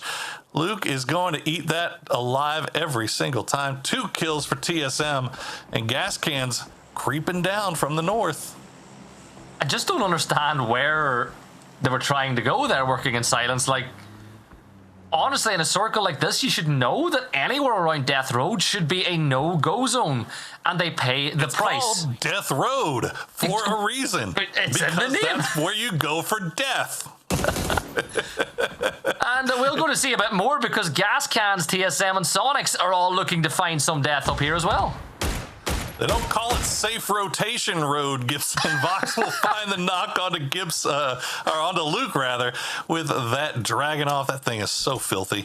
But TSM now fully aware of the approach of Gas Cans. The smoke wall is going down. Will they be able to get Luke back on his feet? They're playing around from the blue, trying to come in from a cheeky, unexpected angle. Gas Cans not overcommitting here. I like this from them. They're playing it real safe. They know who it is. They know it's TSM. They know that's not an easy fight, but you can see how much damage Alo is taking here, going for this off angle, and it is not yielding any results so far. So TSM will most likely have to pull back here once Luke gets on his feet. Yeah, and you pull back, where are you going? You're going to Sonics. This is a rock and a hard place situation right now. Yeah. And Bestia's there, Luna Galaxy, if Gas Cans elect to go further north. Like, this is the equivalent of running the gauntlet, and the best thing about it is, it's all the hard hitters. You've nearly got all the hard hitters in the lobby in this little section. Sure do. Well, Sonics is still playing it pretty quiet on that south side, so they haven't really become a player in all of this just yet, as Pachow will get eliminated on the north side by Friendly Fire. That's some desperately needed points. Well, actually, not so desperately needed points for Friendly Fire, currently sitting in 4th place overall here, as Luna Galaxy now down to 2. Vinny on the edge of the zone, and yep, Vox is going to go down. Gas Cans is just getting ripped apart. Maybe their cautiousness ending up biting them in the end, as they allowed TSM to reset and take the fight right to them. And TSM will try to reset once more, getting all 4 players back on their feet, as Bestia are prioritizing positioning over pushing for kills right now. Wuju too, they fall in 11th place now, as we drop to 9 teams, because they're followed right out the door by potentially dangerous. 9 teams left, just 1 away now from the placement points. Shinboy going for code drop. Get your code here. Get your code. Type it in. Get rewards. Win free stuff. Everybody loves free stuff. I'll tell you what free stuff Friendly Fire would like. They'd love to get this kill on Toyo, but Benya is proven to be anything but free, as he is just wasting their time with smoke walls and shacks and just being the biggest pain ever, as the Molotov will go inside. Benya will be able to escape, fortunately enough for him. Gets into the smoke, Shinboy. They're collapsing around, but Benya just refusing to go down, somehow surviving. Looks like he'll get spotted in the end, though, as Toyo will go down in 9th. Oh, and then Luke 12. What has happened? Luna Galaxy obliterating them, as we've got 7 teams left alive now, and things are starting to quiet up. Sharp Shot still inside the shack, but you got Sonics sneaking over. Looks like Silson has finally pushed over along with Mime to deal with Luna Galaxy, having seen that fight just finish off. And I think this is the right decision for Bestia right now, knowing that, you know, getting these 2 points plus the extra point for the placement is never a bad idea as we get later and later into the game. Now Bestia trying to see if they can go down there and catch Luna Galaxy slipping after that fight, but Luna Galaxy is catching everybody right now. 6 kills so far for Vinny and Posa. They managed to wipe TSM, and now they're turning their attention over towards Bestia, as Mime lie prone here, wait for somebody to reveal himself, but Gats is going to spot him from behind, as Gats is going to eliminate Betsia. Rats putting in some points. Beal spotted by Tiggs. Sonics did see H1 get knocked, but that's surely a reasonable one for Sonics as they've kept their noses clean. I feared the worst for Sonics when they pushed into this area of the map when we saw all the teams, but all they did was play patient. They didn't overextend. They let everybody else fight. They let the herd thin naturally as the blue zone would force these teams closer together. And now Sonics all of a sudden find themselves 1 kill away from having full control of the southwest of the circle. Yes, you've got Luna a little further to the north, but you have to remember Luna are just the 2. Yeah, I mean, Sonics just, as you said, playing it quiet, letting nature take its course on, what is it? Death Road. Safe Space Road. Where everybody dies. And all they had to do was bide their time, and now they are full 4-man strong on that western side, and they have everything in front of them. Rats, I got to give Rats all the credit in the world. They took this spot very early on. They managed to hold off the Falcons' push. They did take a few knocks here and there, but they've managed to keep this duo up, and they have been active and aggressive here in defending their territory. They've got 5 kills for themselves so far. We'll see if they can do anything about Sonics here. That's a tall order for sure. For Spooky Month now, Rats are putting down this fog all the way through as the mist will descend on Death Road, and now anybody can jump up from inside the shadows and the smoke to cause you some problems. Legacy, they're turning their attention now to Typhon. 5 kills for them as it looks like maybe the Legacy that we expected coming into PS has finally come to life, and that'll certainly help as VHC drops about 3,115 grams of shrapnel on top of them as Typhon will see one player go DBNO, but have they put down enough of a smoke coverage, a smoke wall to get... Oh, did I just see... Yeah, Legacy have a Panzer, by the way. Of course they do. We were talking about how we haven't seen enough of them. LFP will find Gabry as he tried to use 3115 as cover, but unfortunately in the end, good shots there from LFP, and now it's all just academic. Trying to clear up Zera. There you go, done and done. And Legacy now adding to their kill total. They've got 3 left alive, and they've got 8 kills as they continue their climb up the leaderboard here at the end of the day. With still a lot of work left in front of them. Friendly Fire gets the big circle love on that one as Shinboy will spot out Gats. And that's going to be 1 left now for Rats. It's going to be Balefrost. Not only have they got the circle, they're pushing aggressively toward... They were pushing aggressively towards the edge, and I think somebody said, guys, hold up. Let's not go push towards 3 teams on the edge. Let's consolidate our position. Let Luna Galaxy, Sonics, and what's left of Legacy all fight to the south because they have to come to us now, and they're going to cross paths eventually. Posa's setting himself up a nice little camping spot on the edge. Gizera, why are you stepping into the blue? Was there a crate there? Was it worth it? I hope so. Hope it had some heals in it. But, yep, Legacy probably arguably in the worst position here as they've got to make their way up the hill. Now, Sonics have eyes on them. It doesn't look like Friendly Fire does, though. Friendly Fire, for the most part, staying on the north side of the road, not creeping over any further. We're just waiting to see if there's any trades in the kill feed that they can pounce on. Sonic's not finding anything just yet, but they've got great position here. The real question is what's the wild card of Posa going to do here for Luna Galaxy? Well, you'd want to get into the circle for a start. That's the first thing I'd like to see. That's the first thing. What happens after that is all down to him. But honestly, we're seeing a different side of Sonics in this map. They're playing it so patient. They're playing it so secure. And I'm going to give Friendly Fire credit because they've consolidated their position in a way to get as much zone control as possible. And as I said earlier, they know that the rest of the teams are to the south, so they have to fight each other first. So Friendly Fire are playing for the game one here, not for maximizing kill points, which, looking at their position in the table, is probably the smart thing to do. But I think we're within moments here of Legacy showing their heads towards Sonics. Yeah, there's no good options on the table here, really, for Legacy. They've just got to try to maybe use those smokes offensively, cut off Sonic's sight lines a little bit closer towards them. That might be the play, as I'm not even sure how much utility they've got left. And yeah, you can see no smokes left down. Legacy just going to have to go in with no concealment. But Sonics, as you said, playing it very, very patiently. just biding their time. They realize that they're in a pretty strong position here. And if they just wait, everything will show itself to them in time. Now, Legacy start to creep back over. Paige is the one that's on the clock here. He's got to be the action man. Let them know if Legacy starts making their way across that road.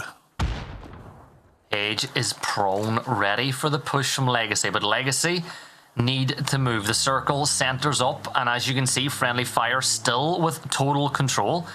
Kick, the only member of Sonics without a kill in this map so far, is just scouting, but Posa, still, as you said, the wild card, needs to make their way inside the zone. But first fight is going to be, and there's Paige giving them a paper cut, but he's going to get torn as Gizera will step up as well. Michael, down to low HP, dips behind the tree. Stun grenade thrown, but Michael might have time to pop a first aid. Posta does fall at the hands of Tig. Gizera confirms out Paige. 10 kills for Legacy now, as it's a 2v3v2, as Penta manages to find Kick. And you could just see it happening in real time. The Sonics were just waiting for this to happen. As soon as they saw the 2 knocks coming through, they immediately pounced. They managed to get a couple of knocks here. Legacy still alive in this, despite the fact that Paige was able to take them by surprise. They got the instant knock and return onto him, so now they're going to try to go for that res. They do spot out Shrimsy, unable to get the knock. Oh, that would have been absolutely huge if they were able to sneak that one away. Shinboy now all of a sudden, though, the last player up for Friendly Fire, as it is just all hands on deck. Send anything you can down, and Legacy is going to get picked out by Tiggleton. And Friendly Fire with 6 kills. Shinboy, you're in a 1v3. Are we going to take Sonics 3 in a row? Well, he's got the chance. He's had the chance for 1 knock. Going to try and get the second knock, or first knock on the Tig at this point, so he's got his 1. But there's the utility. There's H1, and it's a 3 in a row. 18 points, so not as many as others. But, like, is it even fair? I mean, it feels like they're playing with the Game Shark in right now. I mean, they've got the codes. They've got it figured out. 80 points in 5 games, Gibson. That is obscene. It's nuts. If you froze the frame in Phase 4, when you saw Sonics breaking into that 2-2 split, pushing up to Death Road, and there was 5 teams in and around them, you would have said, yes, Sonics, they're probably not winning this game. But again, they just show that they think about things in a different way to everybody else, and they're able to get the win. I mean, at the end of the day, it was map knowledge. It's map knowledge and knowing how the game is going to play out in front of you based off of where everybody is. So they took that spot. They had that little valley, knowing we just came from downhill, so we know nobody's down there that's going to backstab us. We can just sit here as long as we like, as long as we don't get involved and we don't give ourselves away to these teams that are on top of Death Road. We're good. We can sit here and wait as long as we want. But I mean, there's just a lot of analysis that can be done about that one. At the end of the day, that's 3 Sonics wins in a row. Let's throw it over to the analyst desk to hear what they have to say about it.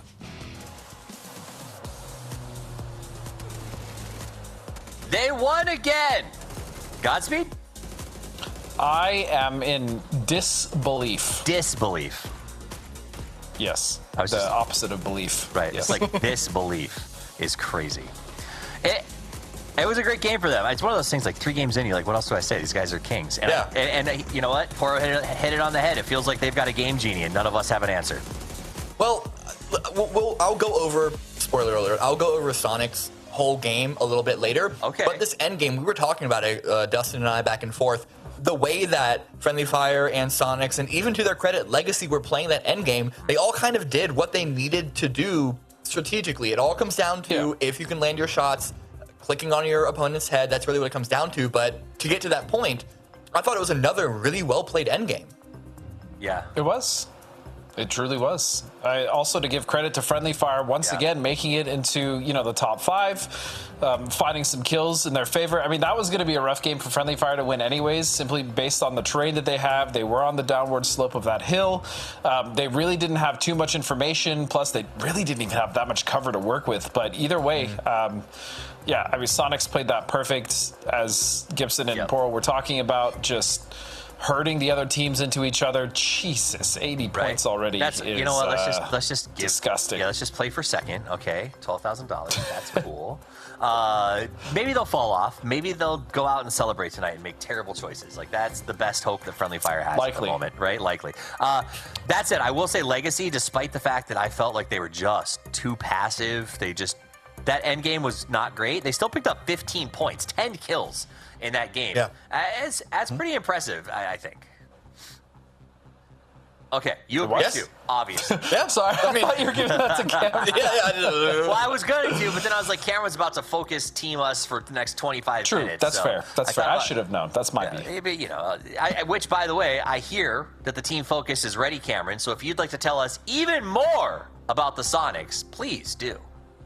Yeah, I chose to focus on this game because I wanted to see if they could do the three-peat, the back-to-back, two-back. And the early game, very standard play, Pachinki, super strong position, gives you nice lines to virtually everywhere on this map. That's not military because no one has good lines into military, but this position is good at the start. I was worried when we saw that they would have to make their way up into Rats, into TSM on that death road, but I think they handled it very, very well. They didn't get a lot of kills this round because they played and pushed only as much as they need to. They stayed under the cover of this hillside. They kept enough damage out to pick up a couple of frags here and there to keep other people from peeking, but the wherewithal to go for the pushes, to go for the grabs of map control when the other teams above them got distracted. TSM pushed to the north, Bestia pushed to the north, Rats pushed out. Sonics, they took control, they took opportunity of every opening they could find. They didn't need to push it. They were there to execute the second that it was available. And even here, they made sure that Legacy would go to the east. And then the second that happened, the second that fight broke out, they then became the wildebeests running over that hill to stomp everyone in their way. They absolutely did stomp anywhere. And in fact, I went to look it up right now because you just mentioned the three-peat, and I was like, well, we're playing one more game today. Maybe there's a name for 4 wins in a row. And the internet has let me down. There was one entry that says Shocking. 4 wins in a row. Wait, what'd you say? I said shocking. Shocking. The internet let me down? I know. It does say incredible dominance or total destruction is 4th. So, but I think they win 4 in a row, and we know that. I know. The internet's stupid. Not like us. That one's bad. We're the smarties. So that's fun. All right, so what do you got? Godspeed knows how smart he is. He's got a frog in the back. Please Living don't. the dreams. Living the dreams. First of all, it looks like you're sprinting out of the back of your room, so I just want to throw that out there. I absolutely loved watching the game. I think Sonics playing it the best is always fun to see, especially when we look at internationals around the corner. You know, it's been a long time, boys, where PEC has given us a hard time about not being as good as they are.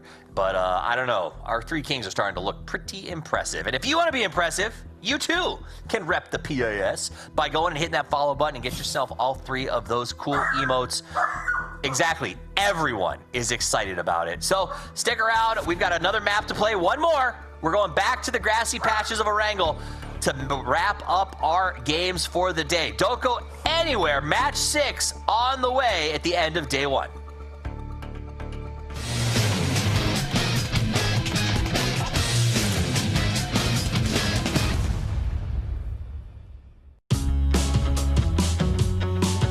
What's up, guys? It's Tiggleton here.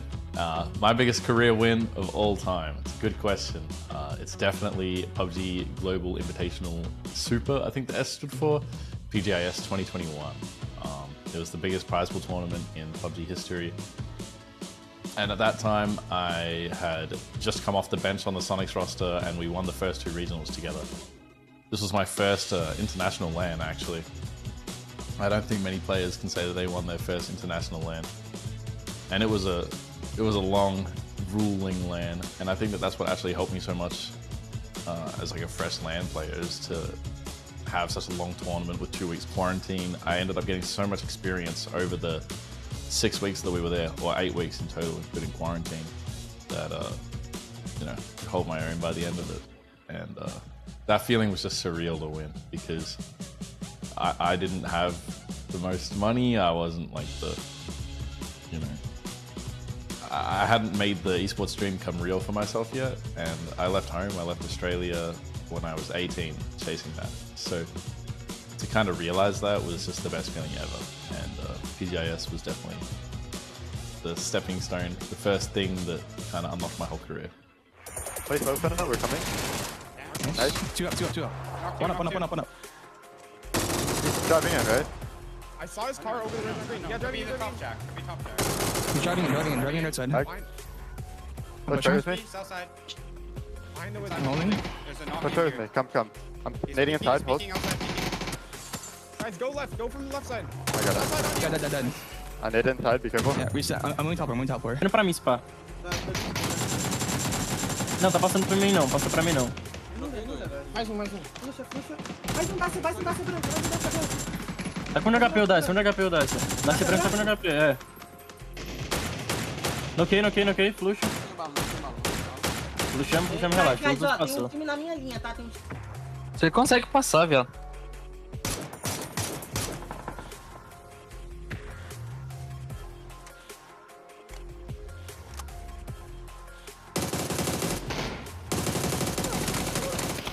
Que isso? Nice. Matou. You ready to fight? One up. Bro! Died. Bazuca, relaxa. É, tô na smoke da esquerda aí mesmo, zerei mesmo. Tá dando essa smoke? É, sim. Vem comigo no trade, É só um. Tá dentro da vermelha, VHZ. Matei. Acalmou. Pode ser time na frente de você. Tá, pode ter close aqui, Robin. Tem. Noquei close. Costa vai puxar. O lado de baixo é o Tem no Dacia ainda?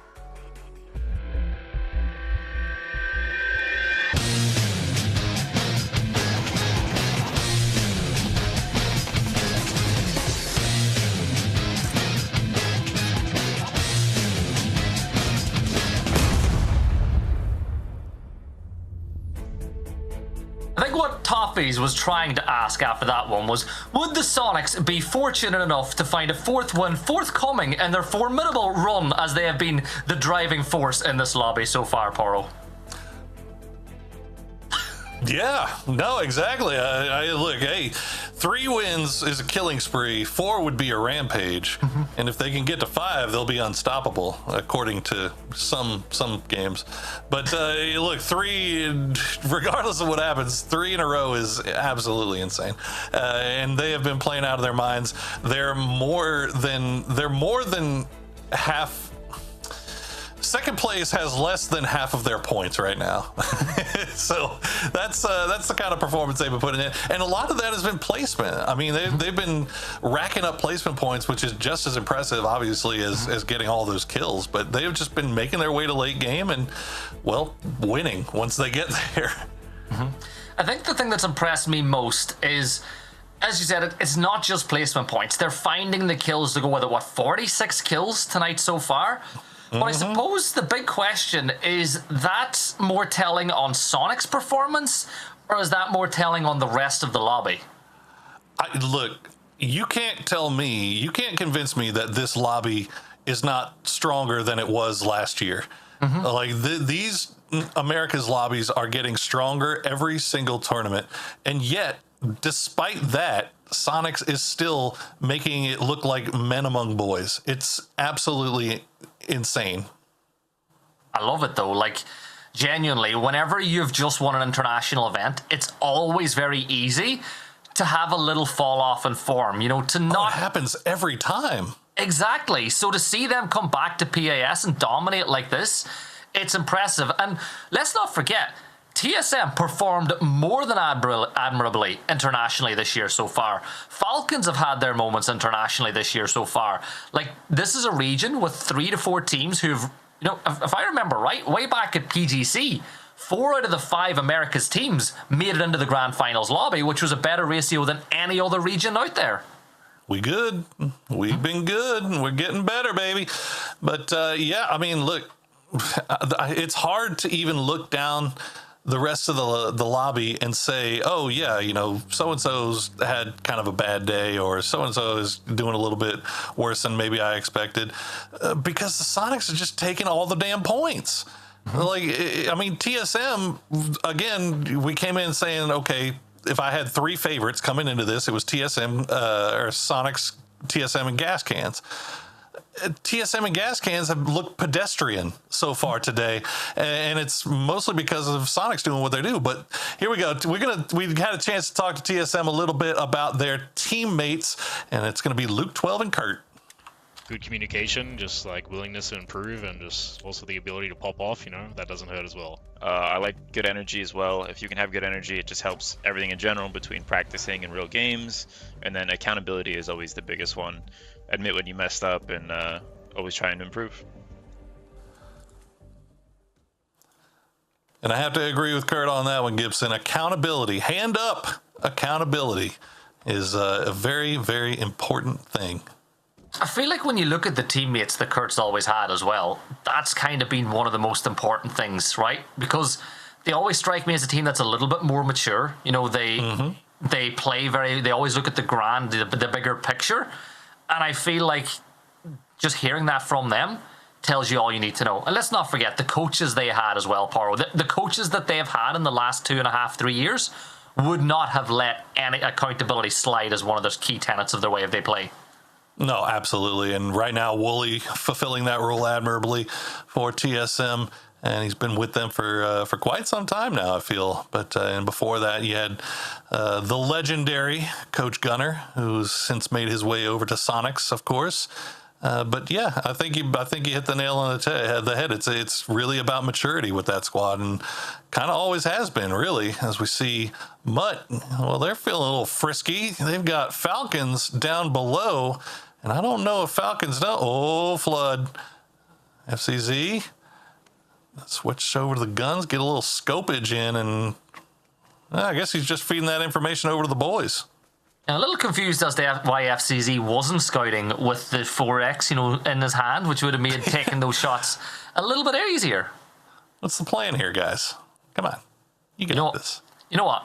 The one thing, if you can stay hidden, there's only one way out of prison for Roth and Flood, right? So why take the shots then when you can get a freebie on the way out? So this should be a freebie. Here's Trisk. There's your one. Roth fleeing out of there. 1 HP. Get it over. Come on, one more shot. One more shot. One more. He's flipped him. Oh, come on. Trisk, you got this. You're not Trisk. You hit these. There you go. Oof. How did Roth live so long? I don't know, man. That was tough. He got a smoke out too. I tell you what, man. Now that we got the webcams on the side there, I was watching the Falcons before they made that push, and it felt like I was watching a horror movie. I was looking at the guys knowing that the killer is right around the corner, and they just were completely unaware. It's just like, no, guys, they're waiting for you. They're gonna find you. They ran upstairs. Falcons ran upstairs whenever there was murder. The calls coming from inside the house. Yeah. But the good thing is, Roth, because those shots missed, Roth bought himself enough time to get the smoke off, which kept him alive long enough for Rello and Snakers to arrive to provide some cover. And now they might be able to deal out some judgment of their own. Honestly, that little bit of luck Roth got might have just gotten A, him back on his feet, and B, the chance for more points for Falcons. Oh, it's going to be tough, though. Yeah, there you go. He will get flushed out in the end. But all credit due to Mutt right here. They are being aggressive. They obviously set up for that original camp in the first place, and now just pushing on foot to make sure that they secure that kill.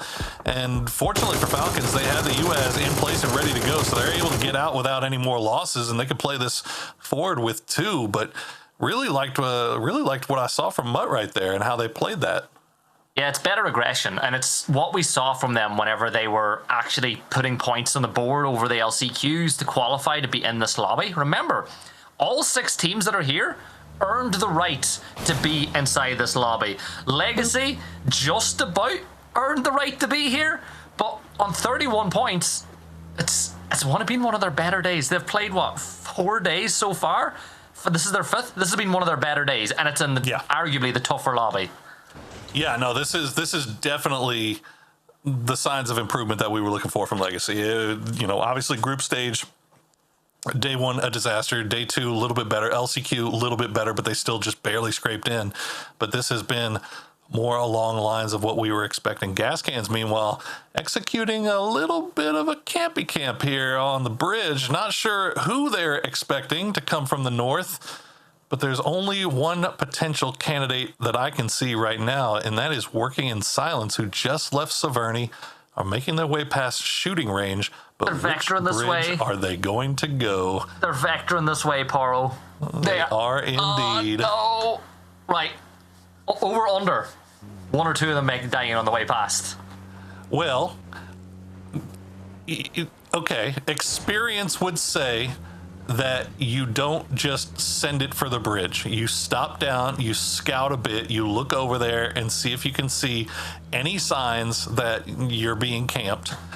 Gas Cans experience would say hide all the signs that you're being camped.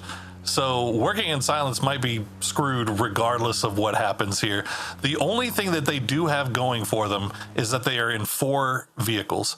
So somebody may go down, but the others majority may be able to get through here. It's going to be poor Fana. Oh, here we go. It's Richie B. This should be free. Be free there. Richie, there we go. There's one from Hello. Have you ever seen a team hit the handbrake quicker in your life? That was oh my God. Did you take the over or the under? I can't remember. Goodness, do not get in a peak battle with the Bizzler, because he is going to eat you alive. And now Enzito and Solds, they managed to get back to hard cover. Enzito, yeah, they're just going to hop in the vehicles and dip. Yeah, that's all they can really do. And even Enzito on the way out is going to take one in the back of the dome. So, I mean, job done. If you're Gas Cans, that is an effective camp. Yeah, and they just knew, right? I think they looked at this circle and said, realistically, Working in Silence, we're probably going to play for the West Coast, because it's got the safer bit of ground to go into. It's more closer to what the center point of the circle would be. It was clever from Gas Cans, and I feel like they're not going to get punished too much because of the fact that this zone holds a little bit of Millie Island, so everybody's going to push closer to the center and the coast, so they've got space to move into. Like, if you have the map screen open, remember !map in chat, you'll see Gatka, Mini Gatka, the other side of Everest, all the way down through Quarry, and that kind of edge of the circle is completely free. Yeah, and like you said, I mean, presumably this next circle is going to pop north, and it's going to give them more time to scout as they stop on Everest, as Paige gets picked out. So Legacy continuing their run here.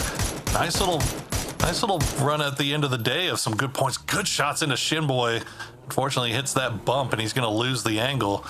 But really like what I've been seeing from Legacy here. They're looking like they're playing with some confidence now. They got some swagger back. Permission to quote a TikTok. Oh boy, here we go. All right, Zoomer, go ahead. This circle's brother. What is this? What is that? Shout out to the 5 people in chat that got that joke. We now have everybody's sending it for the fields here, and Sonics is gonna be there, Legacy's gonna be there, Rats are gonna be there. Gizera trying to do the seed swap. RBN tries to do it. He's going to go down to Tig. Gizera, he tries to get him as well, but Tig ain't having it. And now he eventually will go down in the end. H-Win, though, will trade that one back. And now Shrimzy has arrived as VHZ is holding a grenade. He'll find him as the grenade goes sailing. And Sonic's down to just Shrimzy. So we probably, I'm just going to go out on a limb, Gibson, probably not going to see the 4 in a row. Yeah, you couldn't really afford to do that, could you, when you're trying for a 4th? I hate this. You love it. I hate it here. You know what? You know what it's like to work with yourself now, and you hate it. That's fair. That's fair. All right, well, Sonics go out in 16th place. Take a picture, take a screenshot, call your mom, because you're probably not going to see it very often. And we make our way through with the raid boss down. Finna going to get taken down by Silzen. So Bestia picking up some points here as Rats are getting picked apart as well. They're going to go out in 15th place. Combination of TSM and potentially dangerous Tony going to get the credit for 2 of them. Yeah, potentially dangerous. Haven't really lived up to the play that we saw on day one of the group stages for them, and all the way through that LCQ lobby. So it's not been their day just yet, but there is still plenty more maps to go. And you know what?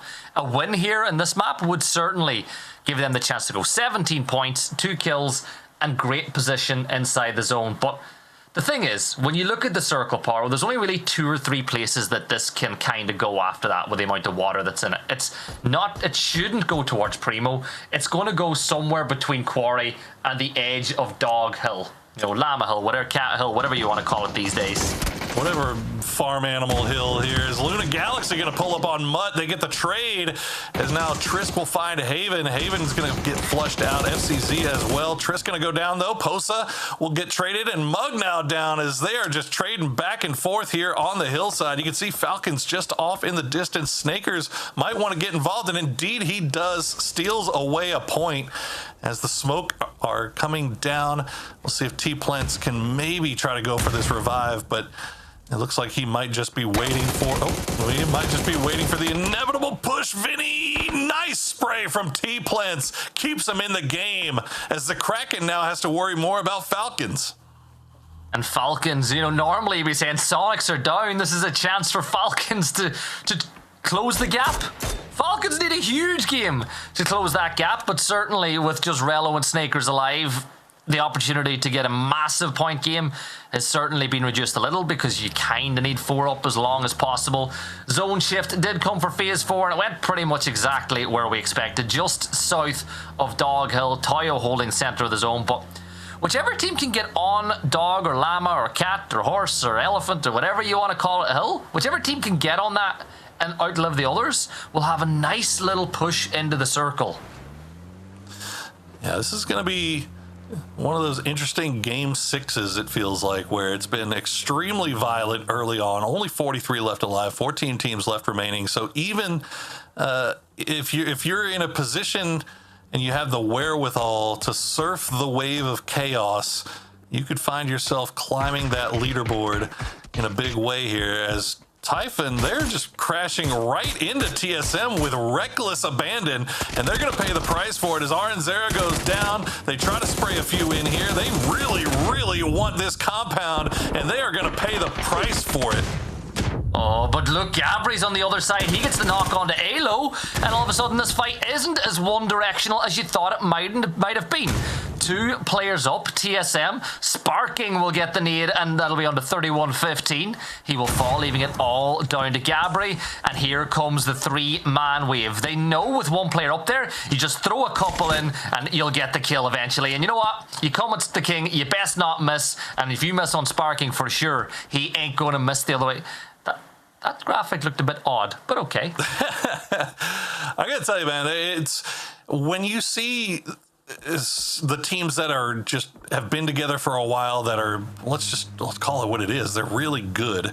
They don't waste time. They don't let you get those smokes down and start to slow things down. They push immediately, and that is exactly what TSM did. They had everybody on call, ready to go. They pushed in all together, flushed that guy out, and just finished that fight as quickly as possible. And that's what you like to see, as Pachau is going to spot out friendly fire from range. They're in a pretty nice spot here now that we're just down to 37 alive, 13 teams remaining. And things are starting to heat up just a little bit. Friendly Fire currently sitting in 3rd place. Falcons have overtaken them this map. Will they be able to regain 2nd spot away from that side? Gas Cans have all the edge of Primo all to themselves. Bestia have that beautiful compound on the road, the coastal road that they like playing. Legacy still have LFP alive. He's just chilling. He's just living his best life, hoping to get as many points out of this game as possible. Surf the wave of chaos, LFP. Surf's up, my dude. As we wait and see where the next zone will take us. I'm going to guess north. Just call it a hunch, maybe. We'll see. And how'd you guess? How'd you guess? There you go. You know, remember, we've not seen a Panzer tonight. We've still not seen it. Porodamus, as we are. Oh, that is a terrifying camera angle there into Mr. LFP. Well, Gas Cans has some work cut out for them as they've got to figure out where they want to go to play this next zone. And there are a lot of teams over there on the west that are probably looking around in the same direction. I mentioned Gas Cans because, well, they're a team that we expected to be a lot farther up on this leaderboard and currently sitting in 14th with 16 points. But one good game, one big win here could put them right back in the mix and could right the wrongs from our previous endeavors here. They're taking their time to think about this one, though. And unfortunately for them, everybody else is too. Everybody being real patient with how they make their rotations into this next zone. Falcons will be the first one to go, and they're going to push it into Toyo's compound, it looks like. Gas Can's going to be the second, and it looks like they're opting to hug the beach. Yeah, and you can see that Snakers has got company pretty close by. Gas Cans, they're on the beach, and well, that beach might just be the wrong move, but you manage to get the first player pass. Vox will drive on by as well. Richie B seems to be avoiding all the damage as well. You know what? Gas Cans, you've managed to avoid one team, but you're going right into the waiting arms of Wuju 2, and Seifu is sprinting forward to greet you at the gates.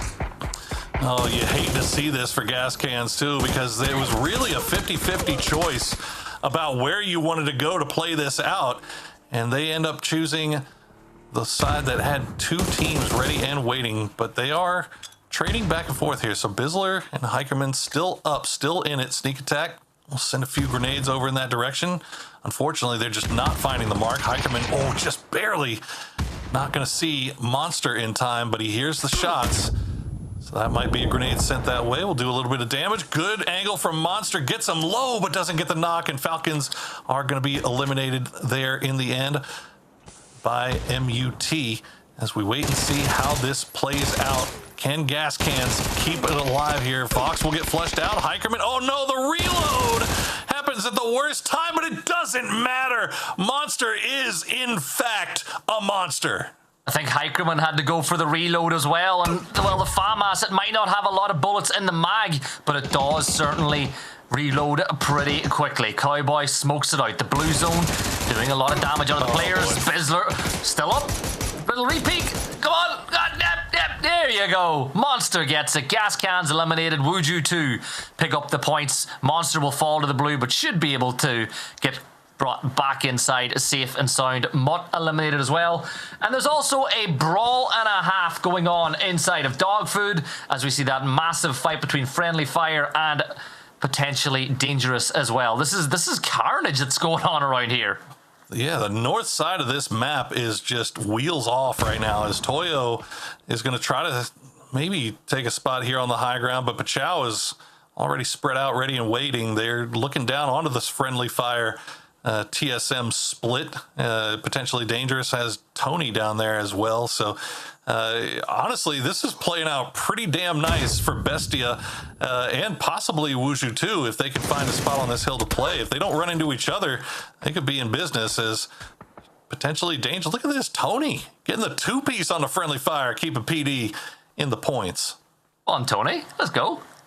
Like that, love that from Tony as they get 5 kills. Pichao 5 kills here as well. They're putting together a good game at last. You know, another team that I think's underperforming when you look at the roster that they have. Yeah, I would say that's a pretty good argument right there. They've got 4 alive. They've got the high ground on the north side, but by no means do they have a free path into this. And they also have a very sneaky snake in Mr. Kraken with 7 first aids in his bag. He has managed to make it to placements, if nothing else here, and LFP doing the same. It looks like Bestia and Wuju 2, the fight that we were thinking might happen, has come to pass as the grenades will come out and they will be placed very well. The damage coming through knocks, there it is, sneak attack will go down, another one will come through. Cowboy very low, he's about to get knocked if the grenades could just find it. Not gonna do it though, but look at Monster, he's coming in for the from the high angle here up on the side of the hill. I don't think he's been spotted just yet. Oh, yes he has. He has. Sharp shot saw him. Code drop, by the way. Get your codes here. Get your codes here. LFP gets himself a cowboy here as he peeks him from the side. And you know what? He survived this long, and he gets himself an extra point. Not quite a 2-pointer just yet, because there's, 7th to 8th. Oh, Mime might not want to be so quick about re-peeking that. Oh my goodness, LFP, you're earning that paycheck right now, as he's going to find another point off of placement and the kill from Wuju 2. He will go down to the blue.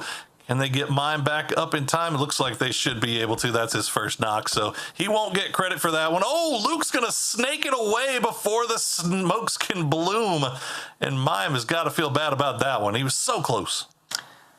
That's just the way it goes, though. That is just the way it goes. Circle getting ready to pop in about 7 seconds' time. You've still got all the compounds to the north being held. Pichao still playing on Dog Hill, Cat Hill, Llama Hill. I'm just going to say them all because people get upset when you don't use the right one that they use in their ranked stacks. Oh, jeez.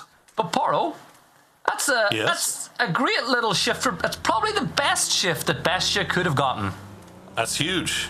That's huge. I mean, they'd be feeling a lot better about it if they still had Mr. Mime up, but you know what? 3 alive ain't bad, especially when you got that and you've got all of this nonsense going on in the compounds. They could just wait this out eventually, take out whoever comes out alive. Tony, all 5 kills for PD, and he's on the hunt for more. He is a dangerous man right now, as Pichao does manage to at least get a foothold inside this compound. Now, what are you going to do with it now that you have it, though? Tony's got the shotgun as well. He knows. Tony knows. Oh, he knows. This is the last stand for him to get points on the board for potentially dangerous. 23. Here's the thing, though. You look at Toyo and Bestia being alive in TSM. Any one of those three, even Pichao, if they have a big enough game, will finish the day potentially in second spot. So there's still still a lot to play for here. Because remember, apart from Sonics, who are already guaranteed to go off to PGS anyway, the next 3 best teams will join them. And this is what we meant when we said earlier that having Sonics be a point sponge makes everything else so much closer. And although it is only day 1, obviously we can't forget that. There's still 12 more games left to play after this one. Having that cut line, having Sonics take up that many points, I mean, you can just look at the leaderboard. I mean, it's insane how close everything is here. As we see sneaky shotgun Tony just hiding in the corner, waiting for any unsuspecting victims to make their way into his line of sight. Pichao, 6 kills, 4 alive, but a victory here would feel so very sweet after what has been a fairly pedestrian day otherwise. I love the way that, you still see all the player cams, the players are dead. You're like what did they want to tell Tony? Like, she's like, yeah, Tony, you've got a shotgun. Go do your thing. Have fun.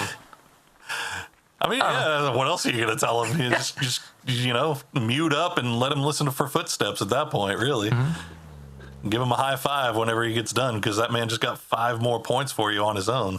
Mm-hmm. Not including the placements that he's garnered as well. Including the placement, yeah, absolutely. So he's done his job, but we're in the quiet phase. Like, nothing is going to happen until this next zone shift. Nobody's going to peek. Nobody's going to jump. I was going to ask you what's in the box, but it's not. Spoiler alert. Oh. Spoiler. Not really useful in this circle. Now, will that arm get picked up? It's in the dead center of the zone. I feel like there is approximately 0.0% chance that somebody goes for that, as Pichao tries to get a little bit feisty. A little creep out from their compound, throw a few grenades over at Toyo, but that's all the grenades they have, so it's back to the safety of the compound. And now they have to figure out where to go next, because their building is out of the zone. TSM, they're being rewarded for taking this position a lot earlier. Yes, they lost someone earlier in that crash, but at the end of the day, if you're going to lose a player but get a really good position inside the circle and a couple of kills off the back of it, it's a trade you're willing to take. What I'm curious to see is what the Bestia move are, because they're in the fast-moving part of the circle as well. Toyo, they're making the first move as they look to lock off the ridge line, the tree line, which potentially will be a barrier to entry for Bestia, but it's going to be BL that finds the knock, and Emmy falls as well. Toyo, thinking that they were thinking in 5D, have just been brought back down to earth here as Pichao and TSM will combine to take down their 2 forward scouts. And they just did Bestia the biggest favor, because not only did Toyo try to send it over there, and they put themselves in a good position to kind of take advantage of Bestia here, as, DraftKings, I mean, where are they going to go? There's just nothing but flat land, and Luke 12 is going to be able to spot out DraftKings, pick him out there. But the Toyo push may have given Bestia a little bit of cover to work with here if they can get to it. That is going to be the question, as Pichao will now try to push through. They will find Tony. He'll go down to a well-placed grenade from Pichao. So they're up to 8 kills now, and they still have that hard cover to work with. They're looking pretty good. Okay, you look at the points total now. They're getting closer and closer to having a win, rock them up to second place. Bestia, they're a little bit pinned down here. Sparking with plenty of ammo to work with. We'll just send an endless barrage of bullets that way. You can see the other 2 members of TSM extending out this. Okay, they've seen something they don't quite like. There we go. It's Kurt's the nade man. He's just, it looks like That's what it was. No offense, I'm not as good at throwing these as you. So here, he's like Tom Brady back in the prime, isn't he? Oh, DraftKings, careful about that blue zone. That thing hurts. But yeah, that was 100% what it was, is Kurt pausing long enough to have Luke 12 give him a few more grenades. And unfortunately for Kurt, those 3 didn't do it, but he's still got a couple left in the bag just in case. Luke 12 is just as dangerous with that high ground. But it's that's a scary place to play for sure. You feel like you're very, very exposed on the top of that building. Do you think he had to ask, or do you think he just went, Well, hey, Sparky's still got 4. As you're just not going to see a TSM boy in the late game with not a lot of grenades. They save those. They are treasured possessions. As somehow, some way, Bestia is still managing to keep 3 alive, despite the fact that they are working with just horrible terrain here. They're starting to run low on smokes, though. So the concealment's going to go away here eventually. They're having to time these out just right to keep them cycled. Yeah, now Pichao are the team that get the angle on the Bestia, as even more damage is being dealt, and at some point Bestia have just got to pick their poison. Do you go one way or the other? TSM turning his attention to Pichao, he's like, hey, if you're going to focus too far on towards the south and forget about us, I'm going to do this. I'm going to punish. They're smoking their way towards the center of the zone now. Santa will extend out, and Andy will find the knock on the DraftKings. Luke 12 spots the push from Pichao, and Luke 12 spraying through the smoke will find one of his own. Nade tossed exactly where Andy is lying. Will it bounce? Will it roll? Yes, it does. Did BL just block the nade on the flush onto Andy? He might have, but that was a half second away from disaster, as BL will not be able to defend his fallen teammate, but at least he stays alive as the grenades just keep on coming here. The smokes will keep cycling, but oh no, yeah, they are falling right in the pocket of Pichao as Santa's gonna go down, and only a few HP left remaining onto BL. He gets the heal off, but he is alive only as long as the smoke will allow. As TSM, they have eyes on everything right now. Plenty more points to play for as well. Panzer in the hands of Pichao, as they're going to go down with a bang if they get the chance to fire off one of those RPG. Sharp, are you on a bicycle? Yeah. Oh, let's go. My guy. Go on, ring the bell. Ring the bell. Ring the bell as you cycle over. Come on. Come on. No! There we go. Get back on the bike. DraftKings gets BL. Nades being tossed once more. Back in this time as a rebuttal. Santa falls. And Bestia are the ones that get the 2 kills. Points in the bag for Bestia, and there you go. It's going to pop them all the way up into second place as we see TSM. We'll see if, how many Bestia's smoke management has been phenomenal, but I fear it is at the end, and they will deny the points, but it doesn't matter. TSM gets the win with 9 kills, and Gibson, we have, if I'm not mistaken, a 3-way tie for second place. I saw 3 teams on 41. It's not just you. I agree with you. And honestly, people will say, oh, Bestia denying. No, that was the right thing to do. They know how close it is with TSM. They know how tight the lobby is because of how good Sonics have been. If you can stop a direct rival from getting points, you have to do it. Like, there's not even a question of if, you should do it. Look, they managed to keep their smokes up and keep them cycling long enough for them to collect 2 more points off of Pichau, and by that point they had no more utility left in the bag. There was no way that they were going to find any. They couldn't get any knocks onto TSM. TSM was just not giving them anything. So yeah, I agree with you. At the end, that was the play for Bestia. And given that Sonics, we talked about the point sponging, given that what Sonics is doing, denying as many points as possible away from TSM is absolutely the right play. But we have been Porosaurus and Gibson. I hope you enjoyed today's games. We're going to throw it over to the analyst desk to wrap up day number 1 of the grand finals of PAS 4. Great job, gentlemen. There's no better way to end the last day with a look at the highlights. Highlights. Yeah, I got you. That just came in a little delayed, okay? Just give me a second, man. I'm trying to catch my breath after that game. This was, again, another wacky circle for these teams to try to navigate, but my goodness, this southern edge was on fire between Bestia, Wujutu trying to make it in.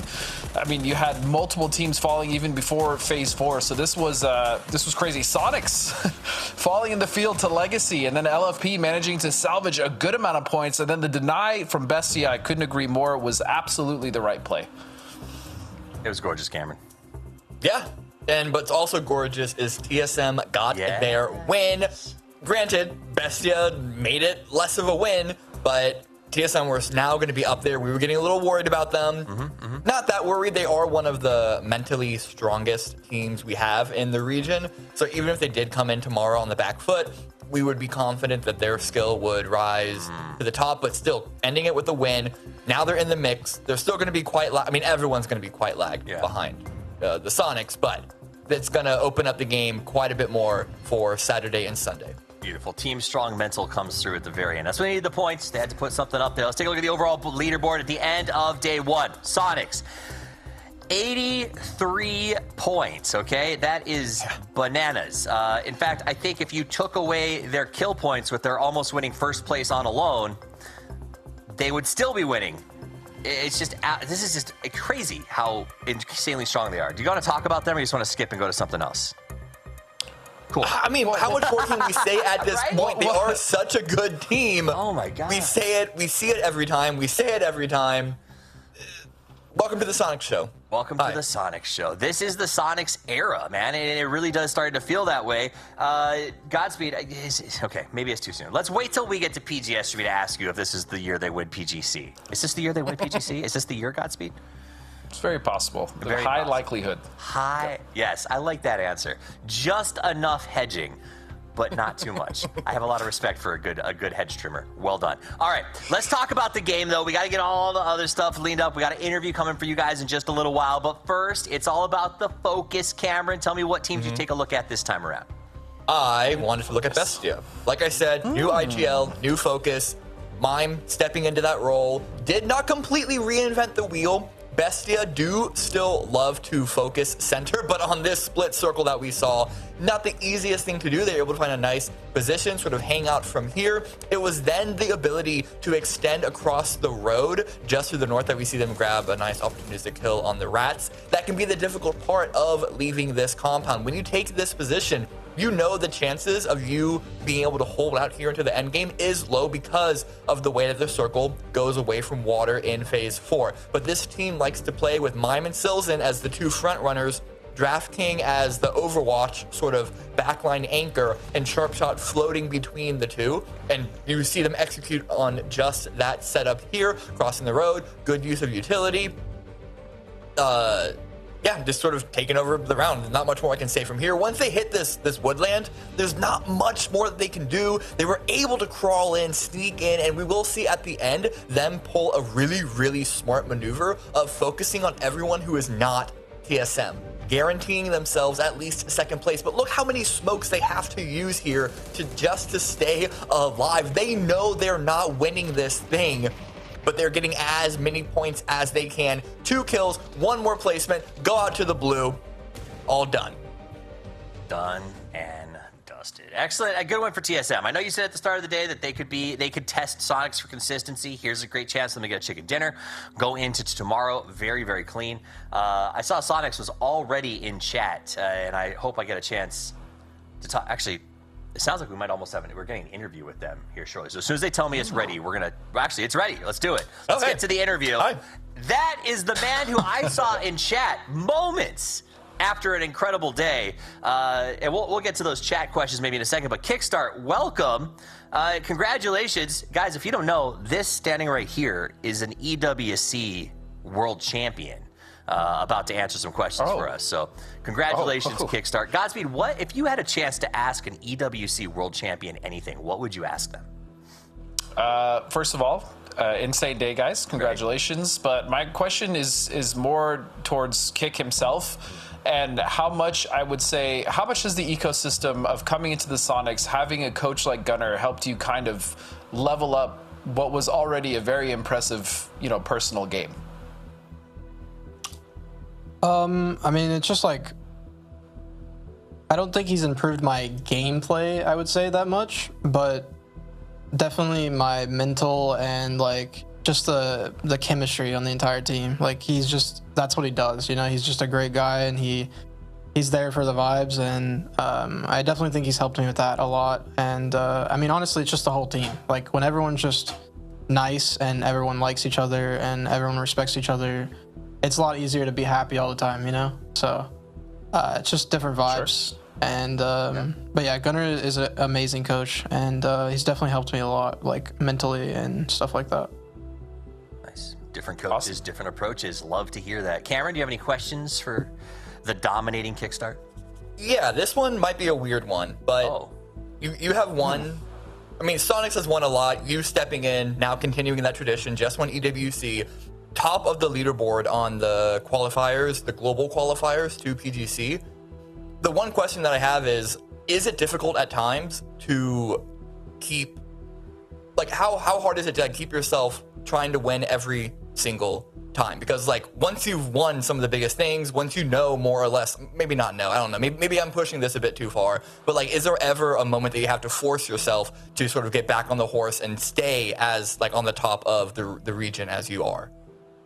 No, I don't think it's like hard. I think it's just certain personalities and people, like morals and stuff like that. Like everyone on the team is just, we always want to win.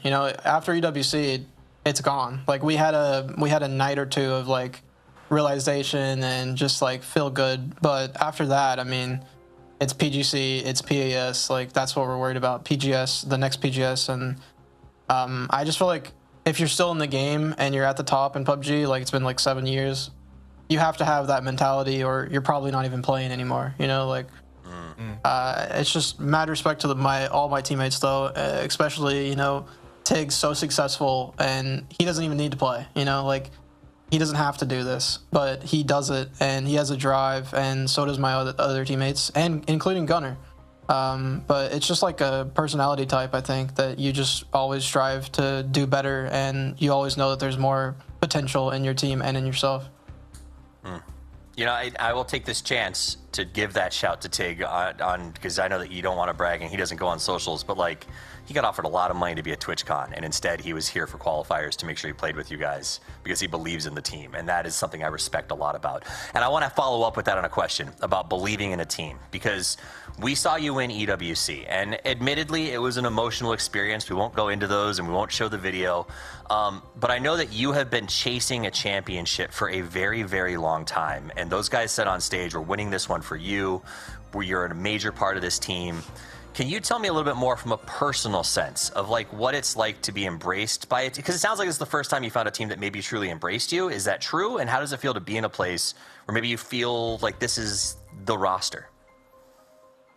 I mean, it just feels amazing. Like there's no words to describe it, The reason I think that they're like so supportive, I mean, other than them just being amazing guys and caring about their teammates, is like I just got absolutely dogged when I joined, and I don't really know why, but I think it just comes with like Sonics have the most fans probably out of almost any team, maybe except some Asian teams, and with a lot of fans comes a lot of haters, and I think that's a big majority of it, because like my teammates can see the comments, like, and how much I'm just getting trash talked for like no reasons, or that some of the things that are said are just completely untrue, and they know it's untrue. So I think that was a majority of it, because everyone knew that like when I joined the team, and for a few months, like at least, it was just everything was about me and how much of a bad player, how much of a bad teammate I am, apparently. And I think they just wanted to support me, you know, and they knew that like I deserved to win, and they wanted me to win, and they wanted me to not get trash talked 24/7. I respect that. I'm glad they got out there, and I'm glad that they saw that in you. It's been wonderful watching your journey. Before I let you go, I know you guys have 2 more days of play. I'd say you have to go back to the drawing board. You're up by double everyone else's points, so you do whatever the hell you want to do tonight. Do you want any shout-outs, any call-outs, anything you want to say to those watching before we let you go? Just thank you to the fans, my girlfriend, my parents, and anyone else that supports us, especially the fans that, you know, didn't trash talk me when I joined the team. Respect. Thank you. I appreciate it. And for the bandwagoners, hey, you're there. I still like you, but, you know, maybe not as much as the other ones. But, yeah, thank you guys all for watching, and appreciate the support. I love that. All right, Kicks, thanks for stopping by. We'll talk to you soon, I imagine, if you guys keep playing the way that you are. All right, I will say this. It was a great interview. I love seeing this Kickstart. It's a lot more introspective and willing to sort of share, which is exciting. But I will say this. For those of you out there who are watching, you're like, yes, we gave him a hard time. You know what? It is a fan's right to question decisions, especially because when it happened, Mime had just won a major event with them, and so I think a lot of folks were confused by the drop. But it's beyond a shadow of a doubt now that Kickstart has proven this is the roster for him, and he works so well within it. Let's end with that. Sonics were incredible to watch today, guys. Let me just ask a very simple question. Can they be stopped at this level in the Americas? Godspeed. Nope. I think the only thing that really stops Sonics is themselves, right? If they're the ones making the mistakes, if they're the ones dropping the ball. Also, shout out to Kick. Over the years, you know, watching him grow up, like kind of being shy, especially in interviews. I mean, he's gotten a lot better with that as well. I can see the confidence, so you just love to see it. So big shout out to Kick as well on that. Cameron, do you think that anyone can stop them? And, you know, roll a final thought into that maybe as well. I don't think so. They are looking too hot. They are too, like, they never falter. They do look hot. In the region, right? They might have a couple of slip-ups. Yep. Globally. In regionals, you never see Sonics falter, especially when they have the lead that they do here. So I would be very rare, shocked if they weren't in first place at the end of Sunday. Well, the good news for everyone else is they've got their bid. So it's the top 3 teams who aren't the Sonics that get to go to the Globals, and that will be a lot of fun for everybody else to fight 2, 3, and 4 as we continue with 2 more days of play coming very, very soon. That is it for day number 1. It was an absolute barn burner for the Sonics and a close race for so many other teams. On behalf of myself, Godspeed, Cammy D, Gibson, Porosaurus, Matchroom, and everybody else on the production team, we appreciate you guys being here and spending your Friday night with us. We hope to see you soon, and until we do, play more PUBG, y'all.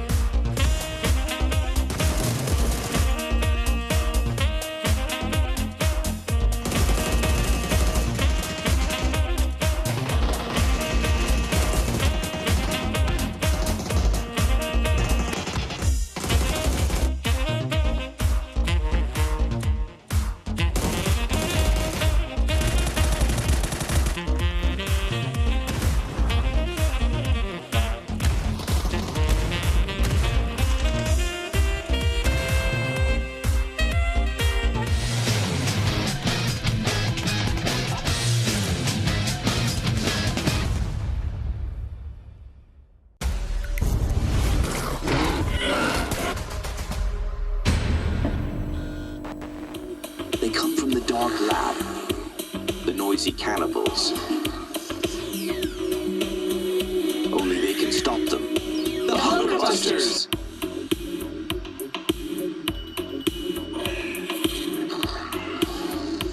Their